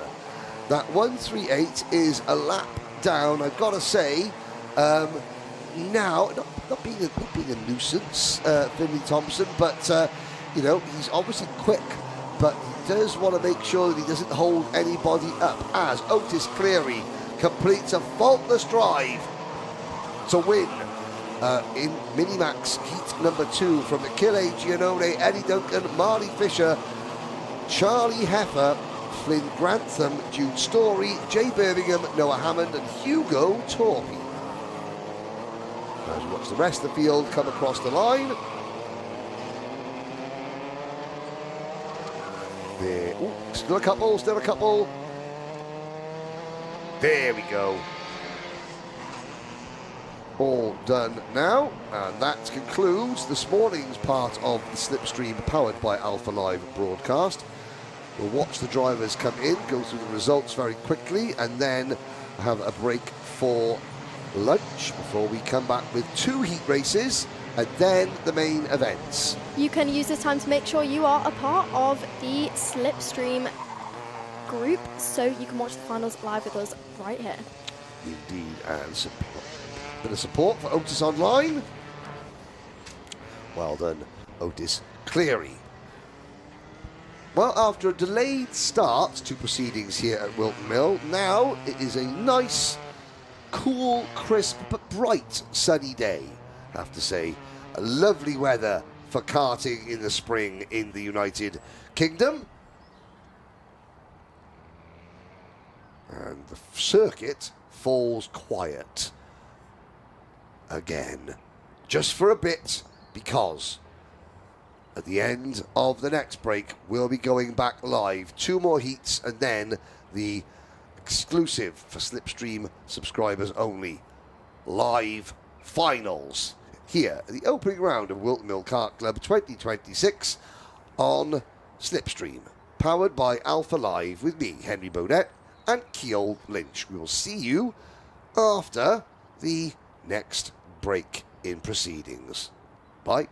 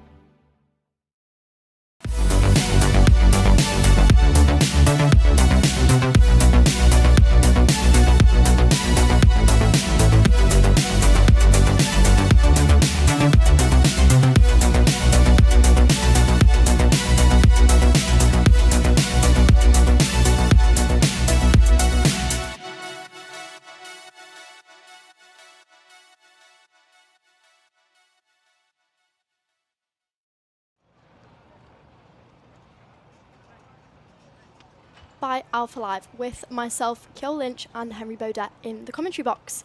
After our short break, we now have 2 heats left, that is Honda Cadet and Cammie and Rotax Cadet, before we get underway with our B finals ahead of the main events of the day. And don't forget, ladies and gentlemen, that if you are a SlipStream member, then you'll be able to watch the finals live with us. If you're not a SlipStream member, then you have to wait for 7 whole, long, agonising, painful days before you can catch up with the finals. So, you do need to go become a SlipStream member, but you've got to avoid the Apple tax. If you're watching this on an iPhone or any other Apple product, don't go and go to the YouTube channel, Alpha Live's YouTube channel, and subscribe through that, because Apple will take a tax on top of your fee. They will keep it for themselves. So simply go to another type of device and subscribe through the Alpha Live channel there and avoid the Apple tax. Bit of last-minute scramble to get the Honda Cadets out on to the grid for their second heat race, but I think we have got all 10 of them just about ready, lining up and good to go. Now, Honda Cadet, I'm just looking at the lap records here at Wilton Mill, and since the, let's have a look. Do you know something? Well, I don't know what the lap records are. I mean, the lap records for Wilton Mill Kart Club is going to be established for Honda Cadet today, because they did not run as part of the club, I don't think, last year or the year before. And the year before that, obviously, we didn't have the last chicane, so it was a completely different circuit. Well, you know, a slightly different circuit. Here we go then, out onto the circuit for the penultimate heat of the day here at Wilton Mill Kart Club. It is Jesse Bailey and Oliver Vickers, row number 1, Callum Ryan and Louis Dawson, row 2, Freddie Williams and Ted Teddy Fry on row 3. It's never going to get old for you, is it, Henry? Nope, row never. number 4, Jacob West and Felix Bessel. Row 5, Fraser Messer and Cian Doherty. Yes, it'll never get old. It Not in really my mind. won't. No. Not today. Coming as there's one driver at the back of the field just joining the fun late on. Hopefully they will catch up on what is now a, well, it's slightly overcast.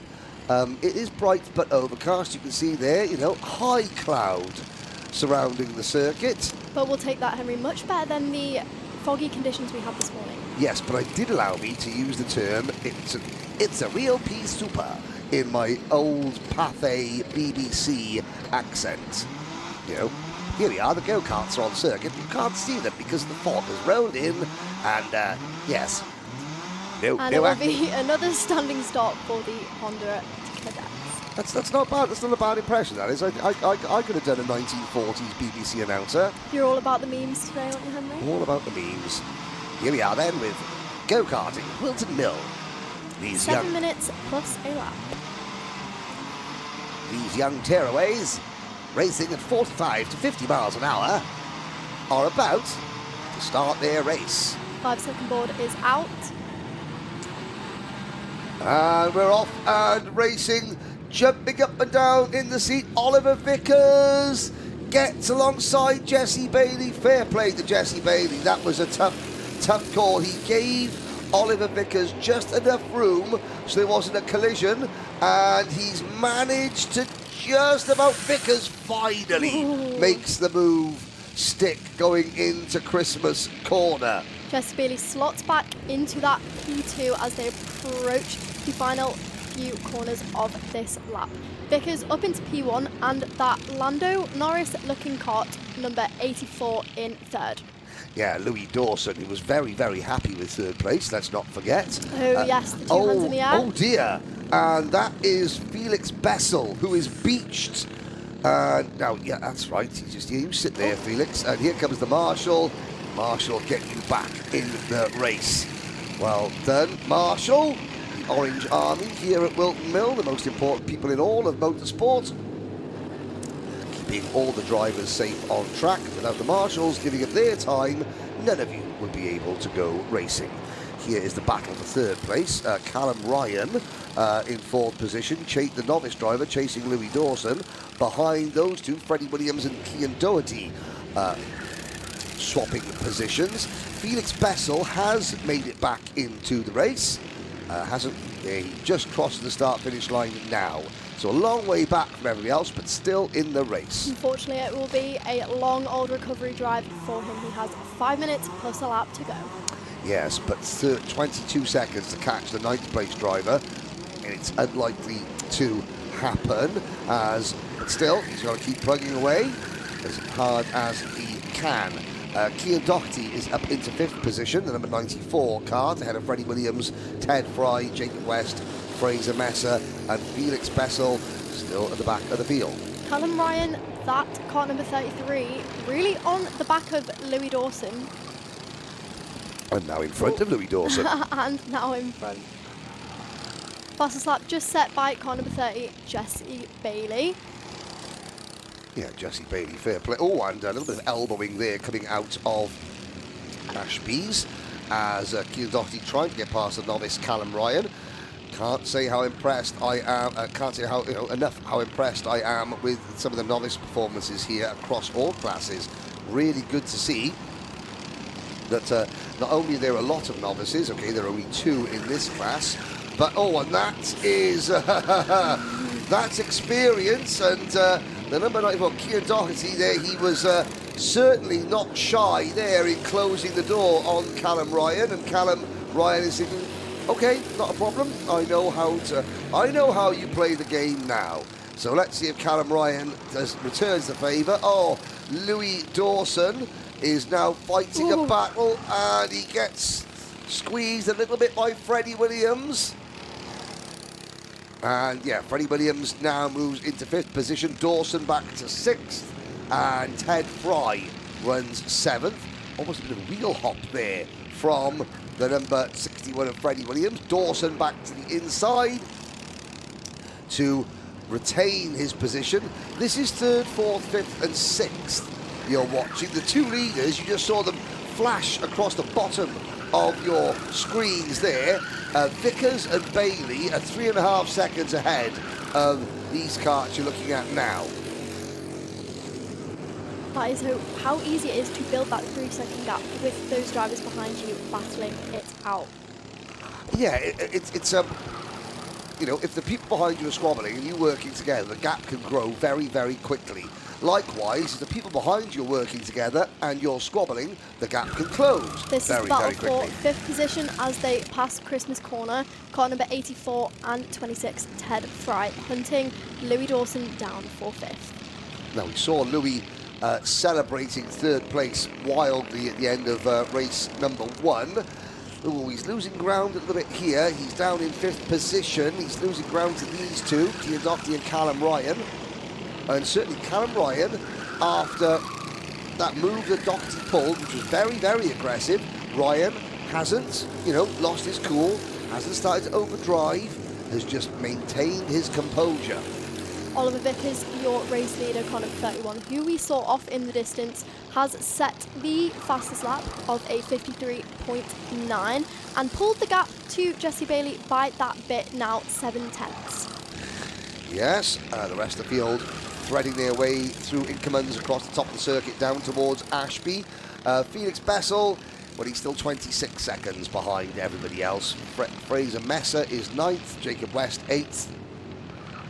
And then you're looking at the 7th and 6th place karts here on your screen, the 26 of Ted Fry in 6th, and Freddie Williams running in 7th. And trying to fight not only amongst themselves, but trying to then fight to get on terms with Louis Dawson in the number 84 kart. Cian Doherty has found himself in a bit of a gap there, trying to catch up to the leaders. He has got 1 minute and about 20 seconds to do it, plus a lap. Is he going to be able to latch onto those two? Well, I was going to say, so far, we haven't called Cian Doherty Cian Garrity once, which we did in the first race. we did. Did we? Oh, God. Well, that's okay, Cian Garrity. now embarking in a career in Genettas, I believe. Is it single-seaters he's going into, Kian? Garrity, I think it's the British Formula 4 Championship. Is it? I did not know that. Well, it's something with a roof or something with wings on it. It's not a go-kart. One or the other. One or the other. It's a car. A driver we saw a lot throughout last year in various different championships.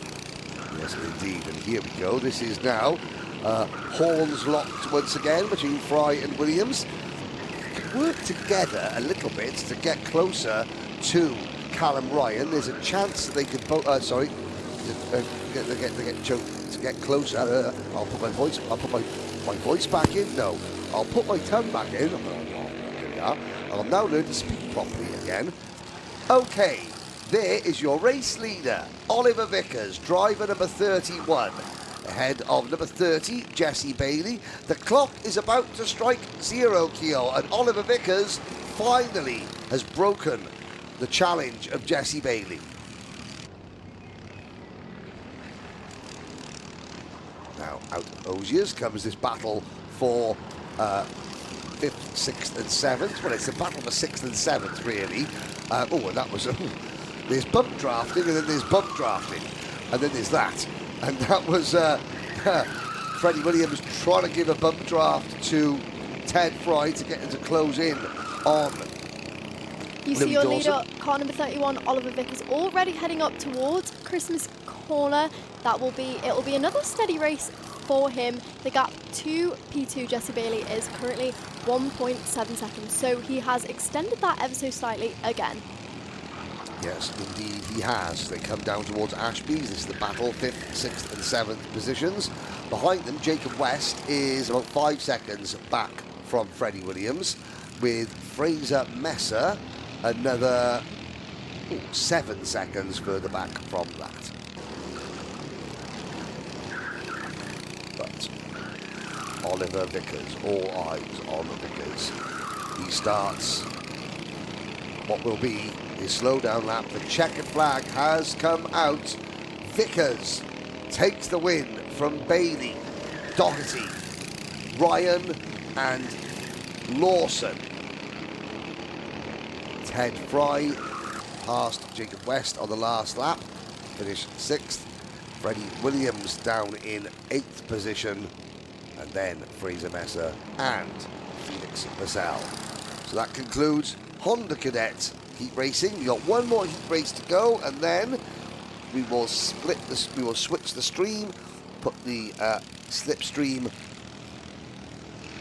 pay-per-view filter on it, and we'll go for the finals shortly after the end of this next race. Not this race, the race after this. Still have one race to join the SlipStream community to watch the finals with us shortly.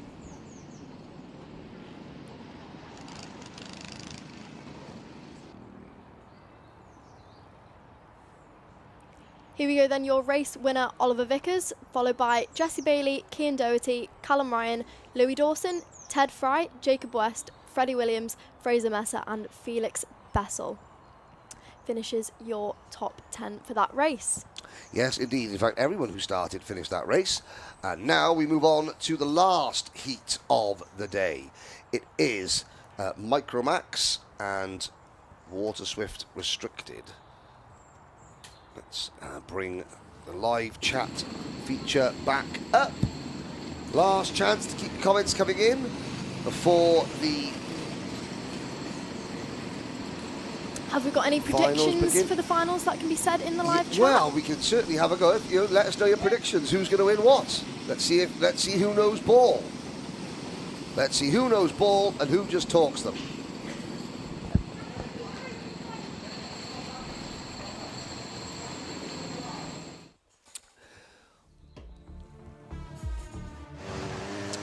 On track then, rolling lap for Microax and Water Swift Restricted. Here on the right hand side of your screens are your Water Swift Restricted drivers. Can Darcy Dunford make it 2 wins out of 2? Here we go with the Microax drivers: Benjamin Schliever, Rudrapatrak Shekhawat, Archie Gupta, Jack Gould, Hugo Senna and Wraith Owen. Row 4, Caden Hanley, Oakley Howlett. Row 5, Will Rainwright and Ralph Ewer. To close out your top 12, you have Go on, Henry is having to help me so much with these names today. Kyle Vieira. And Charlie Cale close out your top 12. Row 7, Kai Surrey and Harry Riley. Row 8, Rio Pocock and Bobby Slater. Row 9, Teddy Shepherd and Jensen Kelly. Row 10, Jackson Foot and Joanne Allen. Here's the rest of the order as we come to the line. Oh, we're going to go around again, which will allow us to say that the water strip restricted cut, that is Darcy Dunford. She'll be starting at the front of the field in cart number 27. Oh dear. That's not gone well. And that is a driver in a Sony kart race who looks like he's in a little bit of discomfort. So I tell you what, there's Ryan the marshal, Ryan the incident marshal. He is magnificent. He has quite literally been responsible for saving several drivers, and there are several drivers racing in karting this year that are only racing in karting because of Ryan and the fact that he is such a good, quick, professional and trained incident marshal. It's, you know, you hope, the red flag has come out, and that driver, we want to find out who that driver is, maybe in a little bit of discomfort. What we'll do now, the red flags are out. I'm assuming it's for that driver, but I can't be 100% sure. Now, has Hugo Senna got a black and gold pinstriped JPS Lotus Ayrton Senna style 1980s race suit? I think that is what we're seeing, Henry. I think that is exactly what we're seeing. That is an absolute treat for the old eyeballs.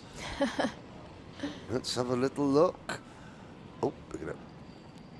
It's you know what? It is a black and gold. It's a JPS logo. Sorry, it's an Ayrton Senna logo. We're not allowed to mention tobacco. He says wearing a massive Rothman's coat, smoking a pack of Lucky Strikes. Mentioned it once, might have got away with it. And you've not mentioned it again. No. Let's see, we're going to line them up. Now, obviously, there was one driver. I didn't see the number of that driver. I'm not going to speculate, but there's Hugo. He's even got the old Hugo Senna's dad. Well, I mean, hang on a minute. Now, if you're a fan of, Ayrton Senna, but your name's Bill Smith, you name your kid Senna Smith. And I've seen lots of drivers, their first name is Senna. This is where, like, Bruno Senna walks in, Ayrton Senna, and goes, yeah, that's my son. That's why we called Hugo Senna. And I wonder, there's something to find out. There he is. He's got the black and gold. Excellent. He's got the Honda R. What? I'm old school. This matter has really got Henry out of his seat right now, at the screen, taking a closer look. Look, I'm old school, and there's no school like old school, and I am old school. I am, blackboard and white chalk old school, and that is old school. That, I've got to say, I'll say it now. You've got the race suit, the name, the graphics kit, the visor strip. You've got the crash helmet. You've got the body, the graphics, everything. That kart is cooler than polar bear poo, guaranteed.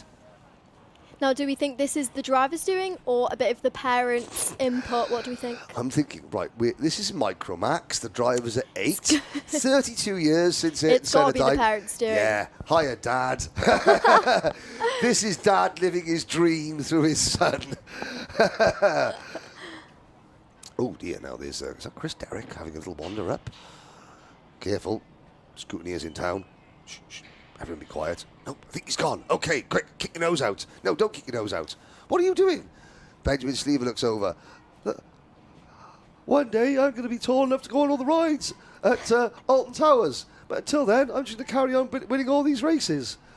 Right, visors down. Get your visors down, everybody. I don't want to get my visor. Oh, now my visor's down. What about the number 24? Oh, I'm going to leave my visor till last. He's got a very deep voice for a Microax driver. Is that number 24? Right, Marshall there. One lap, one rolling lap.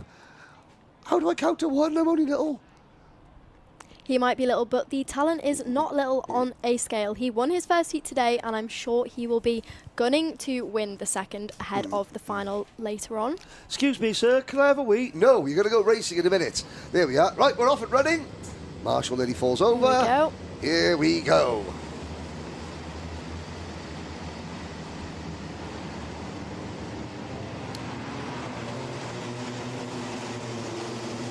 One rolling lap.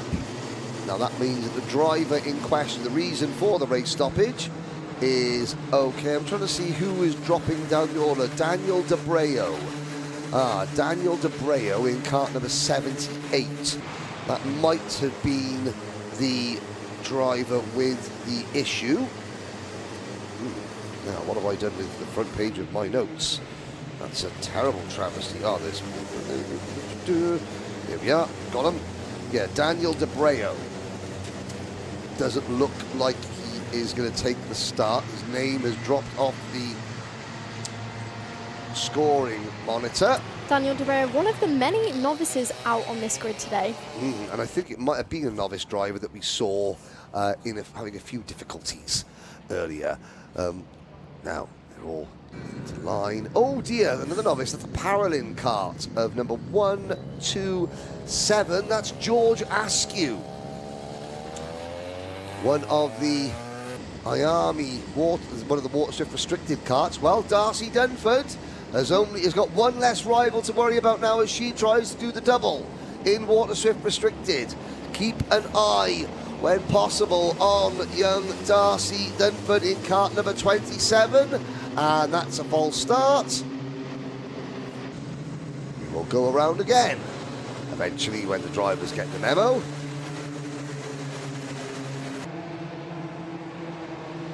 So, for the third time, Rudrapatrap Shekawat starting alongside Darcy. Oh, no, there's karts like scattered around the circuit. This is going to probably upset somebody, one of the officials, that these karts aren't all together. Come on, drivers. So watch out for Darcy Dunford in the Dern. Now, I know Darcy's mum's watching because she's kicking off we didn't cover her daughter's race too much. Susan, is it Durnford or Dunford? Please let me know. Dern with an R or Dun with without the R? Please let me know.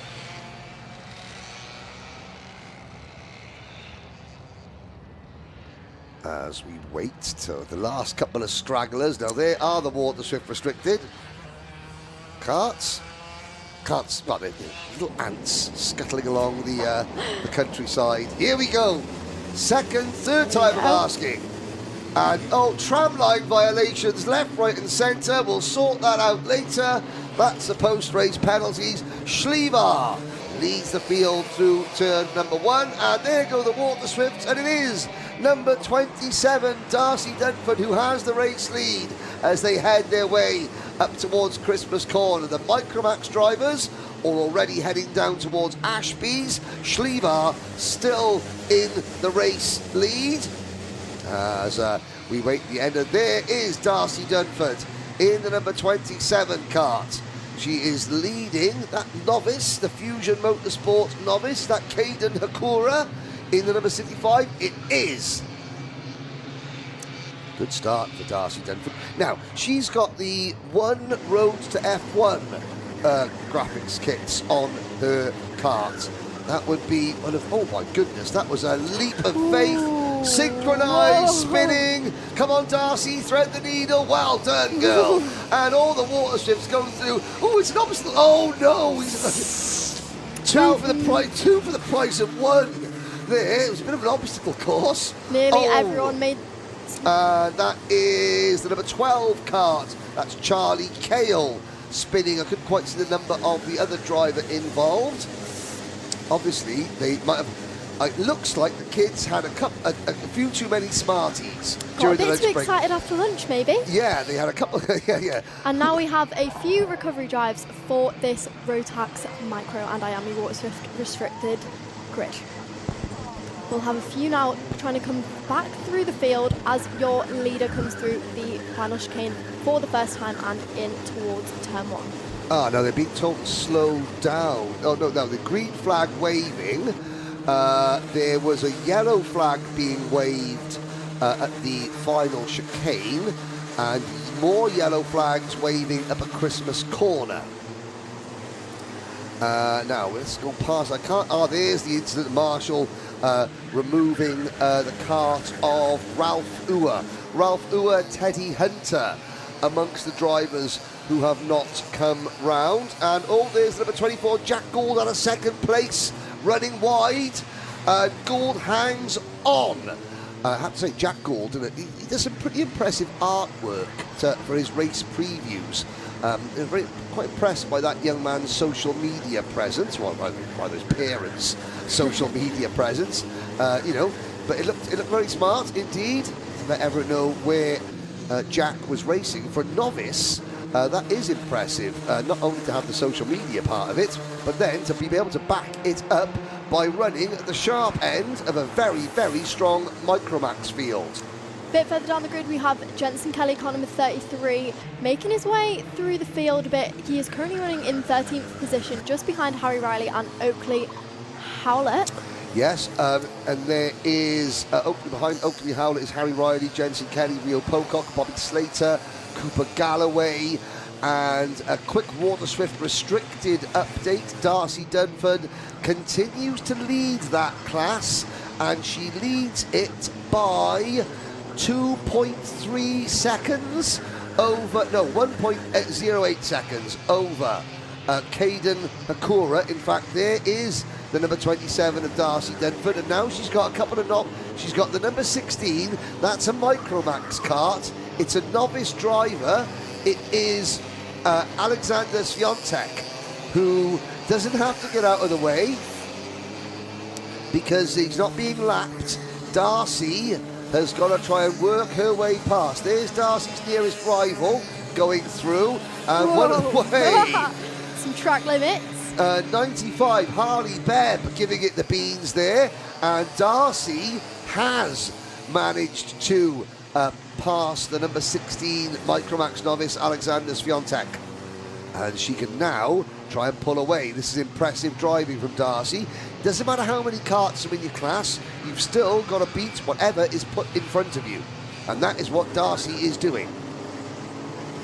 You're not missing anything in the Microax battle. Benjamin Schlievar still leads, but this now is the battle for second in Microax. Wraith Owen and Caden Hanley.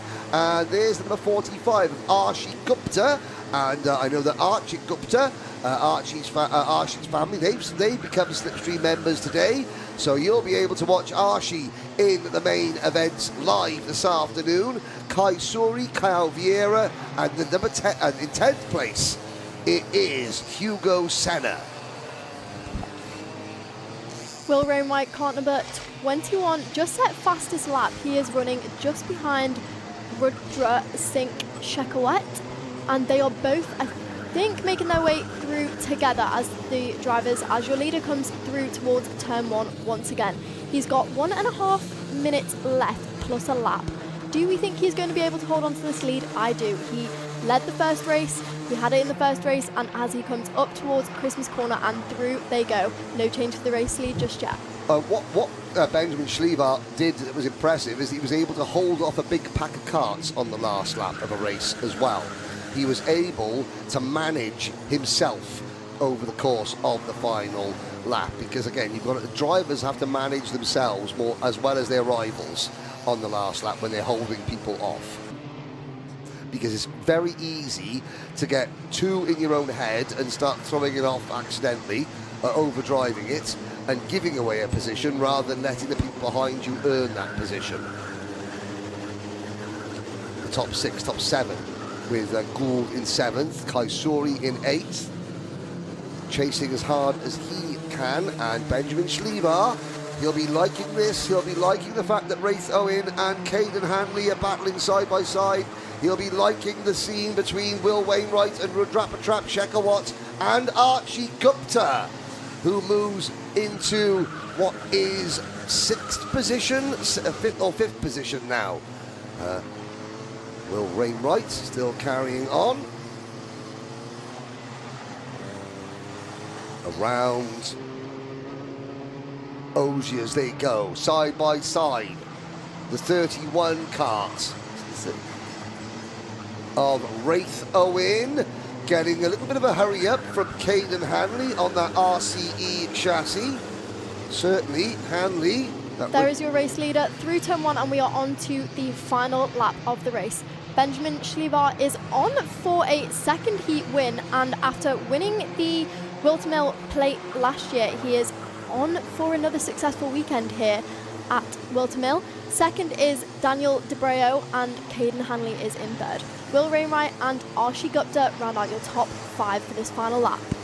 Yes, indeed. It looks as though Schlivar, who racing Waterswift Restricted last year, is now in the far more well-populated Microax division. Looking down, don't panic, Darcy Durnford is still leading comfortably in Waterswift Restricted. And, there's the move, finally, is it? Not quite, maybe. He's not done yet. Drag race for second place to the line. Caden Hanley gets it. Now we look back to the Waterswift Restricted battle. Well, it's not a battle. It's been a cakewalk for Darcy Dunford. She had to avoid 3 or 4 spun carts at the last corner of the first lap. She did that and has driven away from everybody else. And that is a strong second win for Darcy Dunford in Waterswift Restricted. And that, ladies and gentlemen, brings to the conclusion the heats for the day. Now, the wonderful people at SlipStream, brought to you by Alpha Live, now need to do some jiggery-pokery with the old streams and start a new stream for the finals. However, if you are a SlipStream member, don't reclose your browser. You will simply, by the wonders of technology, we might need to refresh your browser. I'm not quite sure. Just stay tuned. But all I do know is if you're a SlipStream member, you're going to see the next races, and if you're not, you won't. Simple as that. Right. This is your last chance to join us over on SlipStream to watch these finals. Because you'll never know. If you're not a SlipStream member, how do you know if we're going to win Dave Hillary Watch this afternoon, the finals? You just don't. So you may as well pay your money. Can't be waiting a week to see that.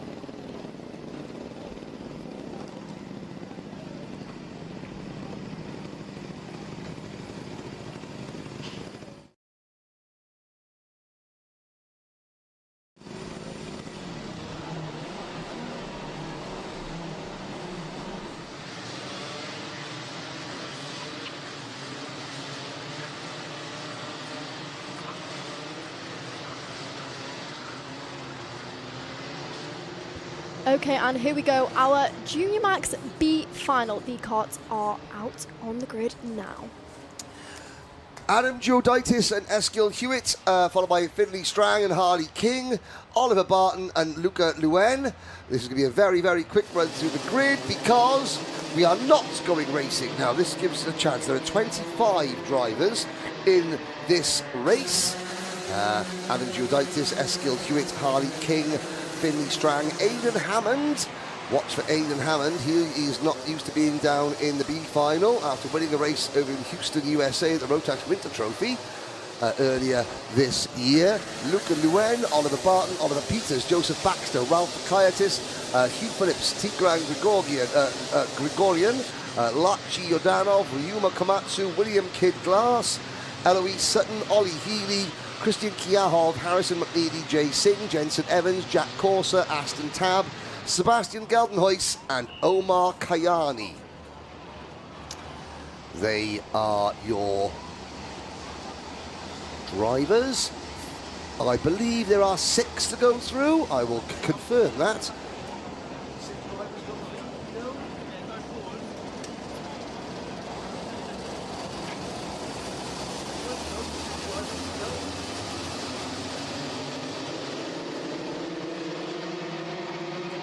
Here we go, and we are underway with the Junior Max B final of the day. Adam Joantis leads the race so far as they head up towards Christmas Corner. Well, I believe it's 6 drivers. I'm trying to rack my brains to go through. It's some 4 or 6. I shouldn't really know this, but I think it's 6. It's normally 6. 28 are already in the main event, and then there will be 6 more that add us up to maximum grid of 34, I believe. So, Beaudette, Hewlett, King, Strang, Barton, everybody else safely through. Oh, a lot of oh dear, that has gone wrong. Going into the boot, and somebody gets dispatched. There was, yeah, a lot of early braking going on and people trying to be a bit clever, and sadly, somebody on the outside slow flags. And that is firstly full course caution. Let's see, that was Ryuma Komatsu who was out. Komatsu is out and looks like he's in a little bit of discomfort. Maybe tweaked a wrist. Car number 67, Jay Sink, managed to come up 6 places on that lap. Now running just behind Tigran Groanjan. Yeah, that's who's that there? Tigran Grigorian. Apologies for my pronunciation of the name. All we're saying is that Keel Lynch is now never allowed to step foot in the country of Armenia, where Tigran Grigorian is from. But I'm sorry, I'm still getting to the grips with all of the name pronunciations, hence why I am turning to Henry foremost. Right. Looks like Ryuma Komatsu has been put into a marshal post. His cart has been moved to a safe place. And will we go racing? No, not this time. Now, of course, this is where, so let's have a look. 5 minutes to go, 6 minutes to go, plus a lap. If Adam Beaudette, what, is he going to do a Charlie Wolfit and just bring them round in an absolute crawl? The slower you do this lap, Adam, the less time that you have to hold off the rest of the field and make your way to the main event, you know, under racing speed. Also, and this could be significant, the more laps you do at like walking speed, your tyres will be in much better condition as well. Absolutely. Beaudette making sure to keep them tyres warm, unlike Charlie Wolfit, so he is ready to go for that restart when we get one. Now 5 minutes to go plus a lap, and your leader is keeping things slow. Yes, we've still got 24 drivers in the race. Joseph Baxter is down in 24, Sebastian Geldenhuys 23rd, Jack Corser 22nd, Omar Kayani 21st, Eloise Sutton 20th, Harrison McNeely is 19th, Jensen Evans 18th, Aston Tab, Christian Kiahov, Ollie Healy, William Kidd Glass, Jay Singh, Tigran Grigorian. Sorry, Armenia. Looking on the live chat, Hello, Jake Cossey Racing, winner at Clay Pigeon yesterday, cheering on his mate Jensen Hookie, who was very vocal in his support of Jake Cossey yesterday. And, oh dear, that's, have we gone racing? No, that's good, because there's a couple of drivers getting it all crossed up. So, Jake Cossey Racing on the live chat. Yes, he was racing at Clay Pigeon yesterday, won his race. Jensen Hookie, his mate, was busy saying about all the things. Rules state 4 drivers, but also state a maximum grid of 34. Well, I'll say 4 then. How about, I'll put it on, it might be a chat group that I can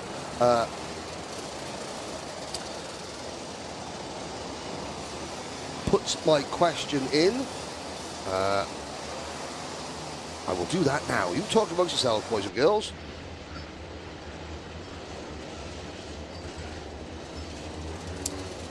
Here we go. Now 3 minutes left to go. It is looking good for your race leader in terms of... Oh, that's a camera on the ground. That is a camera on the grass. Oh dear.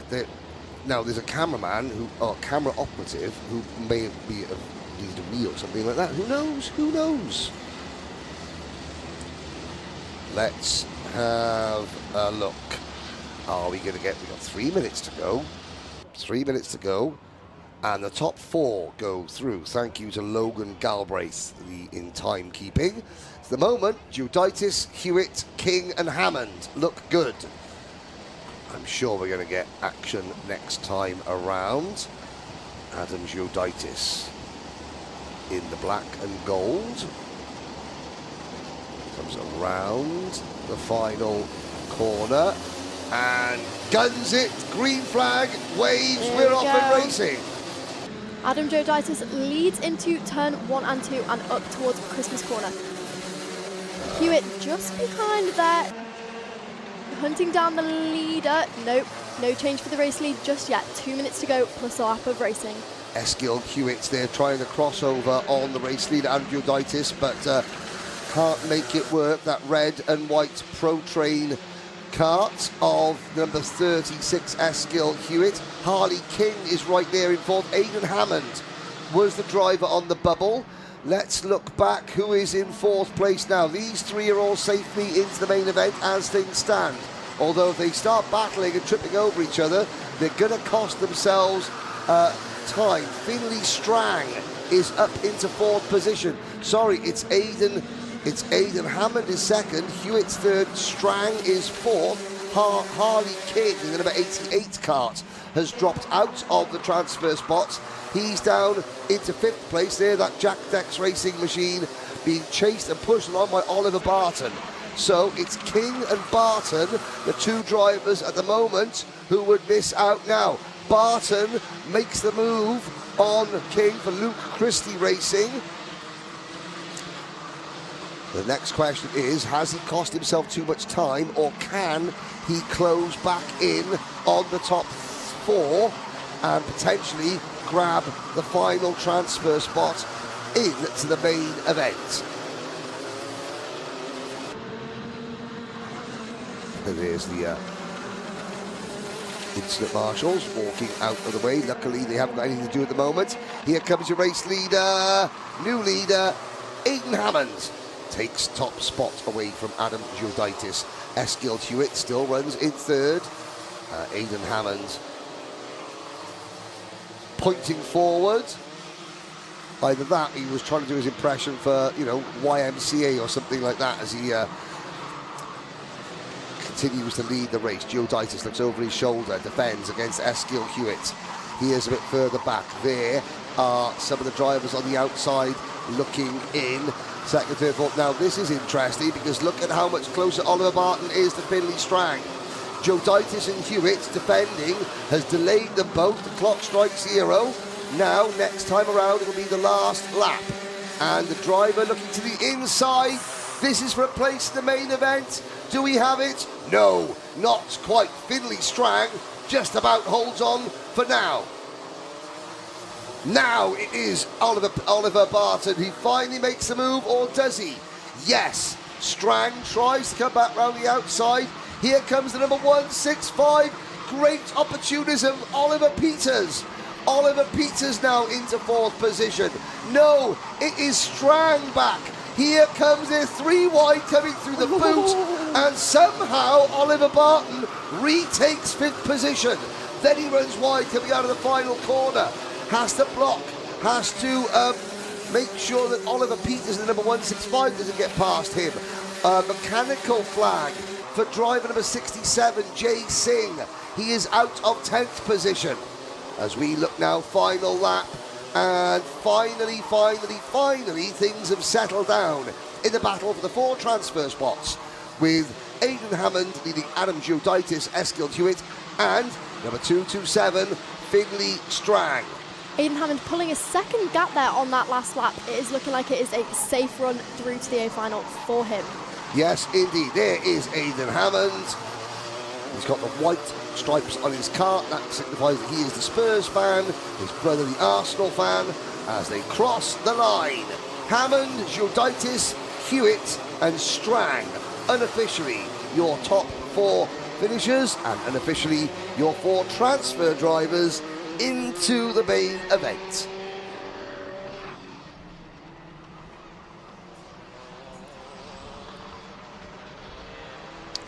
Yes, 1 or 2 errant mechanics, 1 or 2 mechanics heading off onto the circuit to retrieve 1 or 2 errant go-karts.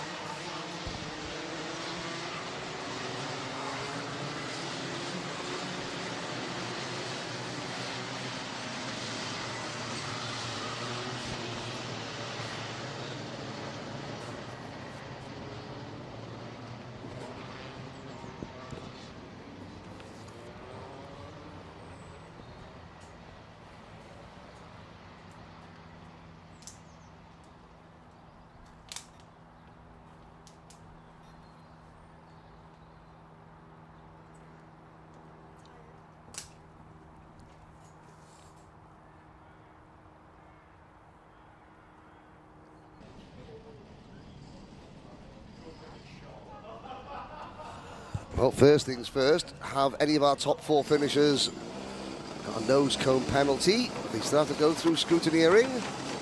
No penalty. No penalty, I'm okay. Finny Strang looking nervously. Breathe a sigh of relief. The rest of these guys, well, if there's a technical problem with any of the top 4, then they all move up a place, but it looks pretty much like it's going to be game over for all these drivers. And we've now got 1 B final to go. It is for senior Rotax. And, well, the next 4 drivers, or the last 4 drivers to try and make it into one of our main events. They're on track now. Oh, the 101, he's devastated. He gets a nose cone penalty for his troubles. Let's see who will make it out of the senior Rotax B final. That's up next.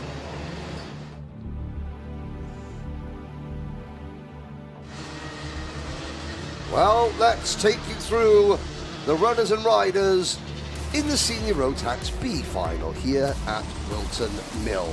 Alfie Davis, Josh Parry, Ellis Beattie, James Rowe, Kyle Dunford, Arminas Zaborowskis, Emma Dowling, Callum Brockhurst, Ryan Hedge, Marcus King, Caitlin Seabrook, Kyle Dickens, Jack Johnson, Isaac Welsh, Ryan Welsh, Isaac Reynolds, Molly Griffiths and Harry Luffer. Lights are out, we are off and racing. So let's see, Emma Dowling, she was like a rocket ship in qualifying, hasn't had the smoothest run through the heats this morning. Now she's got 1 race to see what has she learned about the British style of racing to put into practice. Alfie Davies out front there in the PRP car, also not had a great run in those heats, but he will be fighting hard now for his place in the final. Is Ellis Beattie going to take it? No, Alfie Davies leads still so far, just about. Yeah, and it's actually the number 1, it's actually Kyle Dunford in 2nd place, who is looking aggressive, and 2nd, well, 3rd and 4th side by side. That is a GWR kart and a Guy Cunnington racing machine.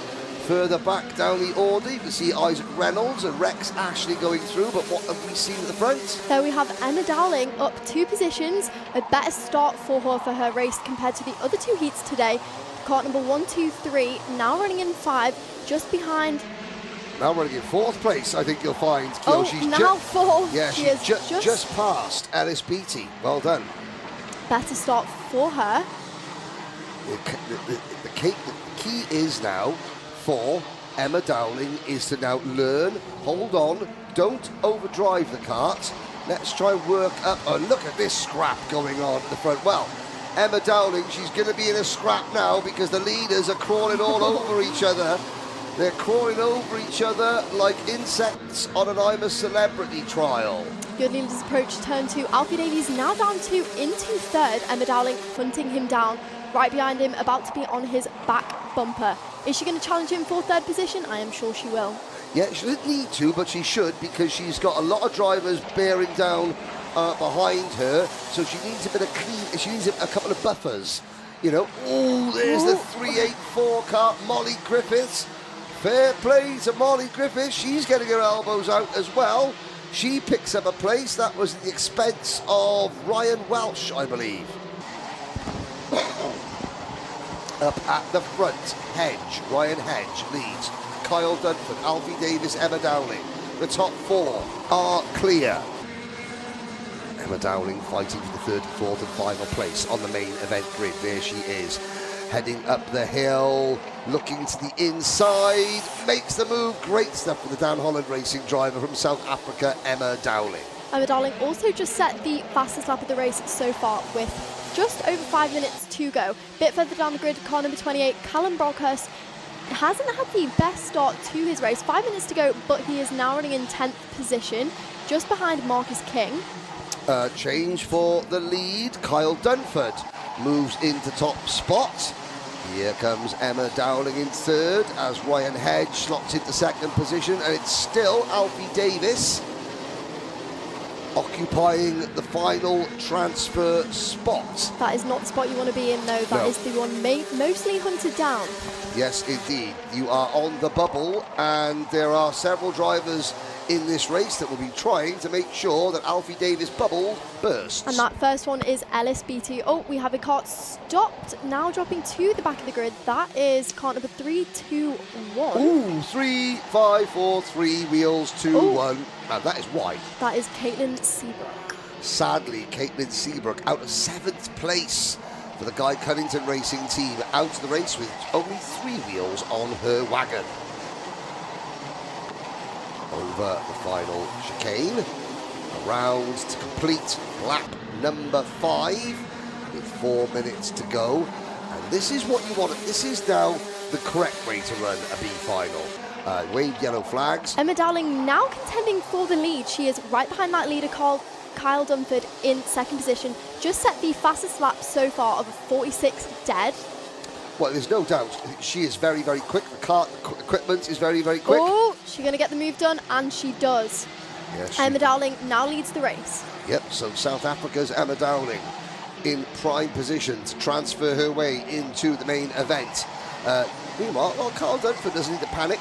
Neither does Ryan Hedge or Alfie Davis, in fact, because the top 4 have now got a reasonable advantage over everybody else, but we've still got over 3 minutes plus a lap to go, so anything can still happen.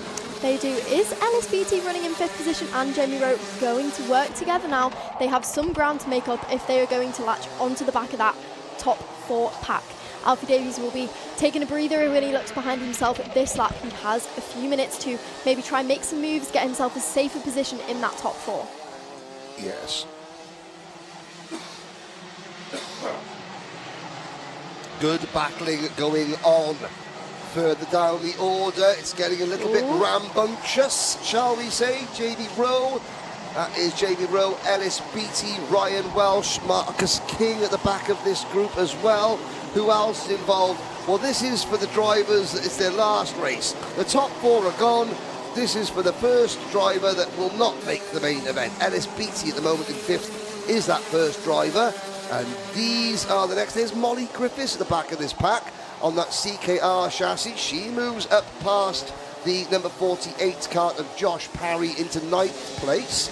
Unfortunate for Molly Griffiths, that kart 384, currently running in 10th position. She didn't have the best heats, although she was moving up the field with Emma Dowling in that last heat. However, not quite. Emma Dowling has managed to charge her way through and currently leads by a small amount, 3/10, just under 2 minutes to go, plus a lap. And already, well, Molly Griffiths' day goes from bad to worse. She's not going to qualify for the main event. Oh no, Ellis Beattie going out. Is that Ellis Beattie? Well, it looked like he made a mistake or had a spin or a half spin, and now he's getting back up to speed. So the battle for to be the first non-qualified driver across the line, Ryan Welsh has that honour at the moment. We're looking at James Rowe being passed by Rex Ashley. Ooh. We're looking at Rex Ashley go off.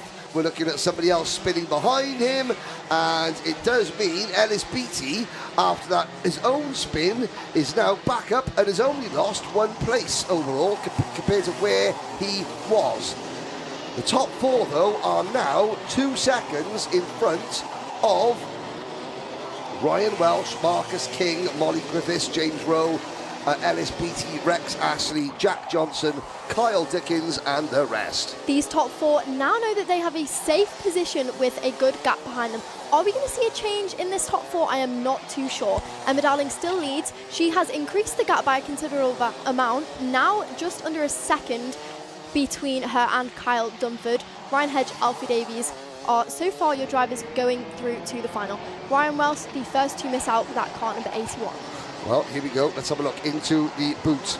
And Dunford holding off Hedge with Alfie Davis keeping a watching brief behind. Certainly Emma Dowling showing how much raw pace she has. Now, speed and pace are one thing. Racecraft and managing, how to manage yourself over the course of a race is another thing. Absolutely. This will be confidence gaining for her ahead of the final as she now increases that gap again. We saw her go through Christmas Corner there and heading now towards the penultimate bit of this lap. Into Wilkins, down the hill towards Ogiers. Out of Ogiers onto the back straight. And bolt uprights, Kyle Dunford in that number 140 kart, being followed by Ryan Hedge. A distance, Alfie Davis hangs on to P4, and still the gap between Davis in 4th and Ryan Welsh in 5th is still, it's 2.1 seconds now, so no danger from behind. This is the final lap. Emma Dowling is on course to make it a win for South Africa, and the first win of the season, the second win of the season. No, make that the 3rd race win of the season by a young lady, Darcy Durnford in Waterstrip Restricted, has also won both her races so far. But you cannot deny quality. Emma Dowling has quality in abundance, and she is victorious. The final 3 places provisionally in the main event go to Kyle Dunford, Ryan Hedge and Alfie Davis. Those drivers that just missed out were Ryan Welsh, Marcus King. Unfortunately, Molly Griffiths managed to make her way up into 7th, but that is not quite enough. Rex Ashley and Kyle Dickens, Ellis Beattie round out your top 10. And behind Ellis Beattie, Isaac Reynolds, Josh Parry, Jack Johnson, Arminas Zaborowskis, Harry Luffer and Callum Brockhurst. We did lose James Rao, or Jamie Rao, at the end of that race, along with Caitlin Seabrook. But that, ladies and gentlemen, concludes the Heats and B finals. Welcome to SlipStream. Welcome to SlipStream's main events. Thank you for your support. We'll be back with the main events starting very shortly.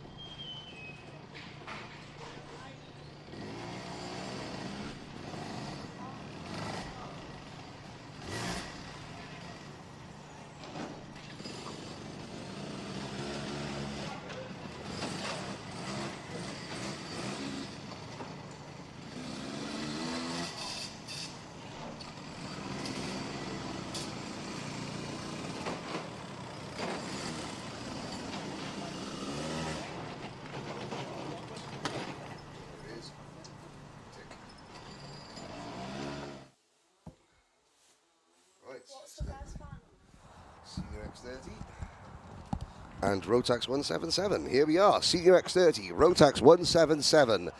The first of our SlipStream main events. Welcome aboard to this Wilton Mill Kart Club opening round on SlipStream, brought to you by Alpha Live. Nat Johnston and Sam Lewis go from row number 1.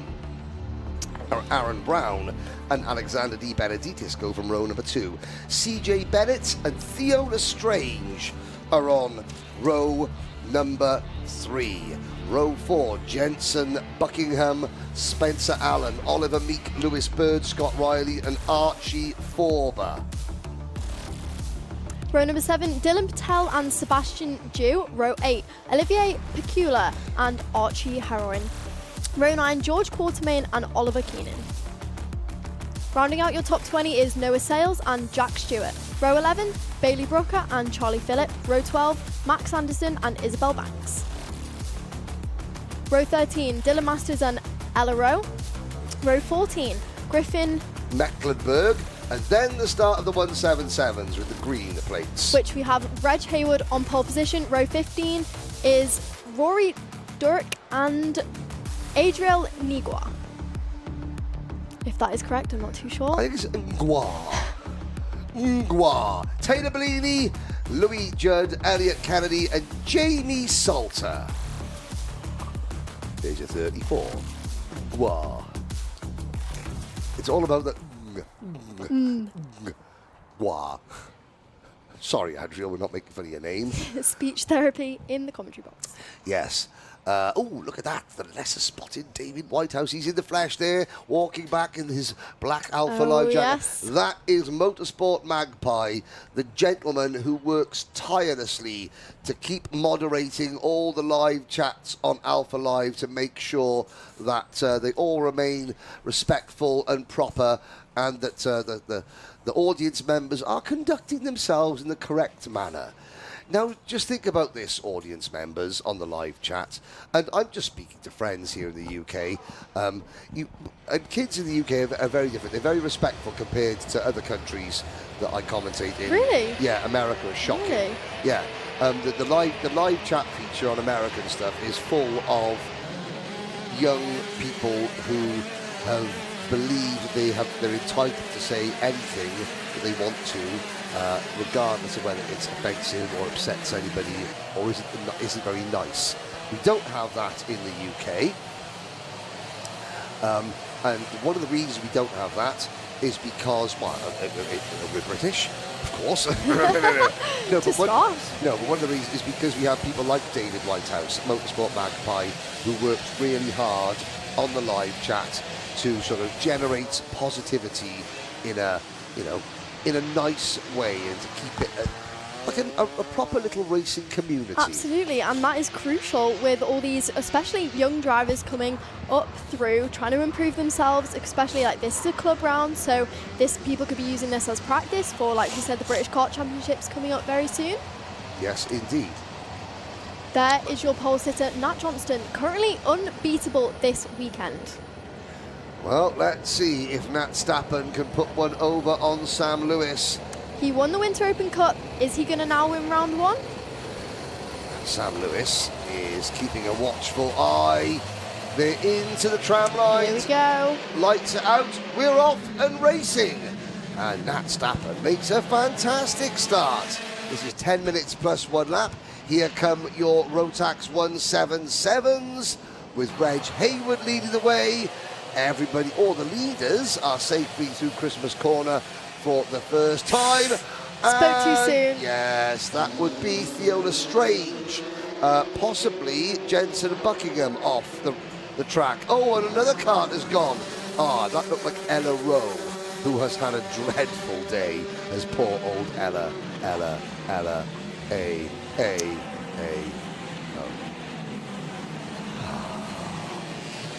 Leading the way is Rory Burke, now in the Rotax 177 class. Is that Rory Burke? Yes, it is. Number 87, ahead of Adrian Noir. Reg Hayward. Oh dear, that was the 21 kart of Taylor Bellini. getting a little bit hoppy. I know Easter is coming up very shortly, but he was hopping about like Easter Bunny there, over the front end of somebody else's cart. And sadly, that is Taylor Bellini's chances of a good result gone.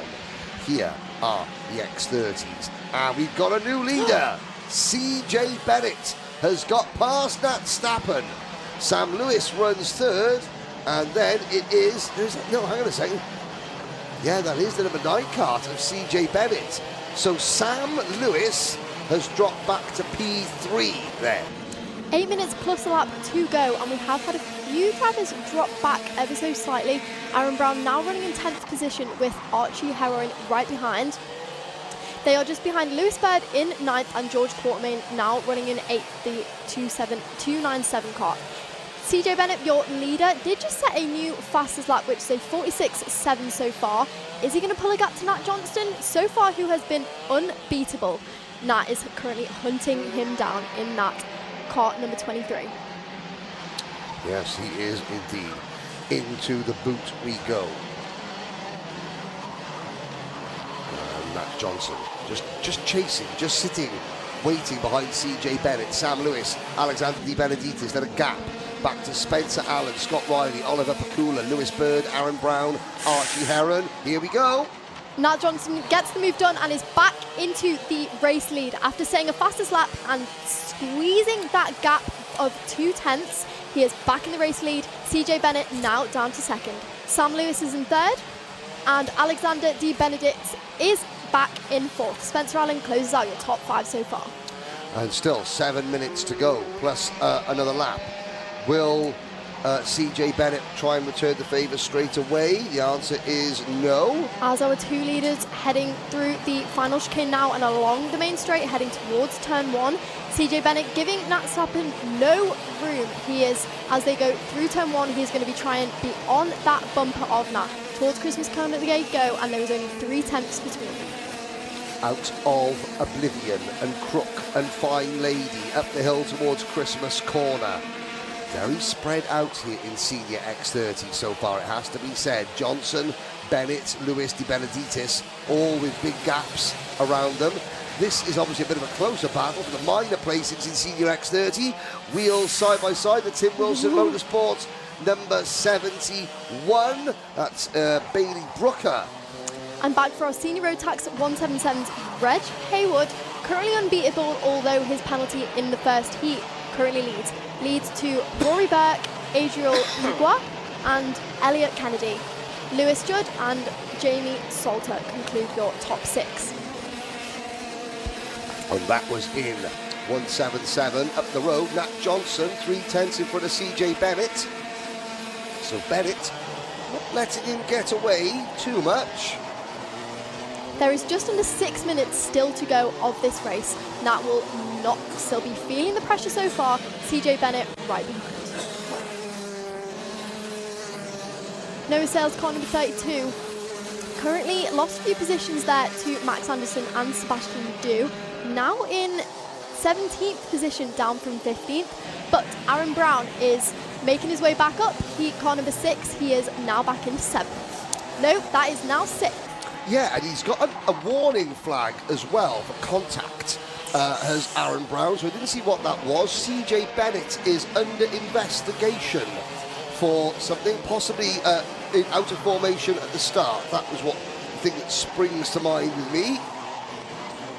As we're looking at the Rotax 177s, there's that DAP cart. Excuse me. Nat Johnson, your race leader, car number 23, currently unbeatable, now extends his lead ever so slightly to CJ Bennett, 4/10. Is CJ Bennett going to let Nat get away? Hopefully not. Just 4.5 minutes left to go, plus a lap.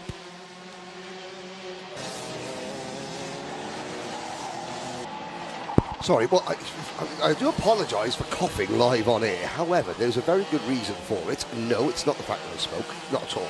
That would be...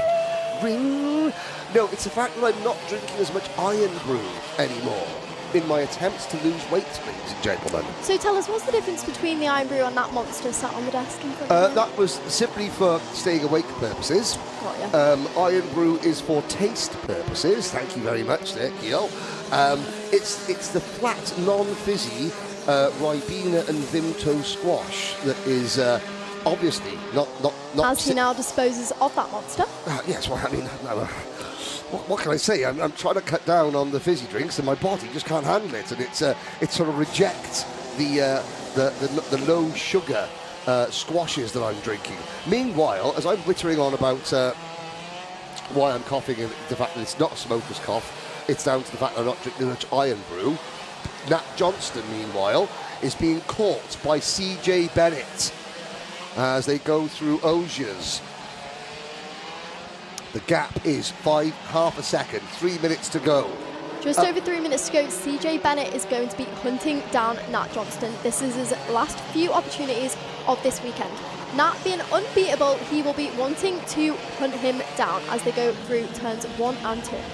And I'm just looking, number 23 kart, Nat Johnson, his first year as a senior this year. Last year, he was second in the Wilton Mill Kart Club Junior X30 Championship. Again, like Keel said, a winner last time out of the Winter Open Cup, 7th in last year's British Junior X30 Championship, and was a winner here in Junior X30 last May. So, Johnson. If we take a look at the Senior Rotax 177 standings, Reg Haywood still leads. Currently not going to change for that race lead just yet, and he is, I believe, 2 seconds ahead of Rory Burke. Now, this is impressive from Nat Johnson. The lap record in Senior X30 is 45.28 seconds, held by reigning British champion Freddie Lloyd. Nat Johnson has just gone round in 45.38 seconds.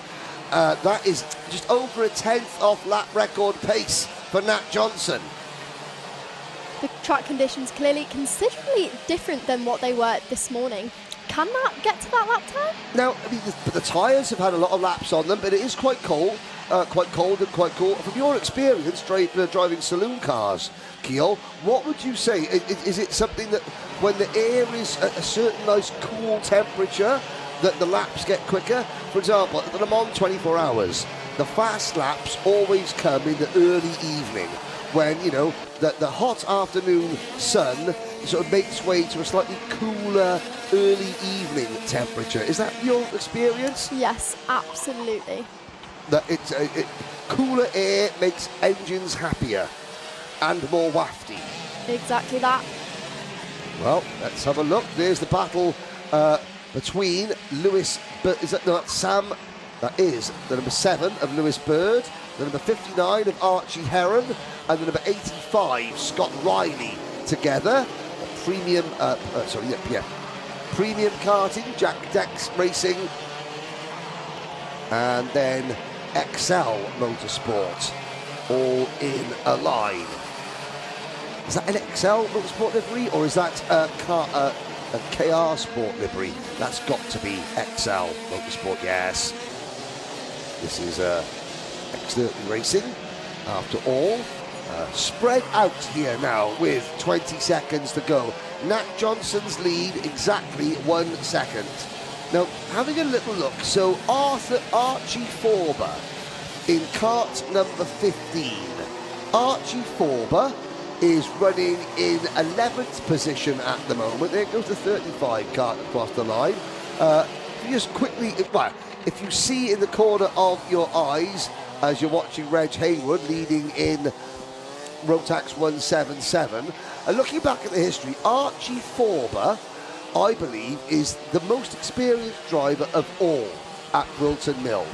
He was racing at Wilton Mill Kart Club in Junior X30 as far back as 2016, a decade ago.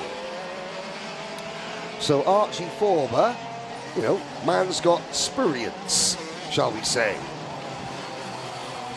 He's looking to use that experience to get himself into the top 10. As we wait, where's the 15 kart on our screens? He is sure what team Mr. Forber is with. He's not listed as being with a team, although he probably is, especially the exalted company he is running in. Here we are on the final lap, and Nat Johnson, your race leader, has managed to pull a 1.1 second gap during this race. He has been unbeatable all weekend.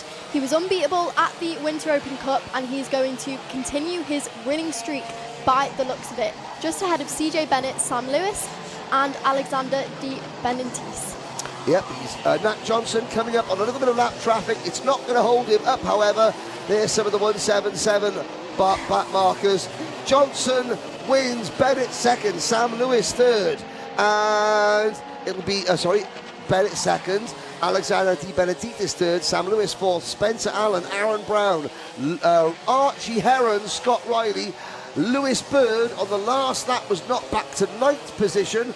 Archie Forber, the longest serving driver here at Wilton Mill, makes it into the top 10 in kart number 15.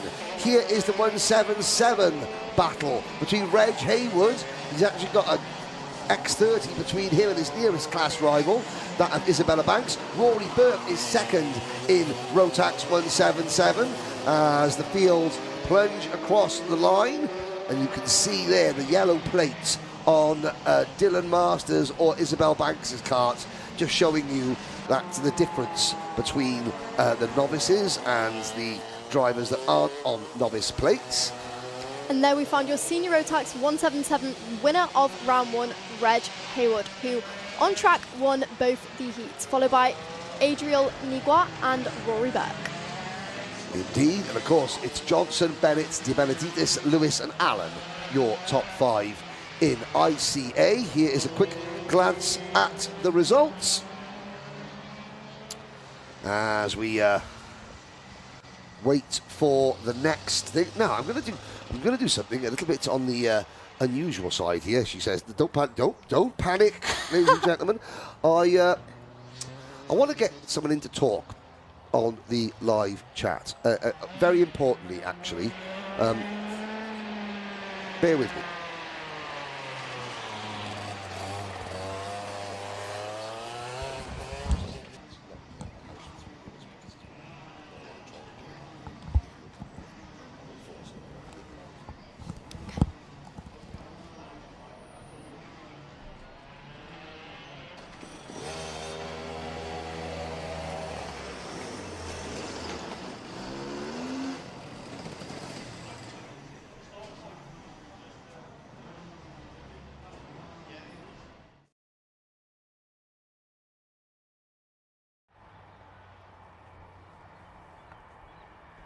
So I've Kiel has gone to the Armenian embassy in London to apologise for butchering one of the names. I think you're number 1 too, Kiel. And I'm joined by one of Alpha's, Slipstream Alpha's unsung heroes, David Whitehouse, Motorsport Magpie. Hello, David, how are you? Not bad, I'm actually here for once. Yes, you are. Now, David, I was telling the viewers, so if you look on our live chat, I was saying, why is the Slipstream powered by Alpha live chat such a wholesome, generally positive community where everyone supports each other? And the reason is largely sitting right next to me, because David Whitehouse does a fantastic job. He informs everybody, he keeps everybody up to date with what is going on, timetables, and also he has got the block button for when people are naughty online. How do you find that work, David, monitoring the live chat across all the Alpha platforms? Well, to be fair, it's quite easy to try and catch up with because there's not too many people who go on and say stupid things. No, exactly. We taught them well. Yeah, it's mainly the bots that get through. The bots. Explain about the bots. You know, the bots come through with links and other things to click, which is not malicious links. Yes. And we did have a couple at Kartmaster a few years ago where it was like, ladies here, and yes, that was not great for kids' TV, boys and girls. Now, you've been doing some research. We were talking about Mr. Hugo Senna, and I was inquiring as to whether there was any sort of maybe familial link, but of course, David, you were straight to work on the research. What did you come up with? Well, there's no definite link between Hugo and the Senna family. I did walk past him when I was there earlier. Did he look Brazilian? I don't really know. Did he have a pair of Sambas? That's extremely sort of like... You've got to remember the Senna look is the helmet and the eyes. Yes. So, because he didn't have his helmet on, I didn't know. Well, there we are. We don't know, indeed. But he does, on his website, have the Senna logo. Okay. Which I may have just dobbed him in now. Well, but hey, but that's okay. That's okay. We're here providing a public service. That's all right. We're going to look at the next race. We'll leave you here for one race. That's all. Come and have one race with me. It's going to be Junior X30. George Edgar, George Clark, Adam Bourne, Finley Hines, Mr. Excitement, Rocco Shenton, and Freddie Wood on row number 1. And they're already spinning. Max Mason, Jacob Marples, Jacob Bashler, Luca Naraway, Night Measure, and Harley Musk on row number 2. You look at the rest of the order as we go down. Keogh Lynch, maybe swap and do you want to do some days on the live chat monitoring, Keogh? No, is the answer. It takes a certain skill, doesn't it? Because you have to read every message, deal with every, and because people they don't always mean to say bad things, but you know sometimes when you're typing, words come out differently than if you were to say them in person. There could be a bit of a misunderstanding sometimes, can't there? Exactly, and that's why we some of the messages get. I mean, we've had things blocked before which are completely not worth blocking. Yes. And we have to let them through. So yes, it all depends. Now here we go. When did you start liking racing then, David? I started racing, well, in real karts. I started here where Wilton Mill had the block instead of the runoff at Ashby. Yes, the bark, is that right? Yeah, the bark was there, and at Ashby there's pretty much a ramp. Yes, I remember that, and I remember going through the bark at the final corner a couple of times. As the lights go out, we're off and racing in Junior X30. George Edgar, Adam Bourne, George Clark, and the rest. Now, viewers on SlipStream, powered by Alpha Live, just because the moderator is on the microphone, don't start saying naughty things in the live chat. So your memories of Wilton Mill, David, you know, as a racer? It's a track which I've raced on numerous times. As I say, I started there in terms of Club 100, and my first experience was going over that ramp into the mud in a brand new white racing. Superb effort. Was that your racing, or was that my own? Your own racing? Yes. Even better. The wife would have loved you even more. Luckily, it tripped it down in the second race, so I was nice and clean by then. Yeah, nice and clean by then. Clean, but with some hypothermia. Now, at the end of lap number 1, George Edgar leads. Watch out for Rocco Shenton. David, you know, your monitors, you said that Rocco should have his own little YouTube channel with just a highlight reel on it. Yeah. He's at it again. He's just gone past the number 42 cart of George Clark into 4th position. Yeah, Rocco certainly pulled out. I mean, a lot of people said he was very aggressive previous years, and he's calmed down sort of this year and that. And it shows him the moves he's been able to make. I mean, he's gone from about twice into 6th place, started 6th, now already up to 5th, and moving his way already away from Freddie Wood. Yeah, no, exactly. And of course, you're watching all the racing, but then you're monitoring the online chat. You get a sense of which drivers tend to be more well supported, because there's loads of parents and family members out there who are all, you know, supporting their son, stroke daughter, stroke brother or sister, what have you. But then there are the other drivers that just get praise. Rocco is one of those drivers. He's like Marmite, isn't he? People love him or think, what a weapon. And normally, if he's one passing you probably think he's a weapon because he's coming through. But it's something. I mean, it's the same sort of with George Edgar. He's got it in his racing blood, basically. Yes. You know, and Luke Naraway is another one who comes through. Charlie Blenkinsop, who's another one who moves through the field. A bit more slower than Rocco in terms of moving through the field, but he does come through. Yeah, and of course, you know, there's the best drivers, they're like chalk and cheese. You look at like someone like Macaulay Bishop. Macaulay Bishop's got a huge support, but then he's got huge people that can't wait to see him fail.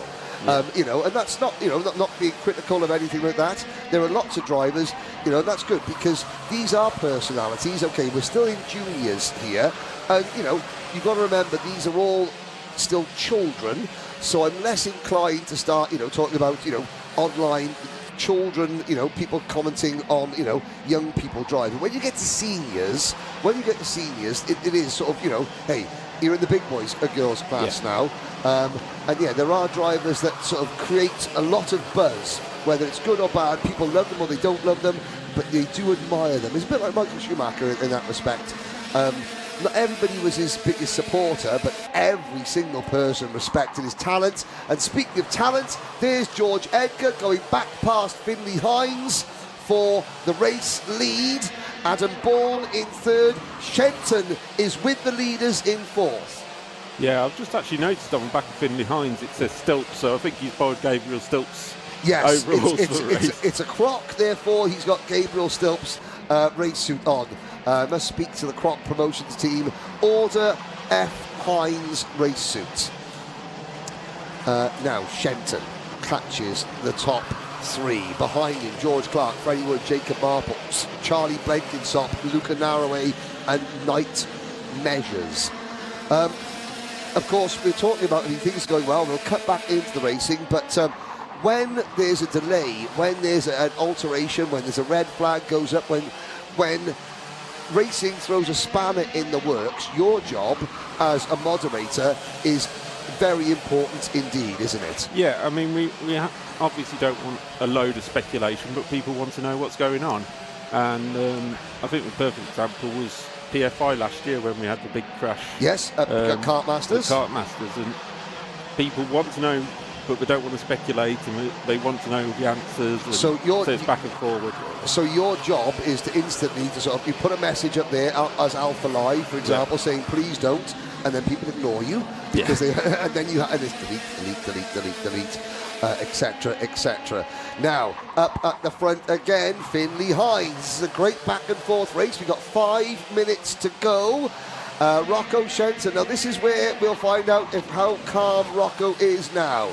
He's sat, he's waited, he has bided his time. George Edgar defends. Now it's getting good because Hines and Bourne lead. Maybe the two pre-race favourites are in third and fourth, and that's gonna not help. It's gonna not help because now we're gonna lead battle of 7 as George Clark, Freddie Wood, and Jacob Marples get involved. Yeah, I mean, I'm looking at that top 10. And Adam Bourne was the one I go, oh, where's he come from? Yes. He's now hit the front, he's ahead of Finley Hines, and Edgar and Shenton will be fighting. I mean, we obviously at this stage don't know whether they'll do the whole season or anything like that. No. But the Shenton-Edgar battle is going to be something that's going to go through different series all year long, really. Yeah, I think in Junior X30 this year, and this is something that Keogh will be watching because Keogh's doing the full British Championship virtually, is big storylines developing. You're going to have George Edgar versus Rocco Shenton versus somebody from Fusion Motorsport, because Freddie Wood, that car or that Fusion team last year in Junior X30 dominated the season with Riley Cranham. And so that's a good seat. That's a good seat to be in. Good kit, good engine, good everything around you. Here comes Rocco to P3. And that was as smooth as you like. 3 minutes to go. Has he left himself too much work to do? I would say he hasn't, because we know what it's like when the top two start fighting. Yeah. The whole train backs up again. But Knight Measures is actually the fastest lap of the race, a 46.99. And Knight Measures 45.81 is the fastest lap of the race. Well, that's Junior X30, so we're not on near lap record pace earlier. There's a nice little battle going on. That's the number 42 kart of George Clark. Knight Measures in number 119 is number 19 rather. Mini Measures they call him. He is about as tall as, well, he comes up to my kneecap. He is tiny. Well, he comes up to your kneecap, and if I do actually stand up, I'm 6'4". And I virtually come to your shoulders because I'm shrinking now in my old age. I was 6 foot, I'm now 5'11", which my son keeps telling me. There's George Edgar with the move for the race lead. Now that's critical. He didn't lose too much time passing Adam Bourne. And Ed Shenton is now going to get past. The MDL Motorsport team, halfway through last season, Mark Litchfield, they had moved stuff, Mark went to work and unlocked something, and the whole team has lit up. They've worked really hard at MDL Motorsport to, become contenders for winning every single place they go in every single championship. And some of the drivers for the team, they're not like household names necessarily, like Adam Bourne, but now they're becoming household names by the fact that they've got such a good bit of kit. And look at that, Shenton. Here we go. Ding, ding. 90 seconds. Ring the dinner bell. It's Edgar versus Shenton for the race lead in junior X30. Oh, Adam Bourne takes out a flip-flop and almost loses a place on the podium. Yeah, it's a battle which as we said, we've already mentioned it. We've seen it 3-4 times already in different series this year. It's just going to be toing and froing between these two. But Shenton has got the pace. He's proved it. Coming through the field, he's been one of the quicker drivers. He's now up front and trying to close down on George Edgar. Yes, indeed. Now, here we go. Through Wilkins, down towards Osiers. This is the type of race that you just want them to say, right, scrub the clock, let's run them until they run out of fuel. Yeah, it'd be great. As there's a mistake there by Adam Bourne in the left-hander, and it's let 3 karts through, so that is Hines, Wood and Clark all coming through. Hines, Wood and Clark, sounds like a name of solicitors. Have you had an accident? Call Hines, Wood and Clark. As Night Measures, Jacob Marples, Archie Rogers, Tyler, Charlie Blenkinsop, the rest of the top 6. Shenton's getting closer. This is going to be one of those races where whoever is in this could be one of those races where whoever is in third place, about half a lap from home, is going to take home the winner's trophy. Yeah. Or it's going to be an absolute grandstand finish. The clock has struck 0. Oh, and there it's getting tetchy already. George Clark dispatches Fred Wood. Is that Adam Bourne? Oh, no, it's another of the... I think that's Jacob Marples. Jacob Marples, yes. Right, last lap board has gone out. George Edgar started from pole position in the heats. Rocco Shenton started last in the heats. They come to the final. It's head-to-head. It's Mick Barrett Racing, Tony Kart versus Privateer, Birrell ART. Edgar looks over his shoulder. Rocco Shenton, even if he doesn't win, Rocco Shenton has driven magnificently so far today. So has George Edgar knows it's Rocco behind him. Edgar, his eyes are on stalks. Are we going to see something from Rocco Shenton? No, we're not, because he's matured so much. It's second today as George Edgar takes the deserved win, but that day's driving for Rocco Shenton, I'll tell you what, ladies and gentlemen, everybody else in Junior X30 needs to sit up and take notice, because everybody knows how fast Rocco is, and they all say, yeah, but he'll beat himself, yeah, but he'll make a mistake, yeah, he'll crash into somebody, and he'll have a problem. And do you know what? Today, he started last, finished second, not a single penalty, not a single mistake. The boy has learnt. The boy is going to be a threat. That is for sure. Finley Hines rounds out the podium. Adam Bourne, George Clark, Freddie Wood, Night Measures, Archie Rogers, Tyler, Jacob Marples, and Charlie Blenkinsop. Now, what sounds familiar, Henry? Rocco Shenton about to do something, or me talking at a tripe, Dan? Let's have a look. So, David, you know. Oh no! Rocco! Yeah. You can't explain it. Yeah. You can't talk yourself out of a nose cone. Oh, well, Rocco Shenton gets a nose cone at the end of the day. Well, what's a nose cone between friends? Well, to be fair, he's still, with the 5 seconds, he's still going to be third. He is, you know. Shenton on the podium with a penalty. Fantastic. David, how long have you sort of been working with Alpha? Since about 2019, roughly. 2019, and I know that, I mean, in the last year, things haven't been great. It's great. It's wonderful to see you here in person. Have you been here before? When was the last time you were at Wilton Mill? Well, we worked out the last time I went to a race was Fullbet in 2021. So that's the last time I was at a racetrack. And I know it's been a big thing for you to come here today.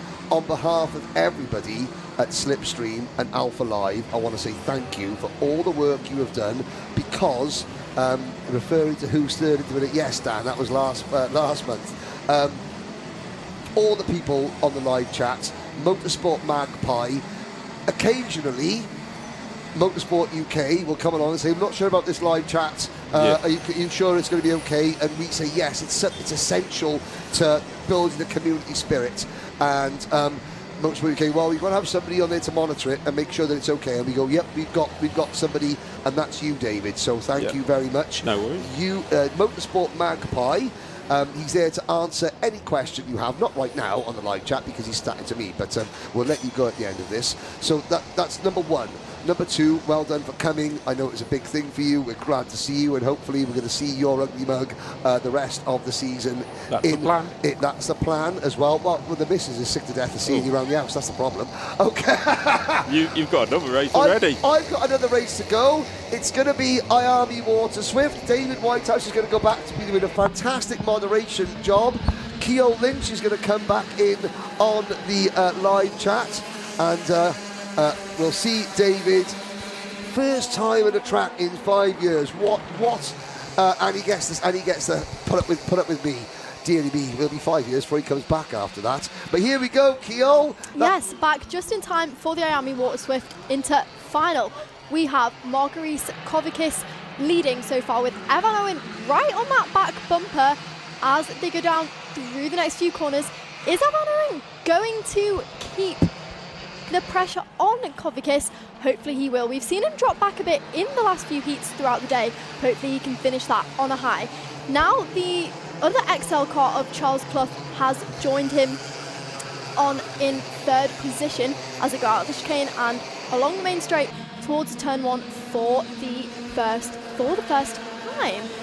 Okay, Kovakis leads. Evan Owen, Charlie Clough behind. Dimitar Uzanov is right behind, then Charles Clough as they go through Christmas Corner.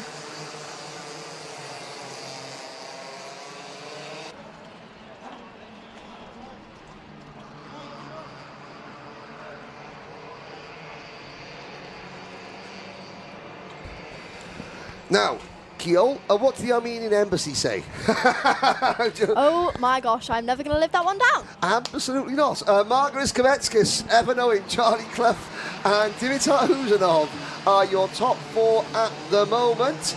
The race is coming thick and fast here now in the afternoon. Obviously, we had a lot of delays. And the kart club wanted to make sure that we are finished at a reasonable hour.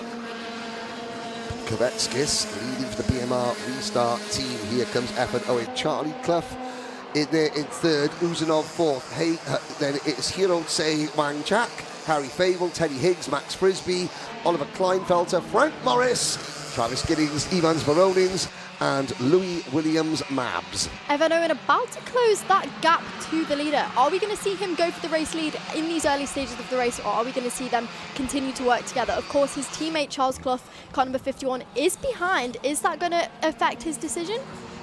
Well, at the moment, 7.5 minutes to go. I think it's a case of not Evan Owen. If Evan thinks he's quick enough, he's going to make the move regardless of who's behind him, simply because it might actually work a little bit better if Evan is leading and Margaris is the meat in the XL sandwich. But right now, your fastest driver on track is car number 62, Dimitar Uzanov, and Evan Owen makes the move up into the race lead. Car number 27 now leads. Through Christmas Corner, it is now Kovakis down into second. Charles Clough right on that back bumper, and that also brings now your fastest driver on track, Dimitar Uzanov, into contention. Now it is a four-kart race for the lead. Are these four going to drive off together? Are they going to keep battling? Let's see, Henry. Let's see indeed, because Hero Tsai Wang Chak is there in 5th position for Fusion Motorsports. All signs point towards the fact that they're going to have a little bit of a tussle at any given opportunity. Owen, Kovetskis, Clough and Uzanov. Now looking at the, well, let's have a look at the Water Swift, the main Water Swift. Now looking back there, well, Kovetskis was 3rd in last year's Wilton Mill Club Championship. Usanov was 2nd in the Water Swift Restricted Championship here at Wilton Mill. Looking at some of the other names, well, I mean, Charlie Clough, 3rd in this year's New Year Sprint Series. Effin Owen, I haven't got Effin Owen on my entry list. He was a late entry, sadly, so I can't really tell you much about his his pedigree here at Wilton Mill. Through the final chicane they go. No change for the race lead just yet as they go towards turn 1. Kovikis is sandwiched in between those two XL kart drivers. Kart 152 has just set the fastest lap of the race. Is he going to make the move for the race lead? And yes, he does. That is Evan Owen down into 2nd position. Kovikis back up into 4th. Charlie Clough remains, kart number 51 remains in 3rd position with Dimitar Uzanov right there behind, waiting for his opportunity. Yeah, and he is waiting for his opportunity. You'll see the drivers just sitting, and when they are just like following each other around, ladies and gentlemen, they're not just like, just driving. They're looking, they're studying. However, they haven't managed to make too much of a gap to that driver in 5th position, kart number 24. We can see him there. Is he going to join this battle? He possibly will towards the latter part of this race. Yep, and Harry Favel as well in the number 82 kart isn't too far back in 6th position. Kovetskis, does he look over his shoulder heading up the hill? No, that's a sign that he trusts Effin Owen behind him. He's not looking over his shoulder. He's not worried about defending just yet. He is just focused on going as fast as he possibly can, lap after lap after lap. Absolutely, and as of now, it looks like Evan Owen is sticking to that plan as they go one by one through the corners. Yeah, single file. Owen knows he could probably dive out and make a pass, but he's not doing it because that will simply potentially cost them both. Oh, Effin Owen spins! No! All on his own, Effin Owen. He just got a fraction too close to the rear bumper of Kovetskis' kart. Got on the brakes just when his kart was unweighted, and it just pitched him round. And great avoidance there and reactionary driving from these two going side by side. Now Charlie Clough and Dimitar Uzanov to avoid getting caught up in that. Now that has brought Hero Tsai Wang Chak into 4th, into the picture. He was 5th, he's now 4th.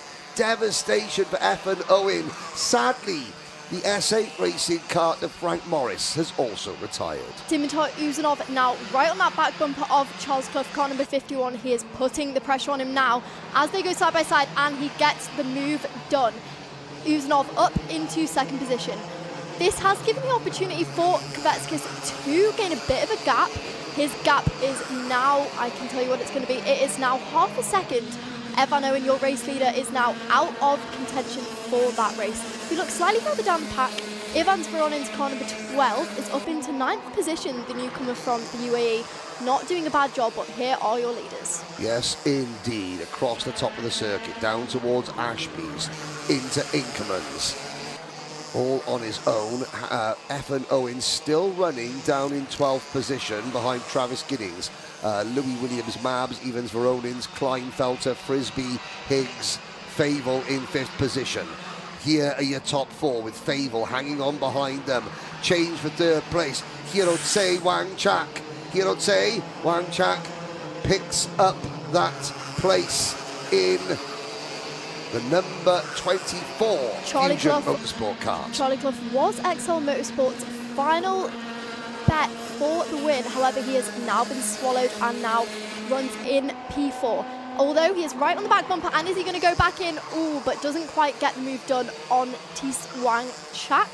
However, your man in 2nd currently set the fastest lap, being a 50.8. We have 1 minute and 50 seconds plus a lap left of this race. your two leaders have gained a bit of a gap out in front, but that is not to say that. And Charlie Clough goes back down the inside of Thies Wangchak car number 24, and he will be back into third position. These two battling now is going to give those two leaders that bit, and is there going to be a change for it again? And yes, there is. Another change for third position, now being Thies Wangchak. Your leaders now going through turns 1 and 2. Now have about a 1 second gap to those drivers in third and fourth. Are they going to stop battling now? And they are. And Uzunov goes on and takes the race lead as they head through Chris's corner. It is going to be so close now. 1 minute left of this race. See some defensive lines in that pack now running for third position. The gap widening now from our drivers in first and second. Uzunov just set the fastest lap of the race again, which will be a 50.8. So you can see Uzunov looking over his shoulder constantly now as we got 30 seconds remaining. 30 seconds remaining. Kvetskis now finds himself in a position where he can challenge Dimi Uzunov. Kvetskis can choose where he can make the move. Uzunov again checking his shoulder again. He knows it's only Margaret Kvetskis to deal with.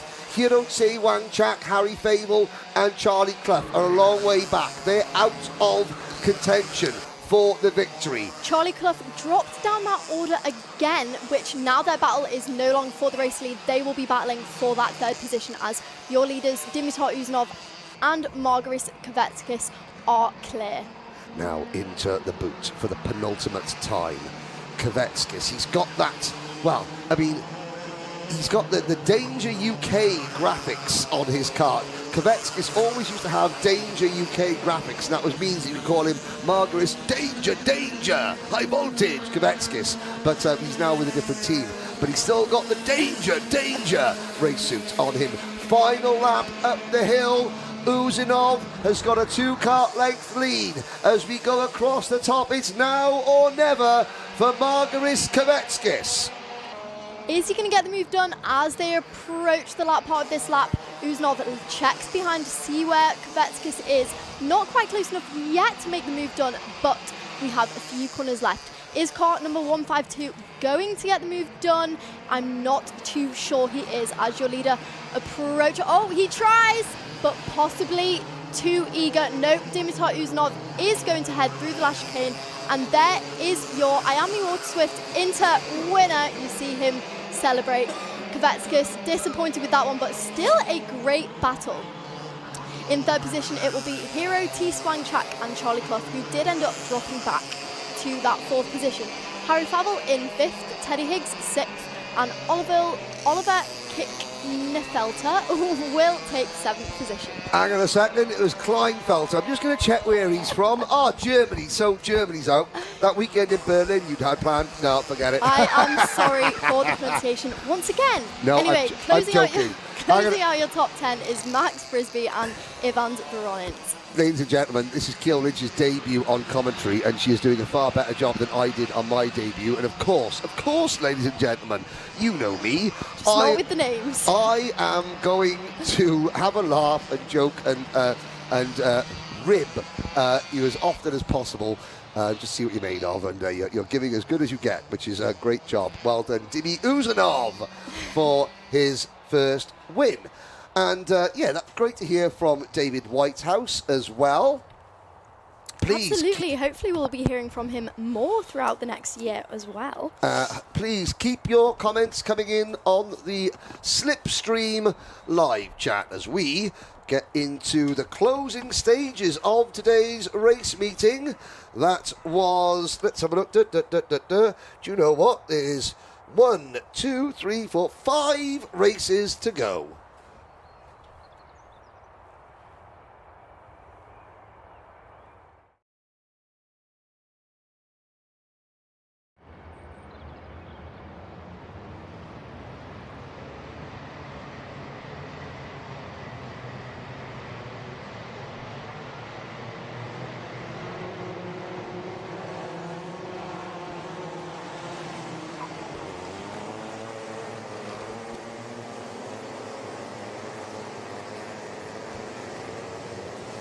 Here we go. Otis Cleary will lead your Minimax runners into the final. Eddie Duncan, Akine Giannone, Marley Fisher, Flynn Grantham and Charlie Heffy are top 6. Row 4, Thomas Laidler and Matthew Lilly. Row 5, Dewey Hogrich and Jay Birmingham.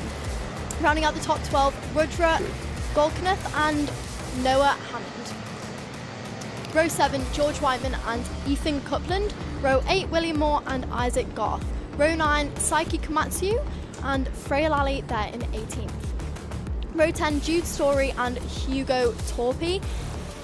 Leader Hewitt and Harvey Ball there on row 11, and Preston Howard and Noah Hobson on row 12. Row 13, James Carver and Elsie Gannon. Row 14, Billy Gromit and Finley Thompson.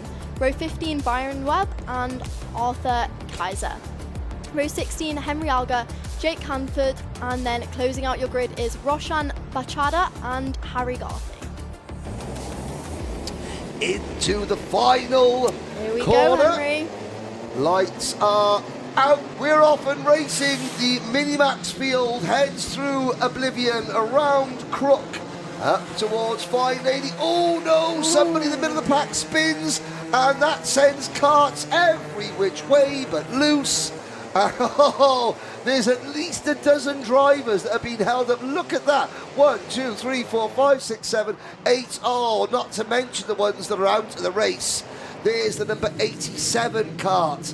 That looked like Isaac Garth out of the race. The number 58 of Preston Howard also with issues. See the hand of disappointment there from Preston Howard in the car number 58. Yeah, we'll catch up with who is left. Well, the most of the front runners got through cleanly. It was somebody in the middle of the pack that got spun around. I'm trying to see who was the first person that's dropping down. Yeah, Isaac Garth, Saiki Komatsu, Leander Hewitt, Preston Howard. Well, look at that. So Roshan Bachada started last on a 34 kart grid and has come around 23rd. Gaining 11 positions by virtue of just avoiding the incident in front of him. That is correct. There are a few drivers down there who have actually benefited from that. One being car number 40, Harvey Ball, up 5 positions, now into 17th. And Billy Gromit now up 6 positions, up into 19th. It will be a redemption charge for them. Jake Hansford, who is just behind Roshan Bachada, is currently up 9 positions, car number 164, but unfortunately not quite like that for Seiki Komatsu, who is now down 10. Freya Lally, 16th position, kart number 75 for the Jack Dex Racing team. She is your best novice at the moment. She is 16th. Billy Gromit in kart number 45 is 90th. You keep an eye for the drivers with the black plates and white numbers. They are in one of their first 6 Motorsport UK race meetings ever. That's why they are novices, and they're supposed to be at the back. You expect them to be at the back. However, the better you are, the further you get up. Freya Lally, 16th at the moment in a field of 34. Absolutely, she is doing a phenomenal job. The next novice there is, I believe, Billy Gromit, who car number 45, who is in 19th position, right behind her. They are fairly far up the field for novices. Yeah, Roshan Bachada is 29th and Harry Carthy is 32nd. They're the other 2 novices in this class. And again, great to see so many novices here. I think we've got 260 entries. We've probably got about 40, between 30 and 40 novices in all classes, which bodes very, very well. And there is a move, and the move is by Jay Birmingham in kart number 145. Good pick up there. Otis Cleary being supported by Jackson Hilton in the online chat. Hello to Jackson. Otis is doing the job that he needs to do in kart number 122. Last year, Otis in the British Kart Championship, he was only 23rd in last year's British Kart Championship. didn't have the best season. As we look a little bit further back, there's the number 124 kart going through. That's Noah Hammond, and not far behind Hammond. Look for the first on the black plates. Now, about number 75, Freya Lilly. There's a red, white and blue. There she is, just flashing at the back of your screen. So behind this group, there's the blue and yellow crash. It looks like a Fernando Alonso style crash helmet design. Freya Lally is doing her very, very best. She is still the best novice, and she's got all those karts to aim for.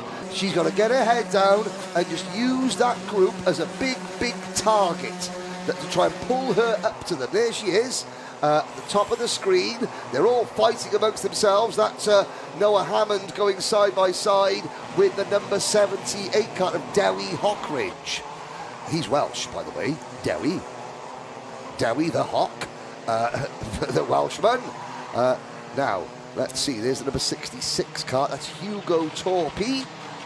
And Hugo Torpy, I wonder if he's the younger brother of Harry Torpy, who for many, many years raced here at Wilton Mill. Green flag waving, there was a yellow flag waving on the entrance to the boot. But we've got 5 minutes to go, and Cleary still in front of Achille Giannone, Eddie Duncan, Marley Fisher, Roger Golkunath, Charlie Heffer, and side by side, a bit of hip and shuffle there going up the hill between those two drivers. Couldn't quite catch the numbers on them. Like you said, Harry, no change for the race lead just yet. However, your driver in second position, that kart number 128, is currently the fastest on track. Did close that gap to your race leader by a couple of tenths that lap. 4 minutes to go, 7/10 gap. Could he rein them in?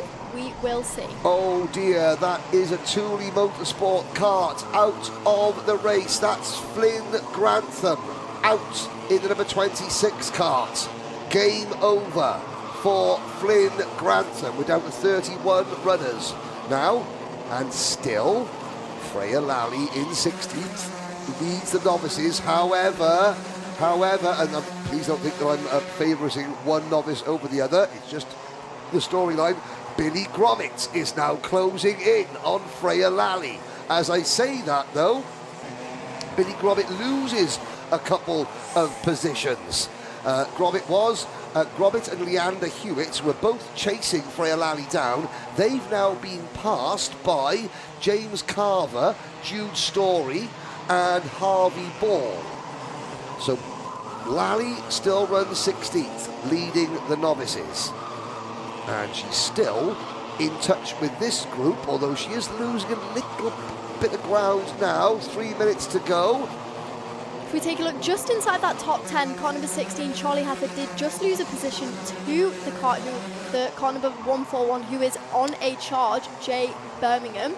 And then that is Rudra Golkunath in 5th position. And this is Charlie Heffer in the number 16 kart, and there is George Whiteman, who set the fastest lap of the race on that Zip.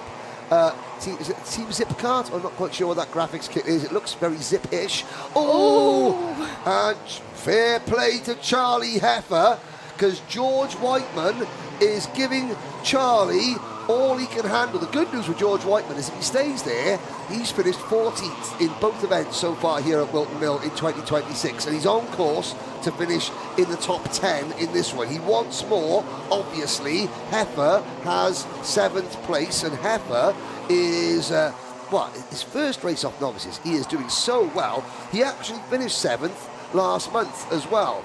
And that was as a novice. Is he going to make it a 777 here? And he did a good job to keep that car number 11 behind him, considering he is the fastest on track right now.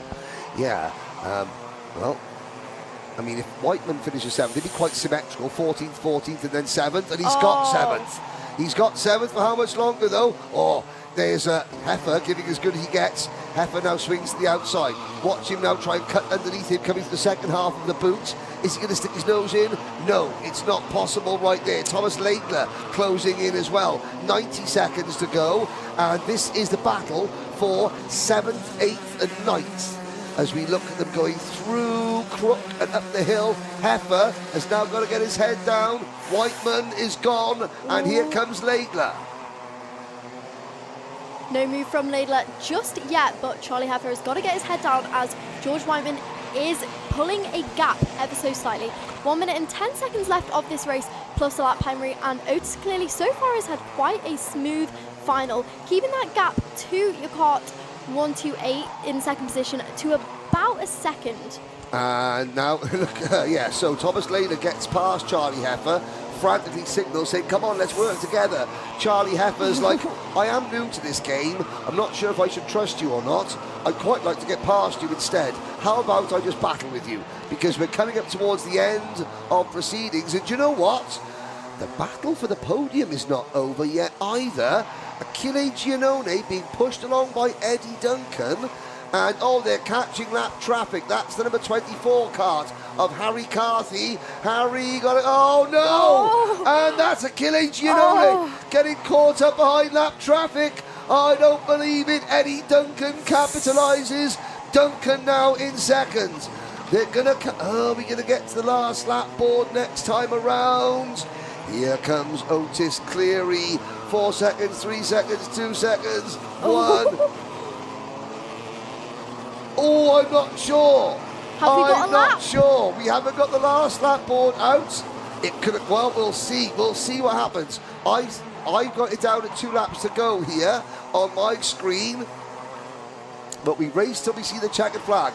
I don't think this is the last lap, although it was within a second as they crossed the line. I think this is still going to be the penultimate lap, which means that Otis Cleary can't breathe easy just yet. Oh, I have to feel sorry for Achille Giannone. Harry Carthy was just in the wrong place at the wrong time. There were I think there were blue flags, and it was just sort of get out of the way, the back markers have got a very, very important job to do. It's very difficult. Now the final lap board goes out. So now we are on the last lap board. Otis Cleary has done a job here. Like I said, Henry, if we take a quick look back at our novice, Freya Lally, she is up into 16th position, kart number 75, just behind Noah Hammond. But if we go back to the leader, Steady Race managed to extend the lead again to Eddie Duncan, kart number 57. It is now just over a second, but your fastest on track is still George Whiteman. Is he going to be able to make up another position of the race? This is the final lap, so I'm not too sure, but there is your race leader. Approaching now, what is about to be the final chicane, and there you go. That will be your Rotax Mini winner for Wilton Mill Kart Club Championship Round 1. Otis Cleary, a dominant performance. Eddie Duncan second. Achille Giannone is third. Look at this scramble coming to the line. Somebody goes, that's Harry Carthy trying to get out of the way.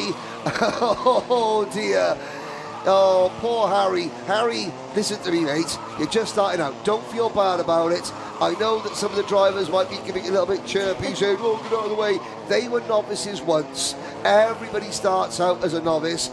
Everybody starts out at the back. Ignore them. Just concentrate on what you're doing. Remember the flag signals. And you're going to get quicker and quicker. So you're not going to have to worry about being lapped for, much more, because you're going to be too quick and you're going to be back up battling with somebody else. There we are. How's that?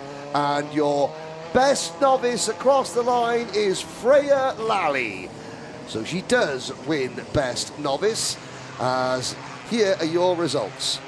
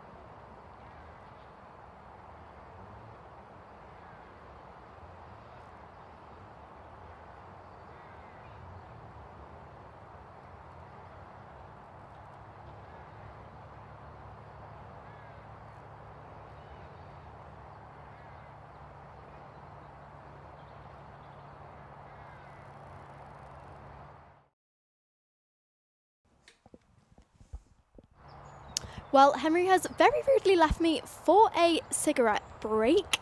So I am by myself right now for the start of this race by the looks of it. Next race coming up is Honda 200 Final.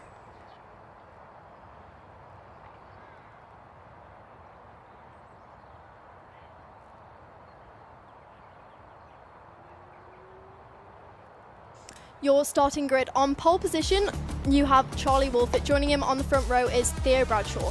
Row 2, Blake Southern and Max Colbert. Row 3, Logan Hartshaw and Jensen Powers. Rounding out your top 8, Jacob Smith and Daniel Adamatis. Row 5, Leo Battersfield and Aidan Clark. Row 6, Miles Cleworth and Miles Burton. Both Miles. Row 7, Jensen Hookey and Alex Shepherd. Row 8, Nelson Taylor and Tyler Mason Gray. Row 9, Sam Green Gomez and Wax Wheatley. Row 10, Shay Hilton and Joshua Jensen and Henry is back. Row 11, Archie Ray Watson and Kartith Kmeta. Row 12, Nathan Rond and Ronnie Jones. Row 13, Jack Brome and Ben Morgan. Row 14, Alexander Stefanov and Liam Crosby. Rounding out the top 30 is Peter Lee and Warwick Mullen. Now here are the 4 A-B final qualifiers: Eskil Hewitt, Billy Strang, Oliver Martin and Aidan Hammond. Slight difference in timetable. I've got Honda Cadet going out next. Obviously, they're saving the Hondas till later. This is Junior Rotax.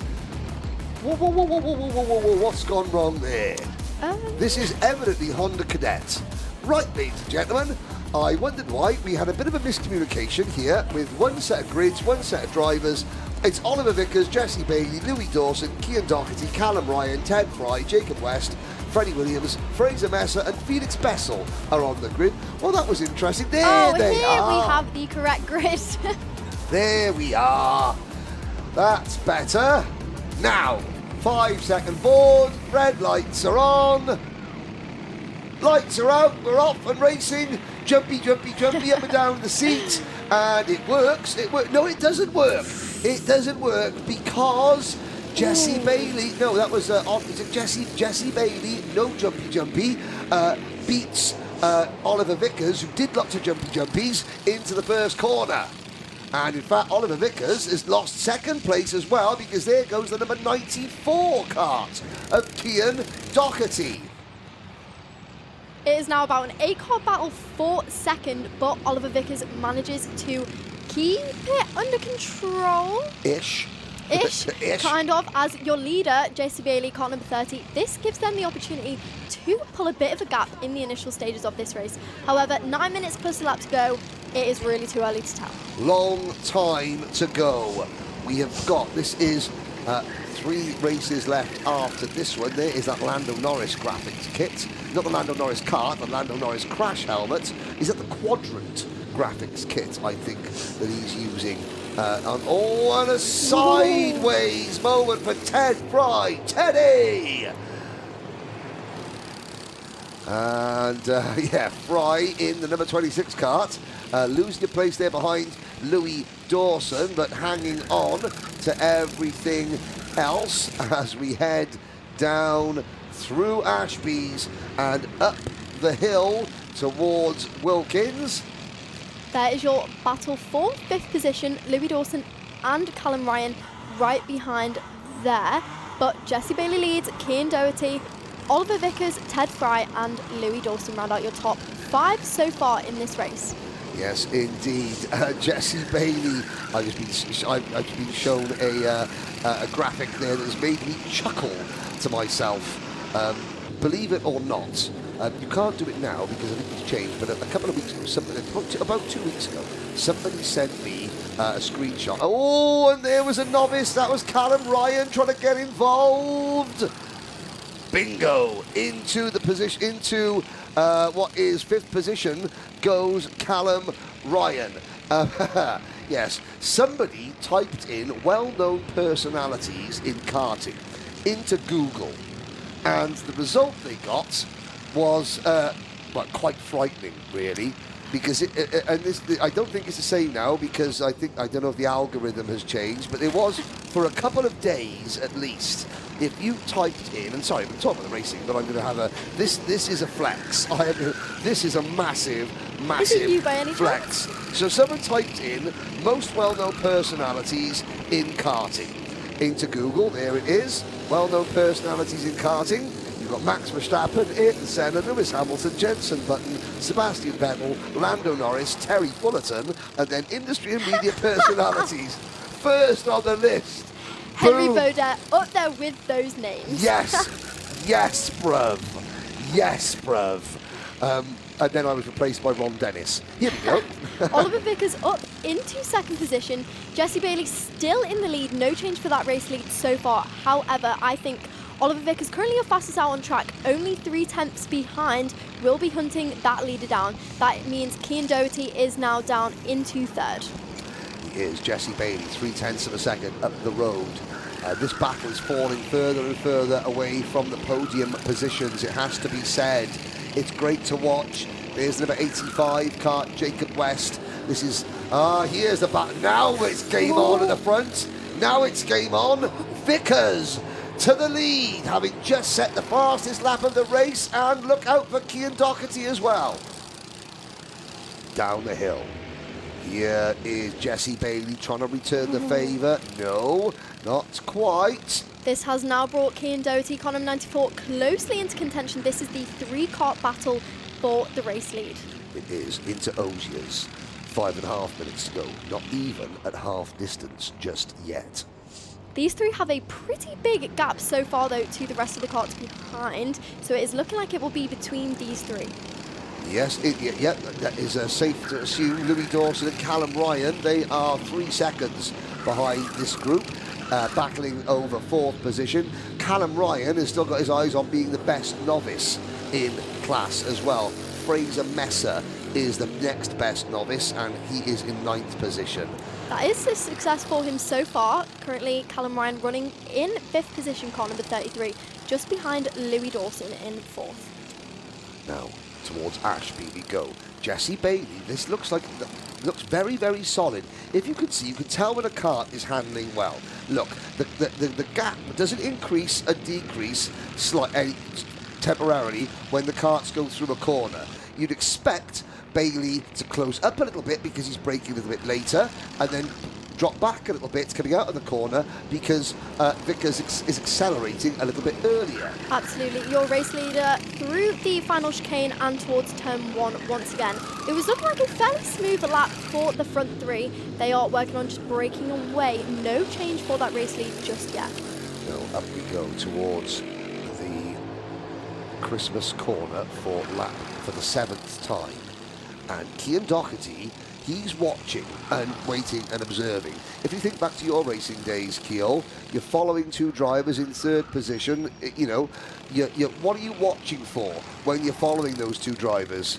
Well, initially you'll be waiting for them to battle, because once they start battling, he will not only be on the back bumper of them right away, but he is then a bit of an unexpected comer. If they start battling and looking for each other, he may then have the opportunity to take the race lead straight down between both of them.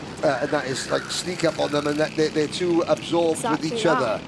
Yes, like two, you know, teenagers fresh in love. They're so absorbed with each other, they forget about the sneaky side piece in 3rd position, trying to make their way in the lead. Here we go. Yep, they are battling amongst themselves. Doherty getting a little bit closer. 3 minutes to go. Just like we said, these two start squaggling at the front, and pretty quickly you see car number 94, Cian Doherty, come straight back into that contention at the front. Now, Vickers. Vickers is a lot taller. He's using his body a lot more. He's a bigger lad, is Oliver Vickers, so he's got to use his body more, moving around in the seat. You see Jesse Bailey, he's not as tall as Oliver. He's not moving his body around at all, neither is Cian Doherty. But the taller, broader driver, Oliver Vickers, getting his head down, yeah, he's really... Not only this, it is a slight disadvantage. The bigger you are, the less adjustment you've got with the seat position, and seat position is absolutely critical in karting. towards Christmas Corner they go. We did see the kart number 30 in P2, Jesse Bailey, giving a signal for them to work together. Obviously, looked behind him and saw Cian Doherty a bit too close for his liking at this stage in the race. Just over 2 minutes to go, plus a lap. Oliver Vickers and Jesse Bailey, no moves for the race lead just yet. But so far, your fastest car. Oh, never mind, we spoke too soon. Now side by side, and it is going to be Jesse Bailey, by the looks of it, to come out in front. Just about. Ooh. Yes, no, yes, But no. Oliver Vickers says no as they approach, and now that is Cian Doherty, like we said. Oh, no! Oh! Doherty trying to go around the outside, and Bailey just clattered into each other, and that's game over. Oliver Vickers is away, and Cian Doherty, it was just Bailey hit the curb. They went to the side of Doherty, turned Doherty half sideways. Bailey then half spun as well. Luckily, they are so far in front of everybody else, they haven't lost any more positions, while Bailey has lost second and he's down to third. Doherty gains the place but loses ground. Exactly that. However, now your race leader, Oliver Vickers, has a gap of 3 seconds. 1 minute plus a lap of this race to go. Oliver Vickers has got to just keep it on the track now and keep cool, as Cian Doherty and Jesse Bailey are possibly both out now of the contention for that win. Yeah, I think that the win is now a bridge too far. They should still both finish on the podium. They were lucky to have built that gap up so much that they could both spin out of the last chicane and still come out on the podium. So far it's looking like. Exactly, you're spot on there. And here's the battle for 4th place. So this is Louis Dawson, Callum Ryan, Ted Fry and Freddie Williams. 4th, 5th, 6th, 7th and 8th. Jacob West at the back of this. Then Fraser Messer and Felix Bessel are the other 2 drivers in the race. They're a little further back. Here comes Callum Ryan to the inside. Nope, nothing happening there on this occasion. This is currently a 3-car battle for now 4th position. Louis Dawson putting in some defensive lines, which has now brought the car number 26 of Ted Fry also into contention. They spread out slightly more towards the latter part of this lap. However, this is the final lap, so we will not have any more changes. Yep, well, up the hill we go. Last lap board has gone out. Up the hill. Oliver Vickers, nearly 5 seconds up the road from Cian Doherty and Jesse Bailey. Then it's this battle. Who's going to emerge? Well, it's for the first driver off the podium. Here's your race leader, Oliver Vickers. Oliver Vickers, 4.6 seconds clear. Jesse Bailey still fastest on track though. He will be wondering of the what ifs if that didn't happen outside of the last chicane, if he could be battling for that first position. However, that is now not a chance. Louis Dawson in 4th position, car number 84, has now managed to pull away a bit from that car number 33 of Callum Ryan and Teddy Fry. And Oliver Vickers crosses the line, a 5-second penalty for Jesse Bailey. Cian Doherty second. Now let's see. Jesse Bailey will lose a place on the podium. He'll lose it to Louis Dawson. Dawson will take 3rd. Bailey will be classified 5th because Callum Ryan will grab 4th place by a 1/10 of a second after Bailey's penalty.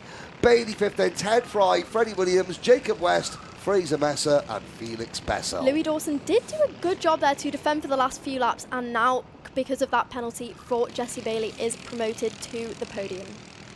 Indeed, he is. Well done, Louis Dawson. Commiseration to Jesse Bailey, although I have to say, looking at that incident, yes, it wasn't malicious, it wasn't deliberate. However, you know, Bailey did make the initial contact with Doherty to turn Doherty round.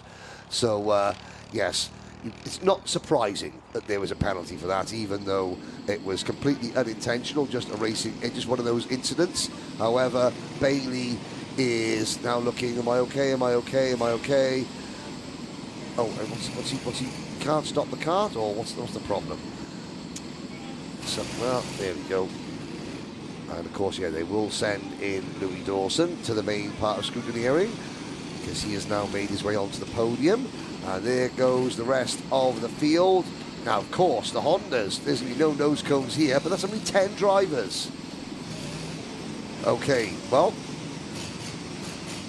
so the Hondas can do it, 2 of them, and now we have 3 races to go. The next race is Microax and Watership Restricted.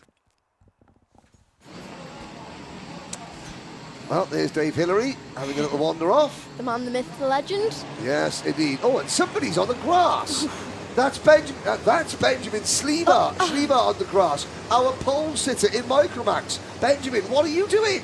Schleber, Gupta, Rudrap Shekawat, Wraith Owen, Kai Suri, and Jack Gould, your top 6. Row 4, Caden Hanley and Will Wainwright. Row 5, Harry Riley and Hugo Senna. Kyle Vera.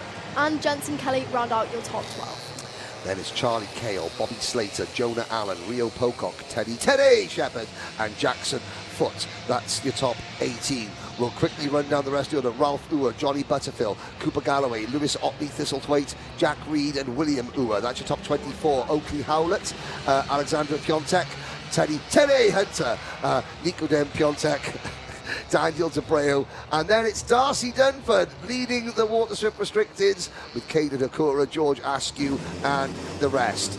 You're not getting fed up with the whole Teddy thing, I are you? can't believe we made that last all day. Do you know what? Fair play.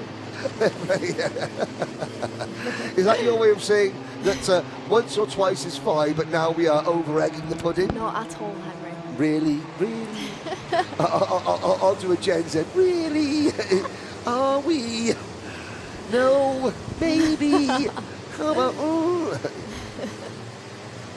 Can I say, ladies and gentlemen, that Freya Lally, that was the novice, that Keel's main concern with today was she going to get cancelled, having spent 1 day on a microphone with me?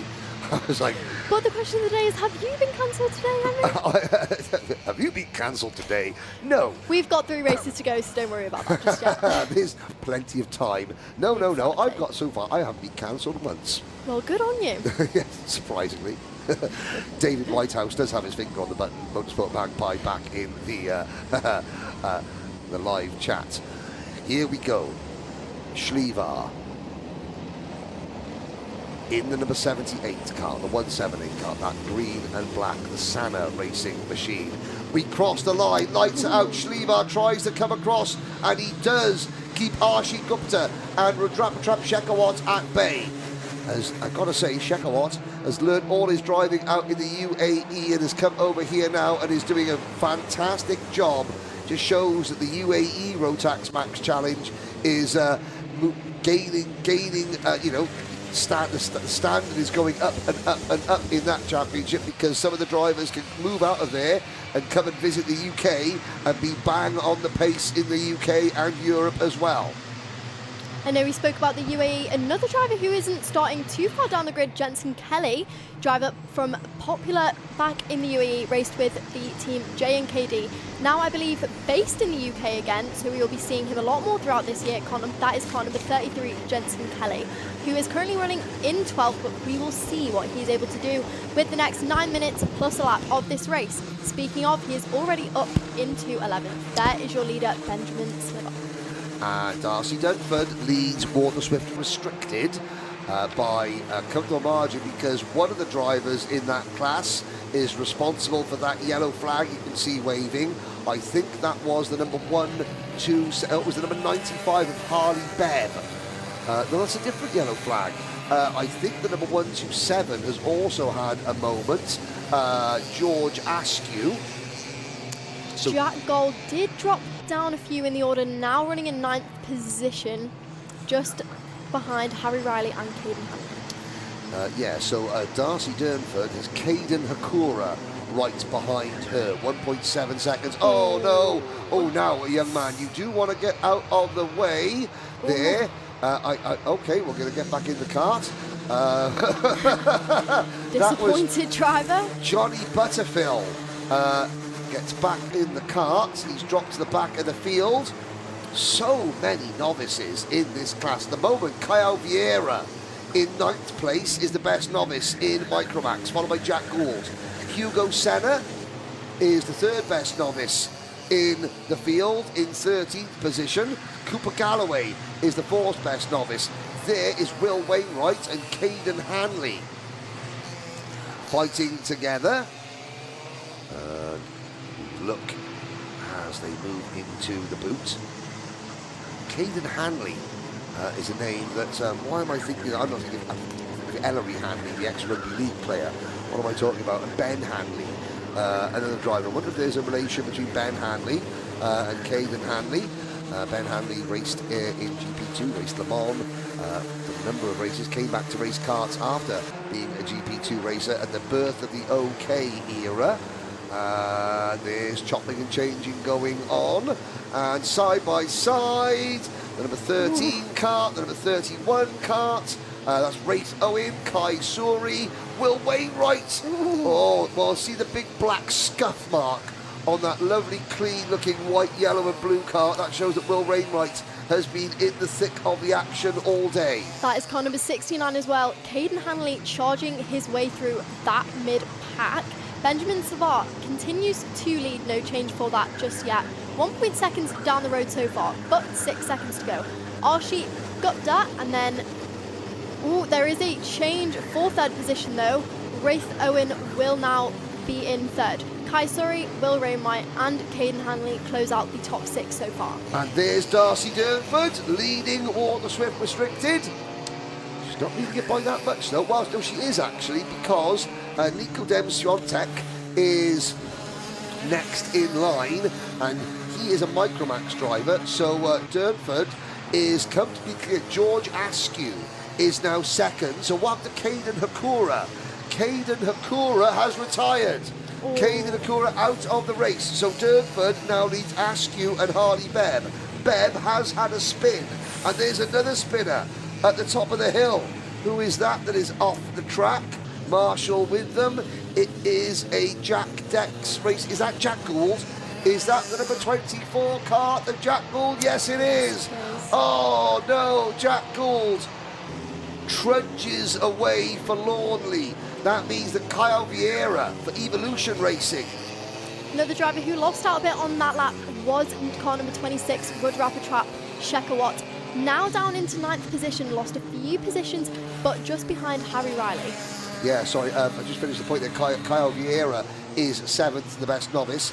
Hugo Senna is now the 2nd best novice. There's Darcy Durnford in the number 27 kart. She's chasing down Alexander Swiatek in the number 16 machine.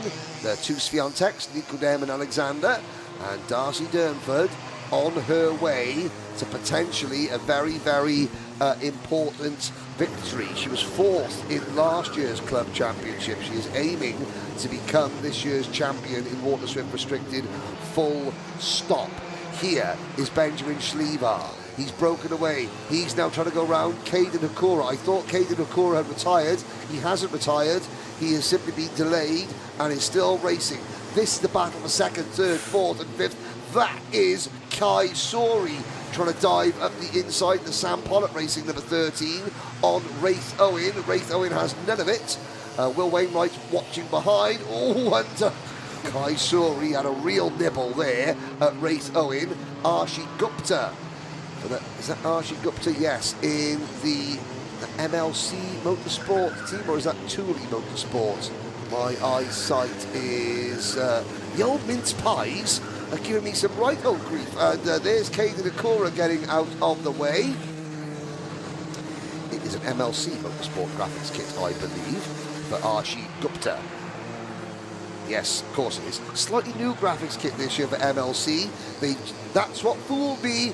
MLC Motorsport, I'll speak to Lee Murray and Donna Pete about this. MLC Motorsport have changed their graphics kit. They've changed the type of blue, the shade of blue they use. And it now looks a little bit, oh God, I'm going to say this, it looks a little bit like the Thule Motorsport graphics kit. Shh, you know. Anyway, we'll move on. Benjamin Schlevar, 2.6 seconds up the road now.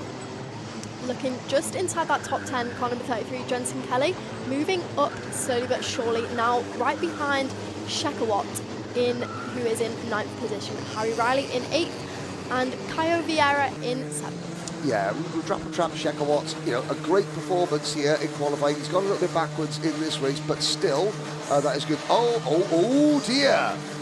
David Whitehouse is not just monitoring the live chat, he's monitoring the penalty screens. If you're a member of Darcy Durnford's family, stop listening right now. She's got a penalty. No. A 5-second penalty. Is it game over, though, for Darcy Durnford? Let's check the gaps. She, at the moment, she's 6 seconds in front of her nearest class rival. So she's got to keep the gap there. George Askew in kart number 127 is 6 seconds behind Darcy Durnford on the track. In reality, he's only 1 second behind that driver there. So she's had a penalty, a 5-second penalty. That's a very, very big bumblebee that has just arrived in the commentary box. That is the largest bee I have ever seen in my... Sorry, ladies and gentlemen, talk amongst yourselves. Wildlife 101. We may have to hit the road if this comes any closer, but Benjamin Savar, your Microax leader, now over 3 seconds down the road. I am very sorry. This is things that happen. We've opened the window here at Wilton Mill, and it's colossal. Letting the wildlife in. Yes, I have got a notepad here in case it gets any ideas. But this, I mean, Benjamin Only Schlever you guys still had leads. the view in the live chat what I have right now, Henry, with a notepad ready to come at this bee. Yes, even David Whitehouse is marvelling at the size of said bee, and we'll leave David Whitehouse to retrieve it. Out it goes. Well, Keel Lynch is being harassed by a large bumblebee. It's okay. I thought that working with me was going to be the reason why Keel Lynch is absolutely reduced to hysterical fits of tears, but no, it's a bumblebee. And we'll try and talk about the racing. I am sorry, ladies and gentlemen, it's very, very difficult to maintain level of professionalism when you're like me and not professional at the best of times, but even worse when the world's and I mean it is the biggest. It's like it's the size of a tennis ball, ladies and gentlemen. If Roger Federer was around, he'd try and serve that at Wimbledon. It's huge. Meanwhile, there's some racing going on. I think it's safe to say that this race won't go down as Alpha Live's race of the week because they'll have to redo the commentary on it. My goodness me. I mean, Keel, yeah, I'm screaming as well. That is insane. That is absolutely insane. I'm sorry, ladies and gentlemen. Benjamin Schlever is about to win this race, and literally there is a bumblebee the size of a tennis ball circling us. Obviously, he wants to see if Benjamin Schlever hangs on to win. Anyway, let's try and draw our attention back to our race leader. Gap at 4 seconds at this point as we go on to what will now be the final lap. Your race leader through turn 1 with a very good back gap. Your driver in second position is Kai Surrey, Archie Gupta and Caden Hanley. Yes, said B has now moved, and said B is now...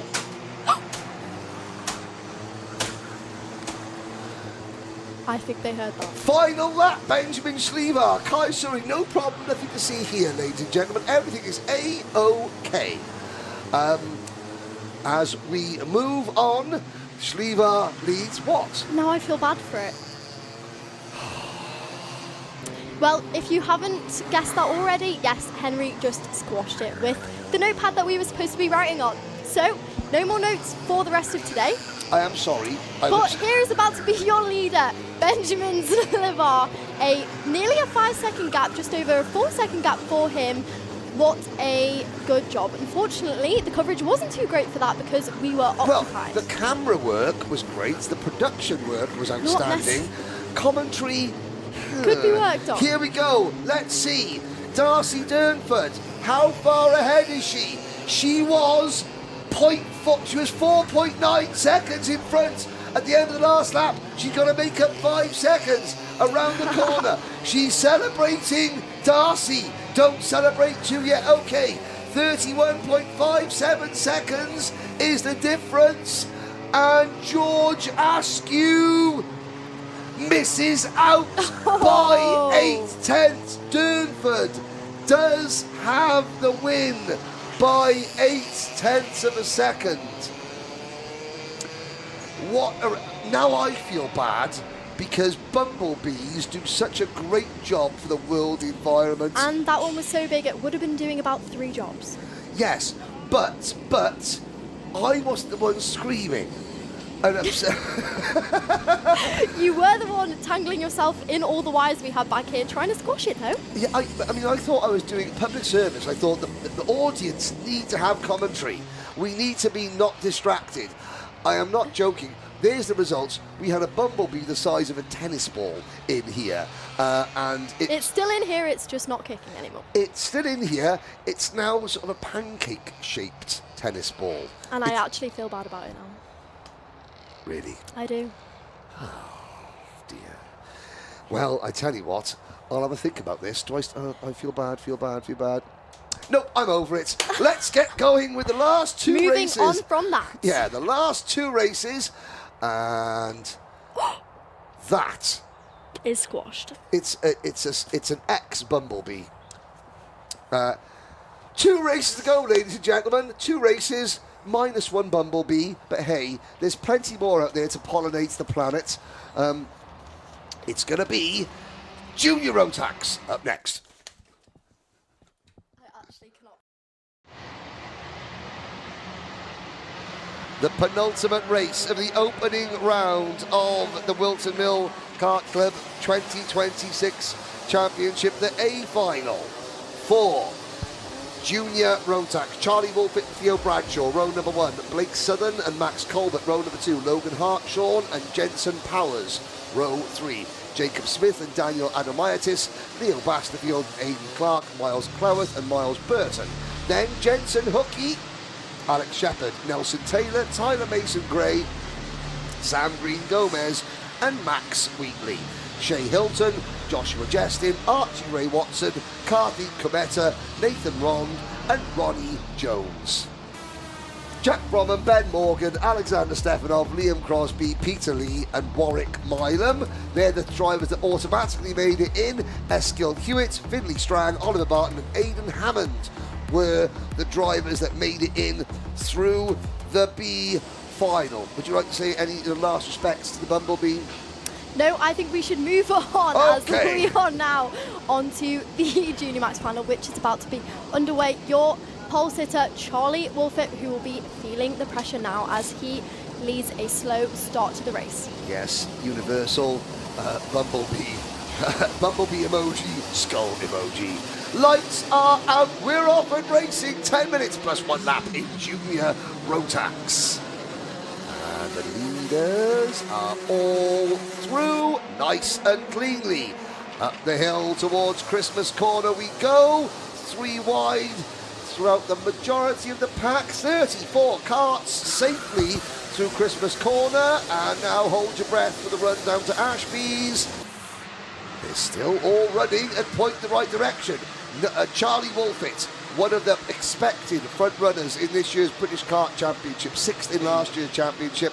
Wolfett leads ahead of the club champion, Blake Southern. I love this battle. You've got club expert versus national racer. Absolutely, it was a fairly clean start for the whole grid. One driver who did drop back ever so slightly is Max Colbert, kart number 262, who is now running in 6th. Jacob Smith just pipped him at the end of the lap to 5th place. Up towards Christmas Corner again, and looking at the, very, very clean start. Nobody gaining or losing more than, 2 positions, 3 positions maybe. Peter Lee gained a couple of places up to 27th, but a most remarkable clean start. Wolfett and Southern find themselves pulling away. There's Nelson Taylor. There's Nelson Taylor into the Osiers, and behind Nelson Taylor, that number is number 79 kart of Joshua Jestin. That red and white machine there getting a little bit crossed up. That's for about 12th, 13th position on back. Oh dear, that's Shay Hilton giving. It was Shay Hilton giving that flip-flop an almighty clout. That flip is now flopped. a little bit like a certain bumblebee. He's actually just brought it back up. Anyway, your leaders have pulled a slight gap, although the man in P2, Blake Southern, cart number 100, is currently your fastest on track. Are these two going to break away together? Are they going to stop battling and let the likes of Theo Bradshaw and Logan Hartshaw or Max Colbert into contention? We will have to see. Just under 8 minutes left of this race, plus a lap. Yes, indeed. Wolfit and Southern already a second up the road. This could be a classic one-on-one battle. Sometimes in racing, you get two drivers, they're closely matched, and they push each other so hard. You know, one does a fastest lap, the other one responds. Then the leader responds again, does another fastest lap. His pursuer responds. The next thing you know, they are miles up the road. It's just two drivers in a race of their own. Time after time. There is Warwick Milam aboard the Vitesse Racing Sony kart. Considering that Warwick Milam didn't start the first race, he scraped into last place automatically on the grid for this event, and Warwick is at 5 places, 25th. Unfortunately, looking a bit further down the grid, cart number 79, Joshua Jensen, is now down 5 places. It will be a recovery drive for him from now at 24th. But like you said, Henry, our two front runners have currently broke away. But Theo Bradshaw did set a faster lap in that lap before. Now your man in 4th position, Max Colbert, cart number 262, is fastest. Are these two on the hunt for those carts out front? 6 minutes to go plus a lap. Anything could happen at this point. Yes, anything can happen in karting. It usually does. Wolfit and Southern leading by 1 second. Bradshaw trying to get back on terms. There is the number 65 cart. That is Oliver Barton, who scraped into this race by the skin of his teeth with some great racing late on. Oh no, and the 21 gets turned into a spin, and there was nowhere. Well, Alexander Stefanov gets turned into a spin. There was nowhere for Finley Strang to go. Stefanov gets going again. Strang also going again, maybe with a little bit of damage. But this is all happening down the back of the field. There is the number 70 car. That's Ronnie Jones. What a day of misfortune Jones has had. Qualified in the top 6 and has been a bit of an accident magnet. And I don't mean that against Ronnie Jones. I mean that the things have just happened around him. Certainly in the first race, he was given very short shrift by another driver that sent him out of contention. And of course, he's battled hard just to stay in the A final. Contact warning, I think, was that for Shea Hilton? Yes, it was. Ronnie Jones also had a contact warning. There is Hilton in the number 888 cart.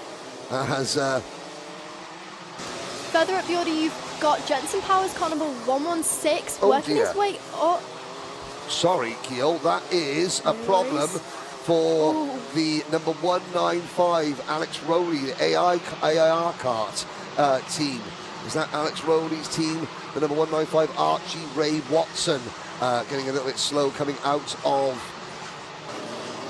Ashby's there. I'm not quite sure what. Obviously, he'd been turned into a half spin. Oh, and that was good driving from the number 212 cart of Max Wheatley, because he had overcommitted and he literally had to stand on the anchors to avoid getting into a collision. That was good heads-up driving from Wheatley. Absolutely. If we look back towards the sharp end of our grid, Theo Bradshaw did just make that gap a lot smaller to those front two drivers. He just went purple, and that lap was a 46.6. See, he's got just under 4 minutes plus a lap to go. Will he be able to catch our front two?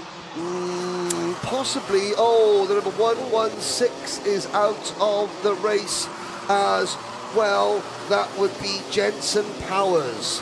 Certainly, Bradshaw is closing in. Here is the chasing pack. That is the number 319 cart of Leo Basterfield, losing 9th place to Alex Shepherd.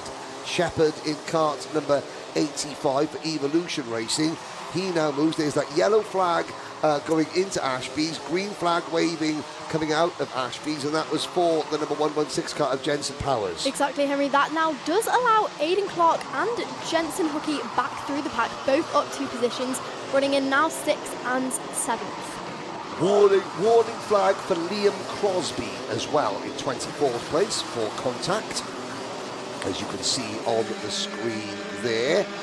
And Bradshaw gets a little bit closer still. In fact, Theo Bradshaw sets another personal best lap last time around, 46.57 seconds. That is quicker than Wolfitz, quicker than Blake Southern. The gap is now 0.7 of a second between the top 3. Are we going to see a situation now? Blake Southern there in that number 100 car, trying to get a number check. Oh, sorry, not a number check, a team check on that car. It looks like a DHR. Yeah, is that a Dan Holland Racing graphics kit as well? Well, there's two different Dan Holland kits there. Is that right? Yes, the old school DHR kit, new school DHR kit. But look at this, Theo Bradshaw now into contention. We have just under 2 minutes to go, plus a lap, and now it could be anyone's. It's a battle at the top 3 for the win. I'm trying to decide now. Obviously, Charlie Wolfit, he must have the old school DHR kits because I don't recognise. How dare Dan Holland change his graphics kit and not tell me about it? Naughty boy. But yeah, Blake Southern, he's got the new graphics kit by the looks of it. Well, Gold Chain Charlie, he's old school with his big gold chain. Let's see if old school beats new school. And Theo Bradshaw's thinking, Henry, shut up. I'm going to deal them both in my factory Zipcart team entry. Up the hill we go. 1 minute plus change and a lap to go. 4th position, Max Colbert checks over his shoulder to see where Logan Hartshorn is. The answer is right behind. Then a gap back to this battle. This is Aidan Clark in 6th. Jensen Hookie in 7th. Alex Shepard, Jacob Smith and Leo Basterfield round out your top 10. 1 minute to go. Blake Southern, your man, in 2nd, has just set the fastest lap. He is saying, I want to win this race. This is very possible. We've got just under 1 minute to go, plus a lap. What do you think, Henry? Oh, well, we're not done yet. We are not done yet at all. All it will take is for Blake Southern to get as close enough to Charlie Wolfit, oh dear, and that is somebody out of the race. In fact, that's 2 drivers out of the race, and both it's the 82, the 79 Racing Perfection kart of Joshua Jestin, which does not look like it is, but he's going to slow that down, Joshua. There we are. Somebody else going, oh no, what's happened there? Kart spinning. Has somebody, I think somebody's lost their radiator water. There are lots of carts. I wonder, yes. Oh, well, that's dangerous. Look at that. Those 2 carts there on the outside. The leaders are coming through, and there's some liquid, I think, on the apex of that left-hander. You're right, Henry. It's on the final lap. Now we go. Is this going to affect the lead? Yeah, what it might do. Now, that Marshall, there's 2 carts there. The 1, 2, 3 is that Warwick Milam's cart that's also out of the race. Here we go. Let's see. Can Blake Southern has the race lead? Blake Southern has the race lead. Where is Charlie Wolfit? In the midst of all that, the lead has changed. Yellow flags waving.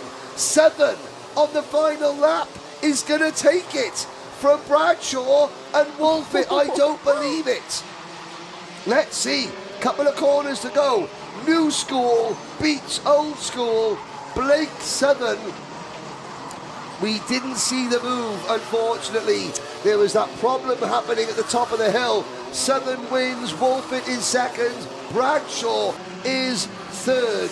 Oh, there's Oliver Barton's kart off at the side of the circuit.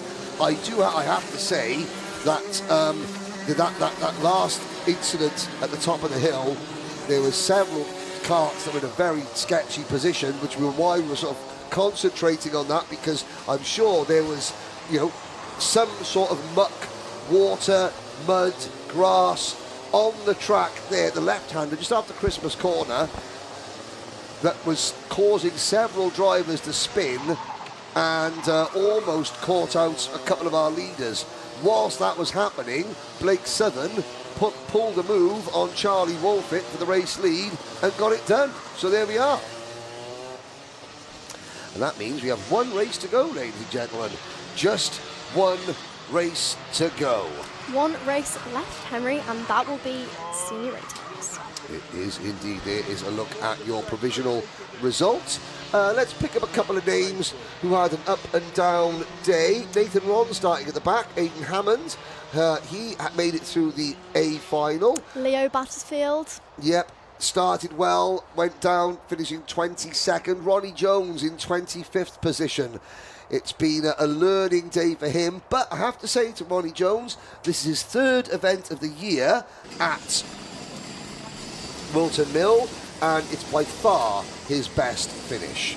By far his best finish. There's a nose cone penalty all day long for that DRJ kart. The number... That didn't take long, did it? Yeah, shaking his head. Oh, sorry. Oh, and another one for the 177. There we are. Take that. Jacob Smith. I think that might be Jensen Hookie getting a nose cone penalty. Jensen Hookie's he's a nice young lad, is Jensen Hookie. He's very supportive of other drivers. And he did turn up at Wilton Mill a while ago with a bottle of Iron Brew for me. Very surprising. And he was like, Way to your heart, Henry. Yeah. Now hang on. Yeah, no, that's quite true. Just feed me Iron Brew and I'm yours. But you're not on the Iron Brew, are you, anymore? Well, I'm limiting my Iron Brew intake. There we go. Heard it here first. I am limiting my Iron Brew intake. I did have a 2-litre bottle of it yesterday, but I haven't got my 2-litre bottle today. So as of today, that is? As of today, no. It's I've halved my intake. 2 litres every other day. Here's time for the last race of the day. It's Senior Rotax. Up next.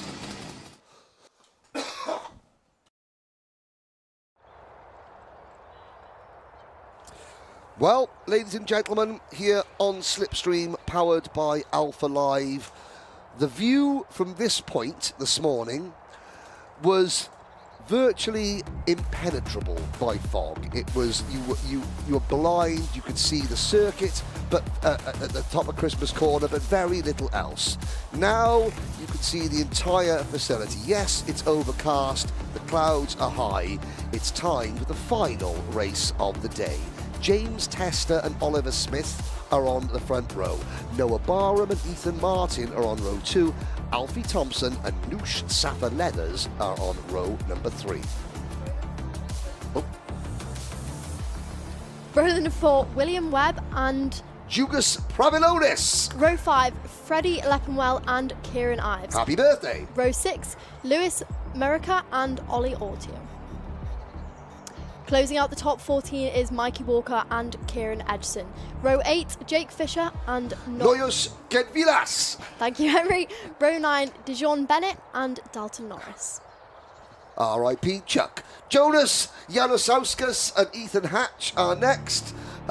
Josh Gora and Dylan Norris. Then Finley Jones. Now, should we say about Finley Jones? Because we really we put the mockers on him during the second race. Finley Jones, watch for number 23 to be coming through the pack. I am convinced of it this time. Luke Richards, Will Forber, Ruben Mamalok, Daniel Kiahov, Joseph Orton and Dexter Collins are next. And now we've got our 4 B final qualifiers. Emma Dowling, Kyle Dunford, Ryan Hedge and Alfie Davis.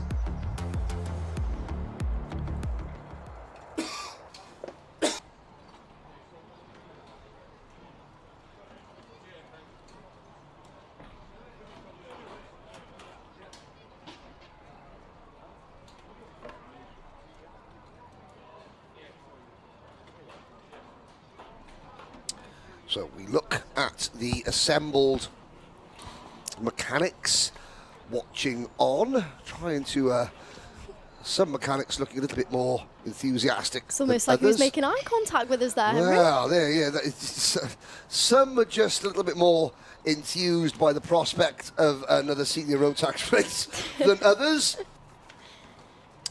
As we wait. Now, obviously, there is a little bit of track cleaning to do, and that's what they're all looking at. They're all looking at the top of the hill to see what the marshalling team here at Wilton Mill are doing in terms of getting the track cleaned.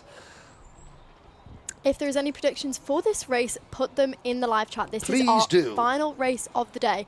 I'm going to go in with a prediction and say that Emma Dowling, she ended up winning the B final, so she will start the first of the 4 who made it in. I'm going to say that gained her confidence. I think she needed it. I think she's been here for a few days now, the South African driver, and I think she is going to work her way up through the final.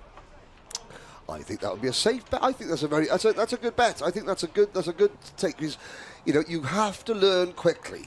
This is, she got beat. She learned the hard way in the heat races. Racing in the UK is difficult.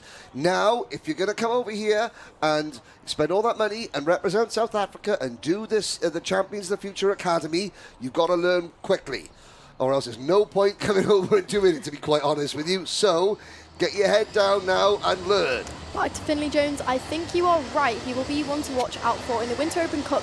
He did charge through 12 positions in the final to finish P4. Right. 10 minutes plus 1 lap of racing left to go today. Who is going to emerge victorious? Oliver Smith, James Tester, Ethan Marr. Oh no! Please don't be Finley Jones's cart. Please don't be Finley Jones's cart. It's not. Sadly, it's Kieran Ives' cart. Oh, it's his birthday. It's his 17th birthday today. And go on, Finley. Kieran, get in there, son. He will. Yes, he will take the start. He might be at the back. He's got to catch up the rest of the pack. Now, don't try and use the cut-through, Kieran. Use the whole circuit. Oh, use the cut-through. Is he allowed to do that? Maybe, possibly, or get a check on that. I've seen people get excluded for that before, and I've seen people get not excluded for that. Hopefully we are not going to see that on his birthday. No. Will he oh. They're all slowing down. Bit of gamesmanship. Did Kieran Ives get back into what should be the 5th or 6th row of the grid? I think the guy Cunnington, I'm not sure he did. Where is Kieran Ives? Yes, there he is. Oh, is that? Oh, that is way past the commitment line for Kieran Ives. Oh dear. And that is dispatched from the start on the outside row. Who was that? Was that Oliver Smith that got turned in? I think it was. Oliver Smith gets turned sideways into the marshal post at the start. You can see him at the back of the pack. He is up and out and trying to get his cart back in the race. Oh no! And that's Michael Dalton going backwards. Do you know something? The last race, and it's gone wrong as well. Oh, poor Oliver Smith just getting going again. He is still in the race. I don't know how he got turned sideways. Somebody obviously just literally, wrong move at the wrong time, and he was in the wrong place at the wrong time and gets spat out. I was saying that there is a commitment line that you've got to be in your grid position by a certain point on the circuit, and if you're not, you have to start at the back. I think Kieran Ives will be under investigation, I am sure. Not the cleanest of starts for the senior Rotax final. No. However, the driver who has managed to make up some positions during all of that is Ruben Mamelok. He is up 7 positions into 19th. He has got 8 minutes to go. Let's see what he can do. Unfortunately, the driver behind him, Dijon Bennett, has dropped 5, so it will be a recovery drive for him.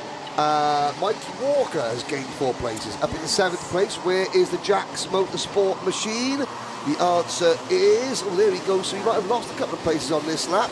Very, very closely packed together. We complete lap number 2. It's James Tester leading Noah Barham, Alfie Thompson, William Webb, and Ethan Martin. Up the hill we go.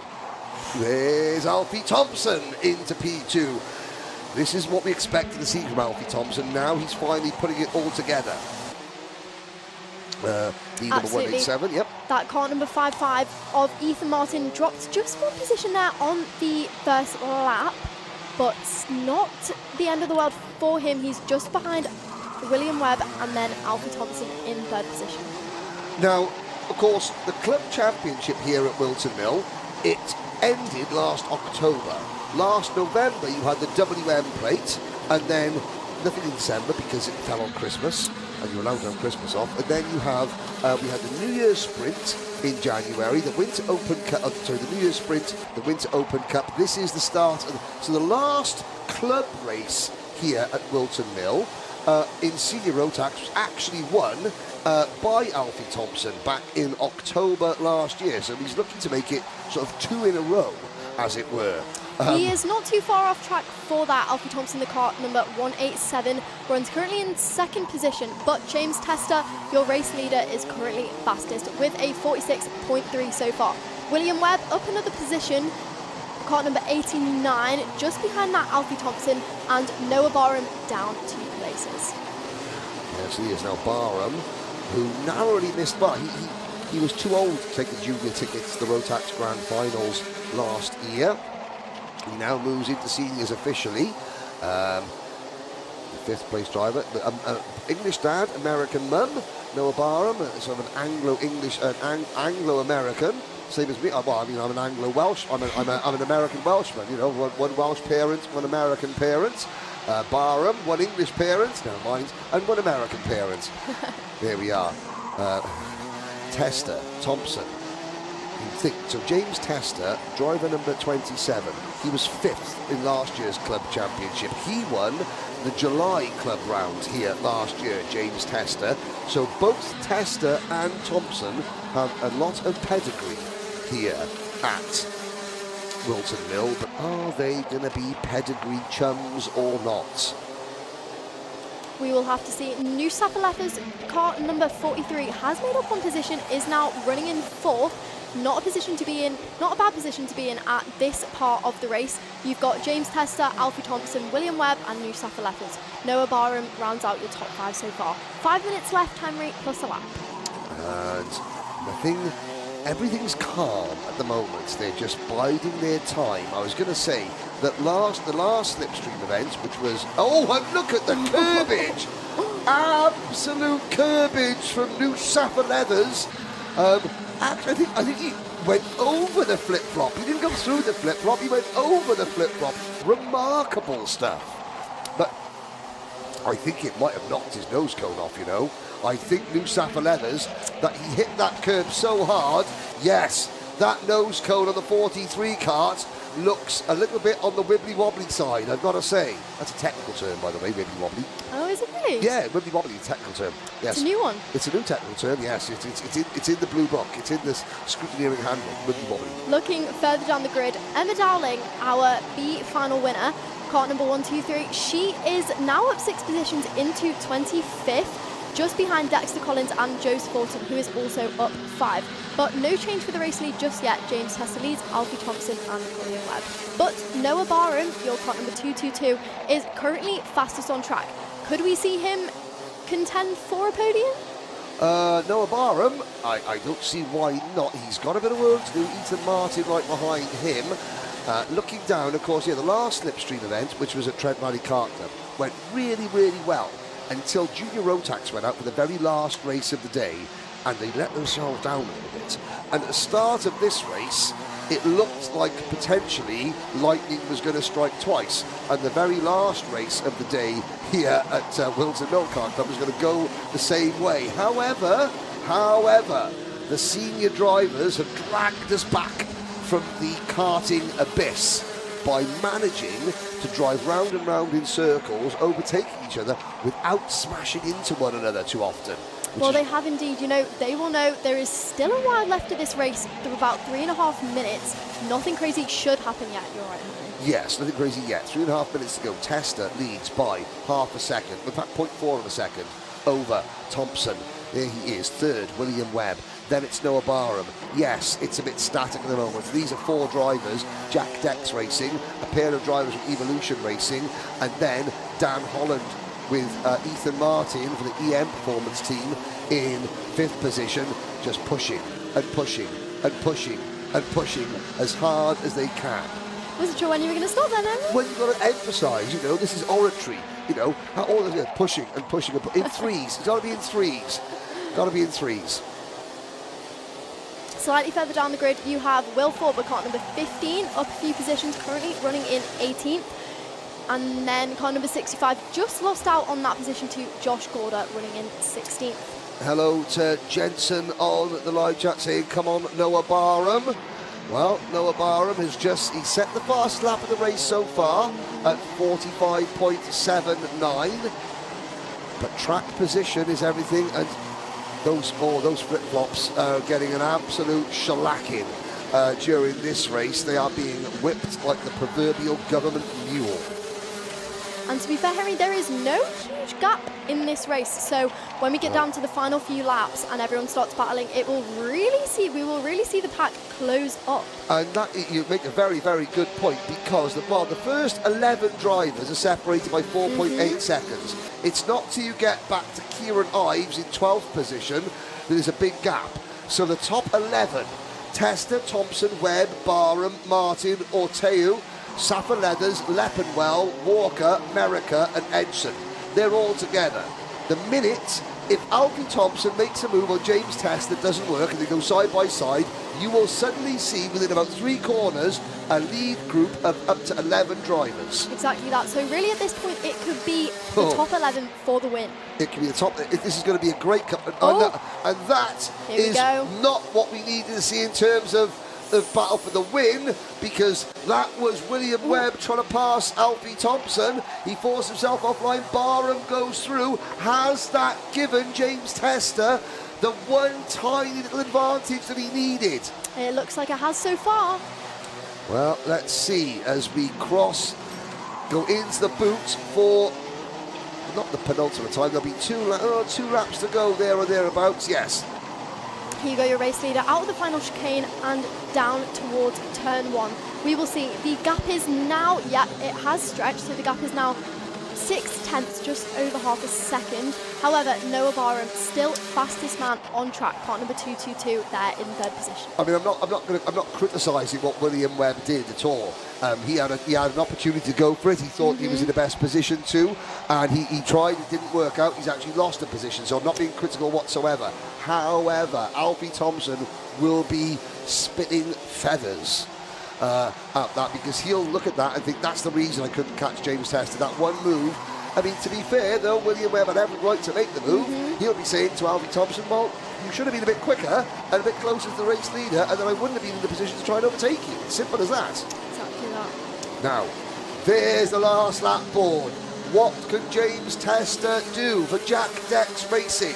Up the hill, Thompson. He's looking behind him more than he's looking ahead of him.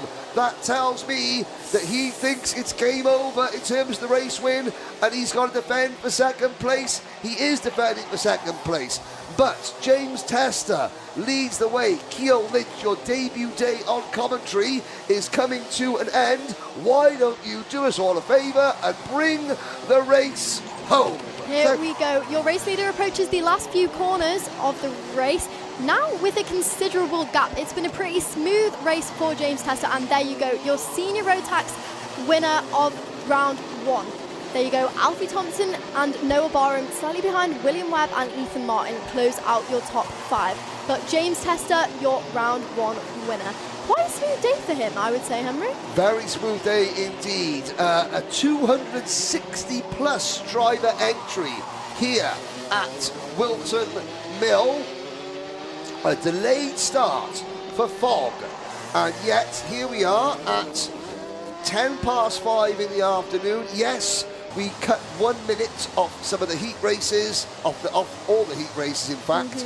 Everything else ran, all the finals ran to their full race distance, and here we are over at the end of the day. A great job by all concerned to get this race meeting in, and James Tester wins by 1.8 seconds. Down the order, here are the list of drivers with a lot of stories to tell. Emma Dowling, 21st place. You said that you would make a move. That is good. Oh, hang on a minute. Was that the number 8? That's William Webb getting a nose cone. William Webb gets a nose cone. Oh, Dave Hillary. Nah, you're all right. You're all right. Yeah, we're good. There's new Safa Leathers. Yeah, that was caused by a flip-flop and a curb jump. fantastic. That'll be on the Alpha Live social media reels before long. So, as we watch the last race, race number 29 of the day concludes. We didn't quite get a full race with a full grid and no nose cone penalties. We will get one. We continue the quest as there is the TH course number 35 of Luke Richards with a nose cone penalty. There's Emma Dowling. Yeah. As that's a nice new sort of Star Wars Stormtrooper style look there. The number 14, nice crash helmet, Joseph Orton. And the rest of the field head their way through. So, one day in the books, Keol. You coming back? Or Absolutely. Well, dare I say, we are back together next weekend at PF. We are indeed, because the SlipStream events, ladies and gentlemen, coming thick and fast now. Next weekend sees Trent Valley Kart Club, and that will be myself and Keol Lynch on duty once again. As number 76. Well, we're just yep. There's an awful lot of nose cone penalties in this one. When it was a final, they were giving it the beans. There's a hard luck story there. Oliver Smith can't even sit in his car, just walks it through. Disappointed. Yeah. It's never great when you're starting at the front and you find yourself sat in a marshal post at turn number 1, still in your go-kart, 3 seconds after the start. But there we go. So, ladies and gentlemen, thank you very much for joining us here. We will be back later this week. Keep your eyes peeled for SlipStream members. A new episode of Bump Draft drops this week. If you're not a SlipStream subscriber, you're not going to be able to see this for 7 days, in which case, why don't you subscribe?